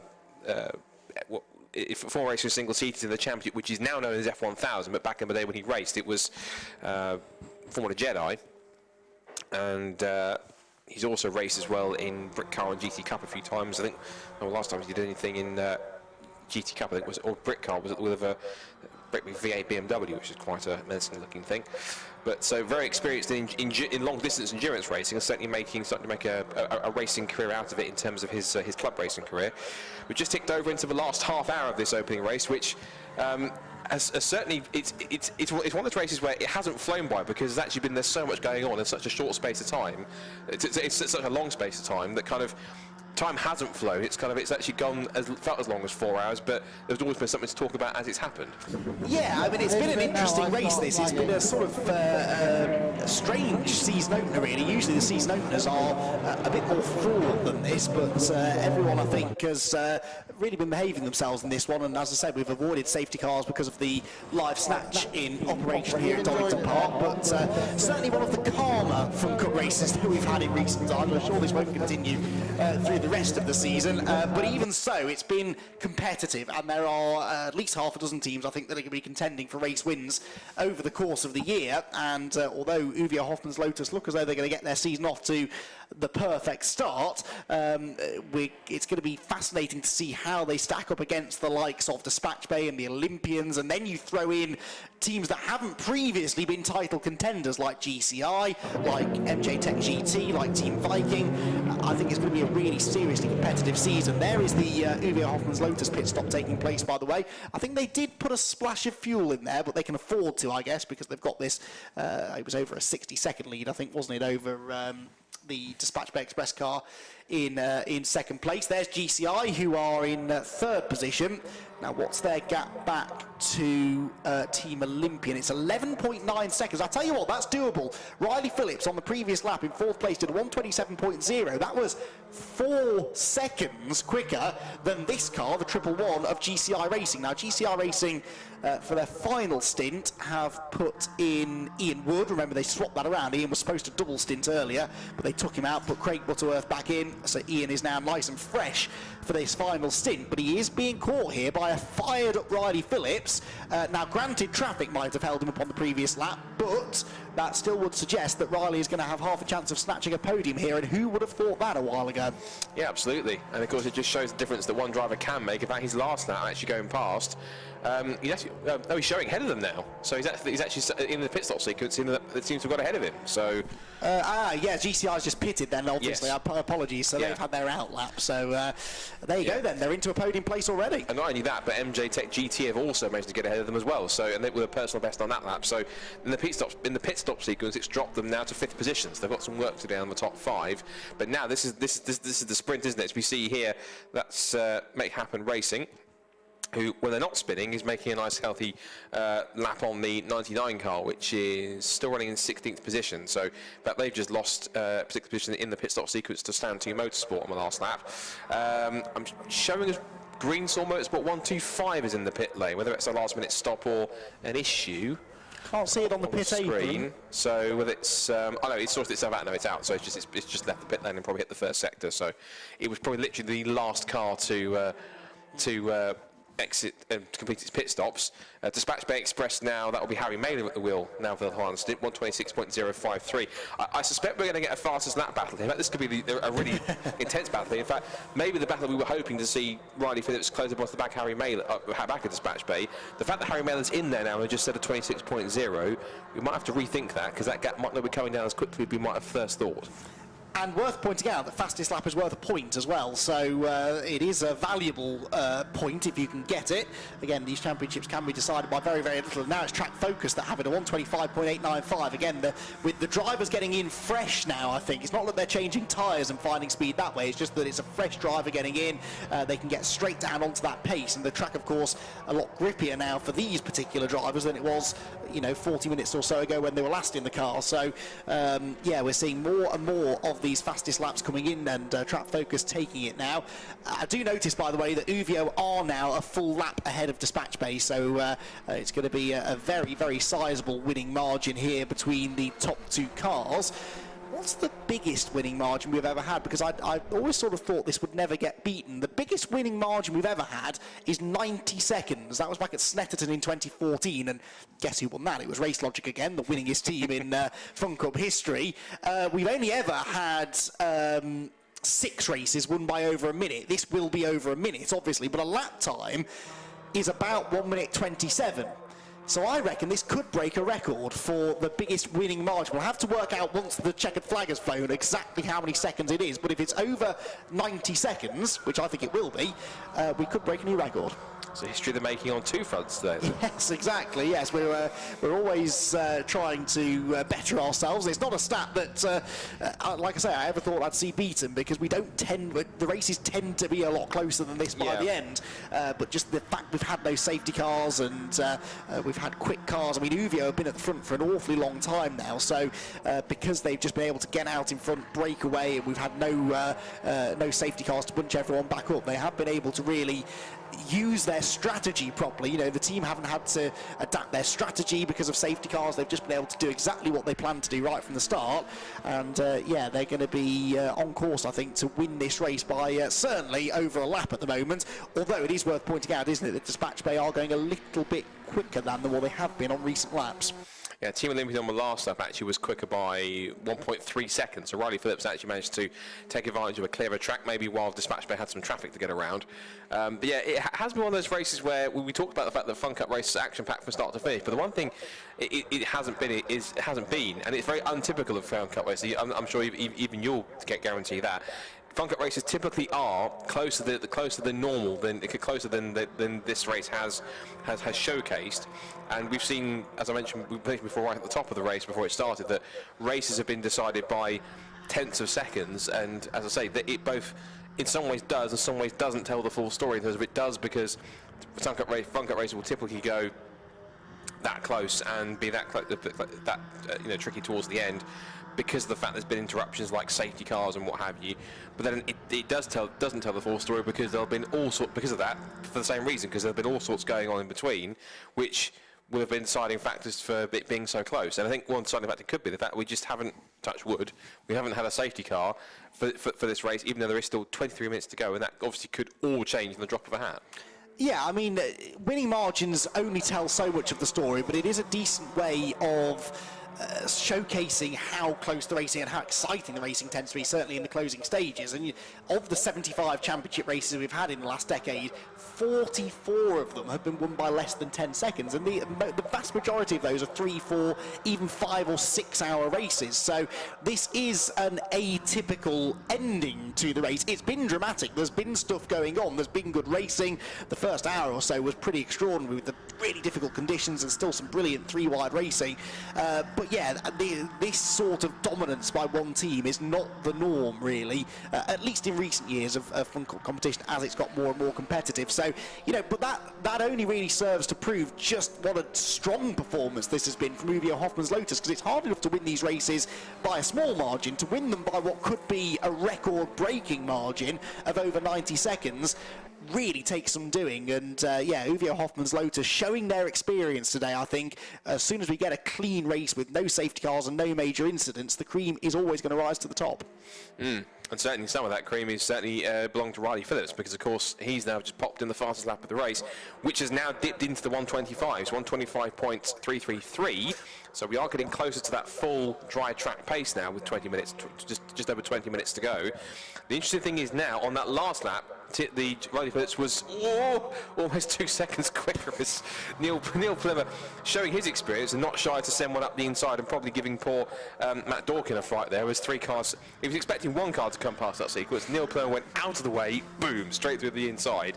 And he's having a little personal battle here with the 104. That's not for position. No, yes, it is, sorry. It is for position. So this is now for...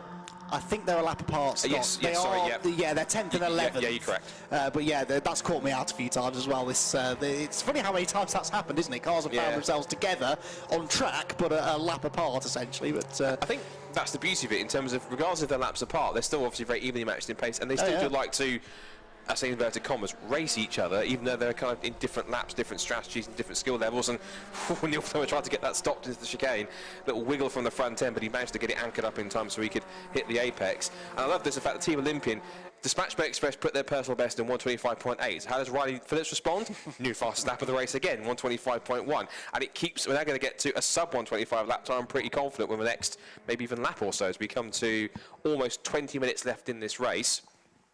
And again, this is not for position either. This is a little enjoyable on-track battle between the 11th place car 104 EDF and the Stanley Motorsport car, which is in 15th position, which we asked the question to ourselves earlier on, had it had a rear wing change? And the answer is yes, it has, because it's got a bright white rear wing to match its bright white front splitter now, so it's got full downforce on the rear for as much downforce as the rear wing produces. And now we're under 20 minutes to go. This should make for quite an interesting spectacle to see Olympian keep on chasing, and Team Viking think, I'll have that back, thank you, 125.139, so, but only just though, so it's very evenly matched pace. But again, trust these guys like Viking and MJ Tech. It's been traded between these 4, 5, 6 teams constantly in these last half hour or 40 minutes, constantly back and forth with the fastest lap of the race, and the exception of it being also track focus down in still 22nd place. Now they've got back on track after their issues with the front left corner of the car, which caused them to beach it in the gravel and require a live snatch. So Vikings, Scott, sorry to interrupt. Vikings have not only just taken the fastest lap, but they've also just taken 5th place, because they were about 2.5 or 3 seconds behind GCR Racing a lap ago, and all of a sudden they're a full second ahead. So Nigel Greensall, who now must be in the car for the final stint, is really wringing that thing's neck, and look at the way he's getting away from GCI. So it took me a second to register that was a positional change, because they weren't that close at the start of the previous lap, but such is Nigel Greensall's pace. I mean, look, it's like he's in a different class of car. He's just disappeared up the road, and Team Viking then on for a nice solid top 5 here to start the season. Yeah, and that's incredible, thinking that earlier on at one point they were in the pit lane and lost a couple of laps with that mechanical issue, whatever it was, we're not sure. I don't know, maybe Jamie's listening, if he has a chat maybe to, well, he has already had a chat to Nigel, but of course it's Mark Holm. No, it is Nigel Greensall in the car now, because it's the final stint, so Mark Holm will be in the pit lane, so maybe he does have a chat to Mark, he can find out possibly what the mechanical issue was, if Jamie can hear us and he wants to have a quick wander down to Team Viking to find out for us, because that is something which we haven't really found out yet. And that was obviously, I think, while you were away from the microphone for a second, and it happened whilst you were away, and then you heard it over the speakers, and I had to sit there and watch it happen and commentate what was happening as I saw it, and kept on checking. And it was in the pit lane for a good 1.5, 2 laps with the rear engine cover clamshell open. It was either something engine, transmission, maybe suspension related, or whatever it was, but they fixed the problem, and since then the car's been running like clockwork ever since. So it was obviously an easy fix for them to get themselves back out and to be in the position that they are right now. Could have been a misfire possibly. I don't know whether you heard whether the car sounded healthy. That can sometimes be a relatively quick fix. Truthfully, no, but I'm not sure. Either way, the team obviously got it sorted, because the car is now the fastest car on track. Well, actually it's not, because Track Focused have now taken the bonus point for fastest lap with a 125.0. I reckon we might get down to a 23, before the end of this race. It's still not fully dry out there, but of course it's nice and cool, which will mean the engines are running nice and efficiently, and the breeze has died down too, so that'll be helping handling. And what will also help as well, as I tend to find, usually warm tyres on a cooler track is a perfect combo, because it means effectively, of course, your tyres much temperature, but a colder track temperature means that you can regulate them much better. You keep them just in that sweet spot for longer. So therefore, you want that blend of kind of nice sort of warm tyres in that proper operating range, and obviously a track with a decent enough temperature, but not too cold so that you can't get grip, but a cool enough temperature so that it's not, when you're driving, it's cool enough to kind of help keep the temperatures around the range that you need it. And so that seems to be the good combo that we're getting, and it's all working together for the perfect storm in terms of the battle for the fastest lap point. Yeah, absolutely, and right at the end of the race as well. So even though we can't give you a wheel-to-wheel battle for the win like we often can in Fun Cup, we can give you this battle for the bonus fastest lap point towards the end of the race. Team Stobart coming through here at 17th place does not do their performance today justice, because until they had their off earlier on, didn't they? I think they got buried. Oh yes, they got buried in the gravel at Redgate, didn't they? And lost a few laps. Until that point, they were running well up inside the top half dozen or so. And I think that they're going to be contenders. This team, under its old name, Truman's, was a winner at Croft a couple of years ago, got their, so far, one and only win in the championship, but I'm sure that they'll be up there contending for victories again later on this season. and it certainly is one of the better looking cars out there. There are lots of good looking cars out there, but I am partial to a Stobart livery. It's good. It really is. It's iconic, isn't it? It's nice to have it in the Fun Cup, and yeah, that car thankfully not damaged at all with its off that it had at Redgate, so it still looks as pristine as ever. CCS Media have got themselves some playmates here towards the end of the race. The 212 Make Happen racing car goes up the inside. They're running in 7th place at the moment, and they've got an Agua Caliente car behind ahead of them on the road, and they've got the other Agua Caliente car is actually behind them in the order in 8th position, so the car ahead of them is not really one they're racing with, because 171 are down in 21st place, but the sister car, the 207, is in 8th position, albeit nearly a lap behind the Make Happen racing car. So 50 minutes to go. New fastest lap of the race again for Team Olympian, and we're now inside 125 now, 124.697. So we are getting closer to that potential target of 123, which is looking to be possible. And Team Olympian have just yet again lowered it by a few other hundredths of a second. It's now to 124.621. So they carry on going quicker. And again, for the last couple of laps, they've been at least a second quicker than Dispatch Bay Express. Given the fact, given the fact that it is 1 minute 24 for an lap and not, let's say, a minute or so, it means that the gap is currently 14 seconds, and there's about 14.5 minutes to go. So ultimately, there's going to be a mixture of Dispatch Bay losing pace and Team Olympian even going even quicker in these increasingly drying conditions to be able to gain back enough time on them within the time that we've got currently still left to be able for them to possibly try and challenge to get themselves into 2nd place. They're currently on a podium, but of course they'd love the extra points and the bragging rights and the trophy to go with it if they can get 2nd. But it's a tall order, but if you ask anyone to step up, it's probably best to ask the reigning champion to do it, or one of the reigning champion team drivers, and I'm sure Riley Phillips is more than capable for the for the prospect. Well, yes. Helps to turn the microphone on. Yes, all the incentive they need is the fact that the Uvio Hoffman's car is leading as well, and they know that Uvio are going to be championship contenders this year. They are every year. They win races. They're on the podium more often than they're not. So with them out in the lead, that makes the battle for the other places behind them all the more important for Dispatch Bay, for Olympian. They both also have aspirations of fighting for the championship this year, so they need to maximise their opportunity. If they can't win, they need to try and finish 2nd. Neil Plimmer, dearie me. To us here, what Neil Plimmer is doing here whilst he's overtaking these cars is absolutely terrifying, but it's a sign of someone who's raced in well over 100 of these Fun Cup races, that actually that's nothing. When you've raced these cars so often and you've done so many hours behind the wheel, you just know exactly where the car ends and where the other one begins, and you can judge it so perfectly. And that's part of what intimidates brand new drivers in championships like this, and any championship really, when you go up against someone like Neil Plimmer, who is confident enough in his own abilities to go within a few millimetres of yours as he passes you. I can imagine that's quite focusing for the car that he's overtaking, especially if it's a less experienced driver.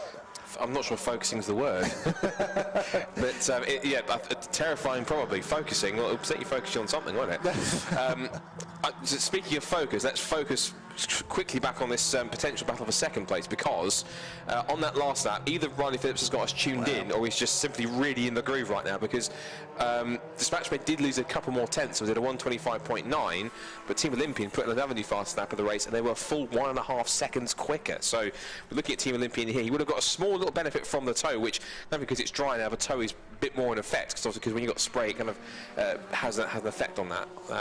I'm surprised he didn't use more of a toe down the pit straight to get a bit more straight line speed there. That was a really poor lap from Dispatch Bay Express, but then again, so it was a slower lap for Team Olympian too, because they were both in the 126s, which I'm guessing would have both been affected by traffic. Yeah, well, we know Olympian were. I don't know where Dispatch Bay are. They're somewhere down at the Old Hairpin, I think. So yeah, I would imagine they're going to have had some traffic, because they were both a couple of seconds. Well, Dispatch Bay were about 1 second off their previous best, and Olympian about 2 seconds off of the pace they were running before. But I'm not counting them out just yet. We've got 11.5 minutes to go. It only takes one more bad lap for Dispatch Bay and one more fastest lap for Olympian, and all of a sudden this becomes game on. But I can see out of the window, Olympian now have no more back markers to deal with, but neither do Dispatch Bay, I don't think. having said that, I don't think Dispatch Bay did have any back markers on the previous lap, so they can't blame lap traffic for that slow lap. If that is their genuine pace, somewhere in between a high 25 and a mid 26, then they could be in trouble here, because Team Olympian's Riley Phillips is capable in clean air of going quite a bit quicker than that. We're following the Greensaw Motorsport car on the screen, but we're about to see out of our window the DispatchBay.com car come across the start-finish line. Let's see what the lap time is here for Harry Mailer. He goes through, does a 25.7 that time, so he's back to his pace. Seems to be a high 25, doesn't it? He can do that as long as he's not impeded by back markers. Goes around the outside of the GCI racing car there, that's running in 6th position. So 25.7 for Harry Mailer. 25.1 for Riley Phillips. He needs more than that, doesn't he? He does. He needs to be lapping it ideally by more than a second a lap, it seems, and possibly maybe because obviously they're allowed one of the few championships in the UK that are allowed in-car radios. I'm sure that Harry will have been given the hurry up from the team on back in the pit, saying these are the lap times that Riley Phillips is doing. You need to put your foot down and start to push a little bit more. But of course, the harder you push, the more prone you are to make some mistakes. So of course, this is the really key thing where Harry's got to try and push as hard as he can, but ultimately he can't do anything that's going to ultimately throw away this hard-fought second place, particularly when they've been yo-yoing up and down the top 10 all day. So really, Harry's got to really balance it really finely and make sure that he takes every opportunity he can. The gap is essentially, because I was watching on the static sort of TSL, the CCTV camera that we've got in here, the gap is essentially the length of the back straight, because just as the Dispatch Bay car was heading just into the braking zone to turn right into the Roberts chicane, they're looking at it now. Yeah, in fact, it's not even the whole straight. In fact, yeah, just into the braking zone now, whereas Riley Phillips has only just got onto the straight a couple of seconds ago. So the gap is shrinking, but the trouble is it's not shrinking quick enough in order for Team Olympian to be in the mix. But you're absolutely right, it only takes one bad lap. I mean, that was a 126.2, so that wasn't all that great. Now he's Team Olympian, he's going to put in a 124 potentially. Let's look at the lap from Riley. He was fairly clear as far as I could see. 125.4, so he was at 8 tenths quicker. So again, it's a substantial amount of time, but ironically, it's not substantial enough to make it happen. The gap's now 10.7, and he's got 9 minutes to go, and the lap is about 1 minute 26, 125. So it's good, but it needs to be better. Yes, it's just not quite enough, is it? 10.7 seconds the gap with 9 minutes still to go. Through comes the 2-on-2 car running in 7th place, just ahead of them on the road at least, are the Team Viking car that's running in 5th. Viking still leading the Masters class as well in this race, which Masters teams still score points towards the overall championship, but then there's a separate prize for the top Masters team, for any team that has a driver over the age of 50 on its driving roster. And yeah, the Team Viking squad going to show that age is but a number, and they're still one of the quickest teams in the Fun Cup Championship. There are our leaders, let's not forget them, with Fabio Randaccio now at the wheel of the Uvio Hoffman's Lotus car, a 126.0 for them on the previous laps. Again, their pace is not electrifying, but the difference is their pace doesn't need to be electrifying. They just need to bring it home in one piece and take the nice 70 points for winning the race. You get 70 points for taking the race victory. You get 68 for second, 66 for third, 64 for fourth, and so on, down in 2-point increments. So wherever you finish in the race, you will score points, and then you get that bonus point for the fastest lap as well. And all of the teams will drop their worst score over the course of the season. So those teams that have had a bad start to the season here, not necessarily the end of the world, but it does put some more pressure on them now not to have another bad race going forwards. Absolutely right. Update on the scrap between Dispatch Bay and Team Olympian. That was another 1.2 seconds taken out of it. It was 125.8 for Dispatch Bay, 124.6. And one thing which was initially going to concern me was the fact they had a bit of lap traffic, including probably one of the ones they didn't want to pick up, which was GCI Racing, who of course they're a couple laps behind. But thankfully, Riley managed to pick them off at Redgate Corner fairly easily. So if he did lose any time, it would have been minimal to probably almost none, which is quite fortunate, which essentially is what he needs in order to try and bring this gap down even more. Because, and again, 1.2 is good, but he should have been doing that kind of really lap on lap, because the laps when he was doing less than this, closing in by less than a second. You can see just the background, the orange car, black car, that's Dispatch Bay. Wait a second to see it in the background. There, just saw it there, just flashing at the top of the shot, is Team Olympian. So that's just how close it is. And again, that must be agonising for a driver, just seeing, you can literally see the car in front of you right up a distance, and you're pushing as hard as you can, and it's getting closer, but it's not getting close enough, quick enough for you. So it must be frustrating for Riley, but at the same time, he'll be using that as motivation to keep on pushing, which is the key thing. 125.9 this time for Dispatch Bay and Harry Mailer. 125.8. Ooh, that was not a good lap for. What we say 125 is not a good lap this time, but it didn't. Again, only a tenth taken away. So really, he needs a bit of divine inspiration or just some luck on his side in order to get this second place. But at the moment, it looks as though, touch wood, it's Dispatch based, really literally to lose. Yes, would appear so. The same could be said of Evia Hoffman's Lotus out in front, although Fabio Randaccio proving there through the crater curves that even at this late stage, you can't relax, you can't take your eye off the ball, because he came across the 246 car and he thought that that car was leaving him room on the right-hand side, and it wasn't, and he almost ended up on the grass as he tried to get past it at a part of the circuit you do not want to end up on the grass at. 101 there, getting elbowed out a bit wide through the final chicane, that car being driven in the final stint by Warren McKinley. The 104 was the culprit on that occasion, Adam Cunnington, and Cunnington in that 104 car running in a solid 11th place, actually ahead of the 101. They're a lap ahead of 101, who are in 15th position. We've still got 23 cars running as well. The only 2 cars not running are the 2 Enduro Motorsport cars, who unfortunately we lost within the first 20 laps of the race, or 21 laps of the race to be precise. But we have had a number of teams that have had issues in the early stages, and unfortunately that sort of rendered them out of contention right from the get-go. There goes the second place car then, Harry Mailer in the 221 with a personal best that time, 125.556. What can Riley do? Riley Phillips now. Wait a minute. GCI have come through, but where's Riley Phillips gone to? He's in the pit lane. He's in the pit lane. Yeah, Riley Phillips is in. So Riley Phillips, we're not seeing it on the screen, but he's just crept in below us, and he's they're looking at the. I think Riley is out of the car and he's pointing at the left front corner. We could do with getting a camera in the pit lane if we can, because this is major drama. Riley Phillips is walking around the car in disgust. There he is, look, what is the problem for the former champions? What's gone on? This is, I cannot believe, it's run out of fuel. It's run out of fuel. I do not believe it. They've miscalculated the fuel and they're having to make a splash and dash with 4 minutes to go. So, yes, he was pushing. Yes, he was going flat out. Yes, he was going for that second place. But have they just tried to trim a little bit too much time out of their pit strategy by underfueling the car? Well, we may never know for sure. But out he goes. They've got a bit of dangling bodywork as well. Now, the key here, Scott, is what has it cost them? Because they were a million miles ahead of 4th or even 5th place. Well, it's cost them a lap on Dispatch Bay. They've just got, well, no, almost to that, because they've just gone through. So I suspect it may well have cost them maybe 3rd place, unfortunately. It's absolutely cost them. It's blown away any minute chance they had a 2nd place, because they're right behind them there, just almost a lap ahead of them, is DispatchBay.com with Dispatch Bay Express with Harry Mailer at the wheel of the car. As for MJ Tech, they were only 25 seconds behind at that pit stop, so I suspect, I'm pretty certain that it's MJ Tech GT in 3rd place now, Andy. Yes, and it could even be Team Viking in 4th. I'm not too sure where they came through in all of that. We'll get the timing screen will update at the end of this lap, but what is it about Donington Park then and Fun Cup cars running out of fuel? Across the line comes, oh yeah, there's the 61 we're just seeing out of the window. So they are... Yes. Yeah, 3rd place for MJ Tech GT. Right, so where are Vikings though? Is this Vikings coming into the chicane now, 3 wide, I can see? Yes, it is. There they are. So Team Viking, I think, are going to be 4th, aren't they? So Olympia might have dropped down to 5th position. We'll just wait for Viking to cross the line to confirm this, make sure we're not completely dreaming this up.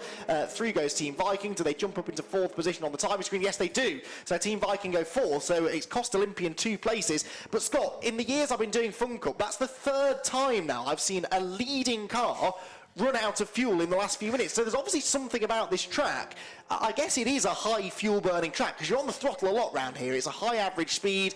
There's not too much stop-start, is there? There's the big stop at Redgate and there's a big stop at the chicane, but everything else is maybe down 1 gear and then straight back on the throttle. So I guess it's easy to burn more fuel here than you think you are. I think because there aren't that many regular visits. It's not a regular circuit on the calendar every year. Some teams, if they do keep data, might not have as much data on Donington as they do on other circuits they regularly go to, like Alton Park, for example, or let's say Snetterton, for example, that are regular places which the Fun Cup travels to, or even Anglesey, places like that. Whereas Donington is a slightly more uncommon circuit for the Fun Cup. But what might be interesting is what the teams learn here that they then take into the November finale at the end of the season, because of course they'll be taking data, and I'm pretty certain there's one piece of data I think which Team Olympian, all due respect to them, are going to be taking to the season finale, particularly if they're in contention for the championship again, which I'm pretty certain, given their pace today, I'm pretty sure they will be. But yeah, just better fuel calculations next time. Well, can you imagine if we got to the last race of the year and they needed third to wrap up the title? You know, I mean, that would be heartbreaking, wouldn't it? And it's happened before in other championships, so yeah, big drama. Anyway, here we go, last lap about to begin. Now let's hope Uvio have enough fuel, because that really would be something, wouldn't it? They come across the line with over a lap in hand, and also, are they going to break this, what was the record for the biggest winning margin, 90 point something? I'm not sure, because obviously there was a period when both Dispatch Bay and MJ and Team Olympian, who were just at another fast lap of the way, you can tell it's a mixture of frustration and just determination from Riley. He's put in a 124.384, so that's ultimately how much pace that car had to be able to get there. But either way, I suspect because there was a point when Fabio was probably easing off a little bit just to keep the car steady. He was doing constant 126s and the cars behind were doing 125s. I don't think he's actually got a gap that big enough actually now, because there were cars that were edging close to him by a few tenths. But yeah, typically brilliant drive from Fabio and Farchini as usual. There's a reason why they've been champions in the past, and it's been absolutely exceptional. And I think it's an understatement for me to say that this is the perfect way for them to start the year and start their championship charge. And they want to go for another title, so they want the #1 back. And I don't know, maybe putting the slash number 2 next to Team Olympians car maybe brought them some luck today. But either way, brilliant drive from both of them, and I'm pretty certain, provided they get to the final chicane all intact, it's going to be a great way to get maximum points for the season opener. Here they come then. I think they're one of the next cars through the final chicane. In the background there they are. It is going to be a dream start to the 2021 Fun Cup Endurance Championship campaign for Uvio Hoffmann's Lotus. A crushing victory here at the Donington Park National Circuit for Farchini Diot and Fabio Randaccio. The next car across the line is Team Olympian, who set a fastest lap right at the end, not quite into the 23s. It's a 124.148, and there go Dispatch Bay. Now, the final lap time there for Uvio Hoffmann's was a 124. So in other words, if Dispatch Bay were more than 6 seconds behind them on the road, then I reckon that's more than a 90-second winning margin, isn't it? And I think that was more than 6 seconds. It wasn't 6 minutes, it was 6 seconds. So possibly the most dominant victory of any team we've ever seen in the Fun Cup UK Championship. Either way, it is worth 70 points, and it gives them the early championship lead. Third position will go eventually to the MJ Tech GT team. They're just coming down the exhibition straight now. A brilliant race this for Scott Jeffson, Martin Gibson. Really, nothing has gone wrong for them all race, and they're going to reap the rewards with third position. I think they're arguably my team of the day, because we haven't mentioned them a lot, and that's a good thing usually, because it means they had no dramas, and they come across the line now to finish in third position. Now fourth place should be Team Viking, because despite Riley Phillips' late push here after that unscheduled pit stop, he's not going to be able to catch them. Here come Team Viking, the yellow car in the background. Fourth position in the opening round of the championship for Mark Home and Nigel Greensall. Not quite a podium for them, but given the issue they had earlier on with that pit stop running in second position, they are going to be pretty happy, I think, with fourth place. And then Team Olympian eventually will come home in fifth. We'll get them across the line, and then we should be able to head down to Jamie in the pit lane. But in fact, they've already gone through, haven't they? They're already lapped down. Yeah, the big day with the next car through after the Uvio Hoffmann's car took the flag, and that's the body language of a car that contains a driver that is gutted that he had to make that final stop. But as you say, it's lessons. Ultimately, looking ahead, it's lessons learned for Donington at the end of the season, because of course, again, they'll be in that situation, they'll think back to this race at the start of the season thinking, if we're in contention for the championship, this can't happen again. So they're going to be looking hard at all the data and making sure it was there. What I thought was quite a nice touch as well is that we actually managed to hit a nice round number for laps complete, 150, which was quite nice. So I thought a nice little touch there. In the pit lane is the ever-smiling face of Farchini, and I'm sure Jamie will be having a chat to him in a second. So let's hear from him now. Dominated that race, you've got to be so thrilled. Yeah, absolutely over the moon, especially being the incident on the first lap. It could have all been over then, but it was just lucky where we got collected. But other than that, it's been so smooth.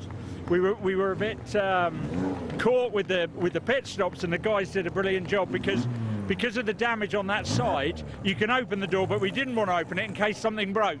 So we had to do the pit stops from one side, which was quite challenging as well. But yeah. Pit stops were smooth, the driving was smooth.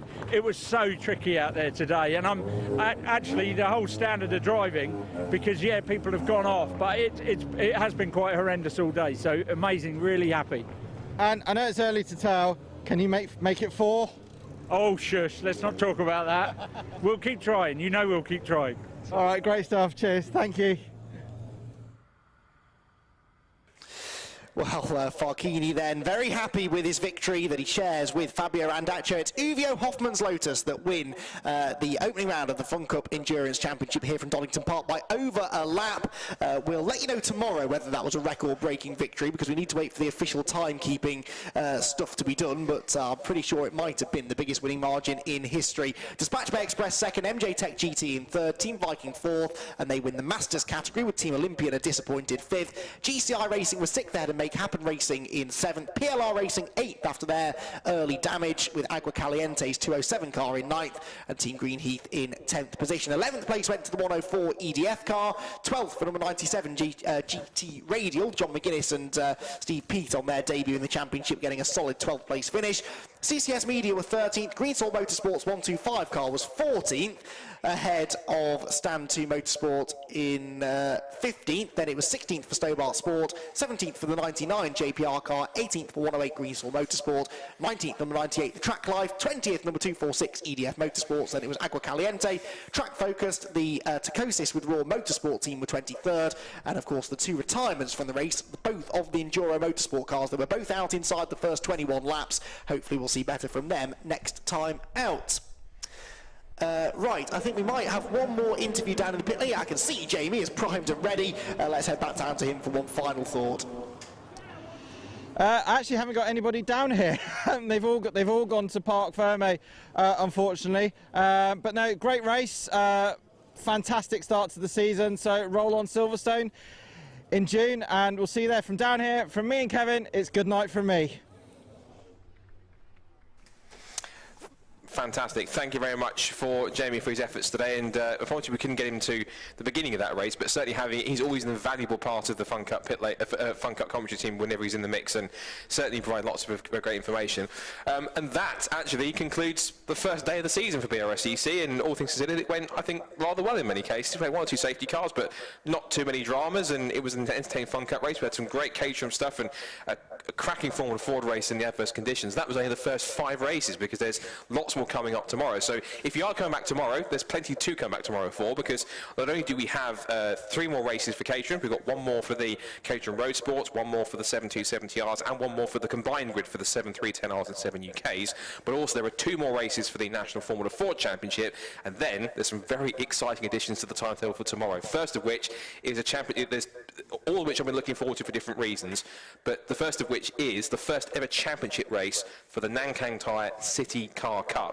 And for a first ever full season for a championship, check this stat out: 38 cars on the grid, and 22 of them are novice drivers, which is a mixture of caution but also a lot of excitement, because if you think about it, this series, this concept of City Car Cup as a whole is not even a full 12 months calendar year months, 12 months old, and already we've met so many cars, and there are still more cars in build coming, so there'll be plenty of Citroen C1s, Toyota Aigos and Peugeot 107s on the track, hopefully with some better weather conditions so they can properly go at full chat. And if we can get a dry track with them out there, it will be a riot. We have 2 races for them tomorrow. We also have a debut on the BRSCC roster of 2 series that have been a very welcome additions, and we've been looking forward to them making an appearance for the first time ever since they signed on. First of which is the Modified Ford series, which is for all fans of all things Blue Oval. You're going to love that. A massive packed out grid for them, some 36, 37 cars, plenty of Ford Fiestas. If you're in the, almost more than half the field is full of Escorts, whether Mark 1s or Mark 2s. There's a couple of Escort Cosworths in there as well. There's Sierras, there's a couple of Capris, Ford Pumas. There is even, believe it or not, a Ford RS200 in the mix as well, which has got an extra bit of nice. It's got a 2-litre Subaru Boxer engine in there as well, which should be quite Wayne Crabtree's cars, one of the cars I'm looking forward to seeing. 2 races for them tomorrow, and also we have 2 races from the wonderfully and prestigious Aston Martin Owners Club who are joining in the mix as well. 2 races for them. For classic racing fans, we've got the Jack Fairman Cup and the Innis Island Cup for GT and touring cars for the 50s and 60s, and then for the more contemporary racing fans, you've got the GT Challenge, GT4 Challenge, and Intermarks for Lots of Aston Martins mixed in with Porsches, Ferraris, Lotuses, BMWs, and even a couple of TCR cars in there as well. 2 races for them, both for 40 minutes each, and I think also require a pit stop as well, if I'm correct. So, lots to come back to you for tomorrow. If you've been watching all throughout today, thank you ever so much for tuning in. It really is appreciated for all the support that you've given for our first race competition. We should also give a massive thank you to the club's new partners in RunYourFleet.com, not just for their support, but also the supply of the fantastic Jaguar XF Sport Brake as well, which you've seen a couple of times on the stream as our new safety and course car. So that'll be back tomorrow, of course, in action. How many times it will be out depends on what happens on track, but of course it's great to have it involved, and you'll see it on racetracks all around the country as well. Do go and check them out if you get a chance to tonight. RunYourFleet.com, and they're also all available on social media too. And if you've been watching either on Facebook or on YouTube, do be sure to hit the like button on the Facebook page and to subscribe to YouTube and hit the notifications for both, because then you'll get notifications on when we go live for tomorrow's action, which should be after qualifying in the morning. So, Andy, any possible final thoughts on what's been a very entertaining and thrilling and quite fitting start to what hopefully should be a very cracking season for BRSCC in 2021? Yeah, well, I want to do it all again if we can, and the good news is we can tomorrow, a day full of sprint racing tomorrow, and hopefully some slightly better weather as well for us tomorrow. Thank you everyone that's joined us today. I hope you've all enjoyed the racing. I know I've been reading some of the comments, people watching from far and wide, for many of whom it was the first time ever seeing BRSCC racing, so I hope you've enjoyed it, and yeah, we'll see you all again tomorrow. Will do indeed. So from myself, Scott Woodward, and Andy McEwen, thanks to Andy, of course, for always helping the commentary box, and to Jamie Peters-Ennis and everyone who's been part of the TV crew. Thank you to all the marshals as well for all their efforts as well around the circuit. And yes, until tomorrow, we do it all again for more Caterham action with Formula Fords, Modified Fords, City Car Cup and Aston Martin Owners Club. Do tune in, it's going to be another thrilling day of racing, but from all of us here at Donington Park, thank you so much for watching. Also head to the website brscc.co.uk for all the info and all the championships and series that we see here. And it's day 2 tomorrow, and it should be even better than today, or at least just as good. So until then, take care, and we'll see you tomorrow for day 2 here at Donington Park. Bye-bye.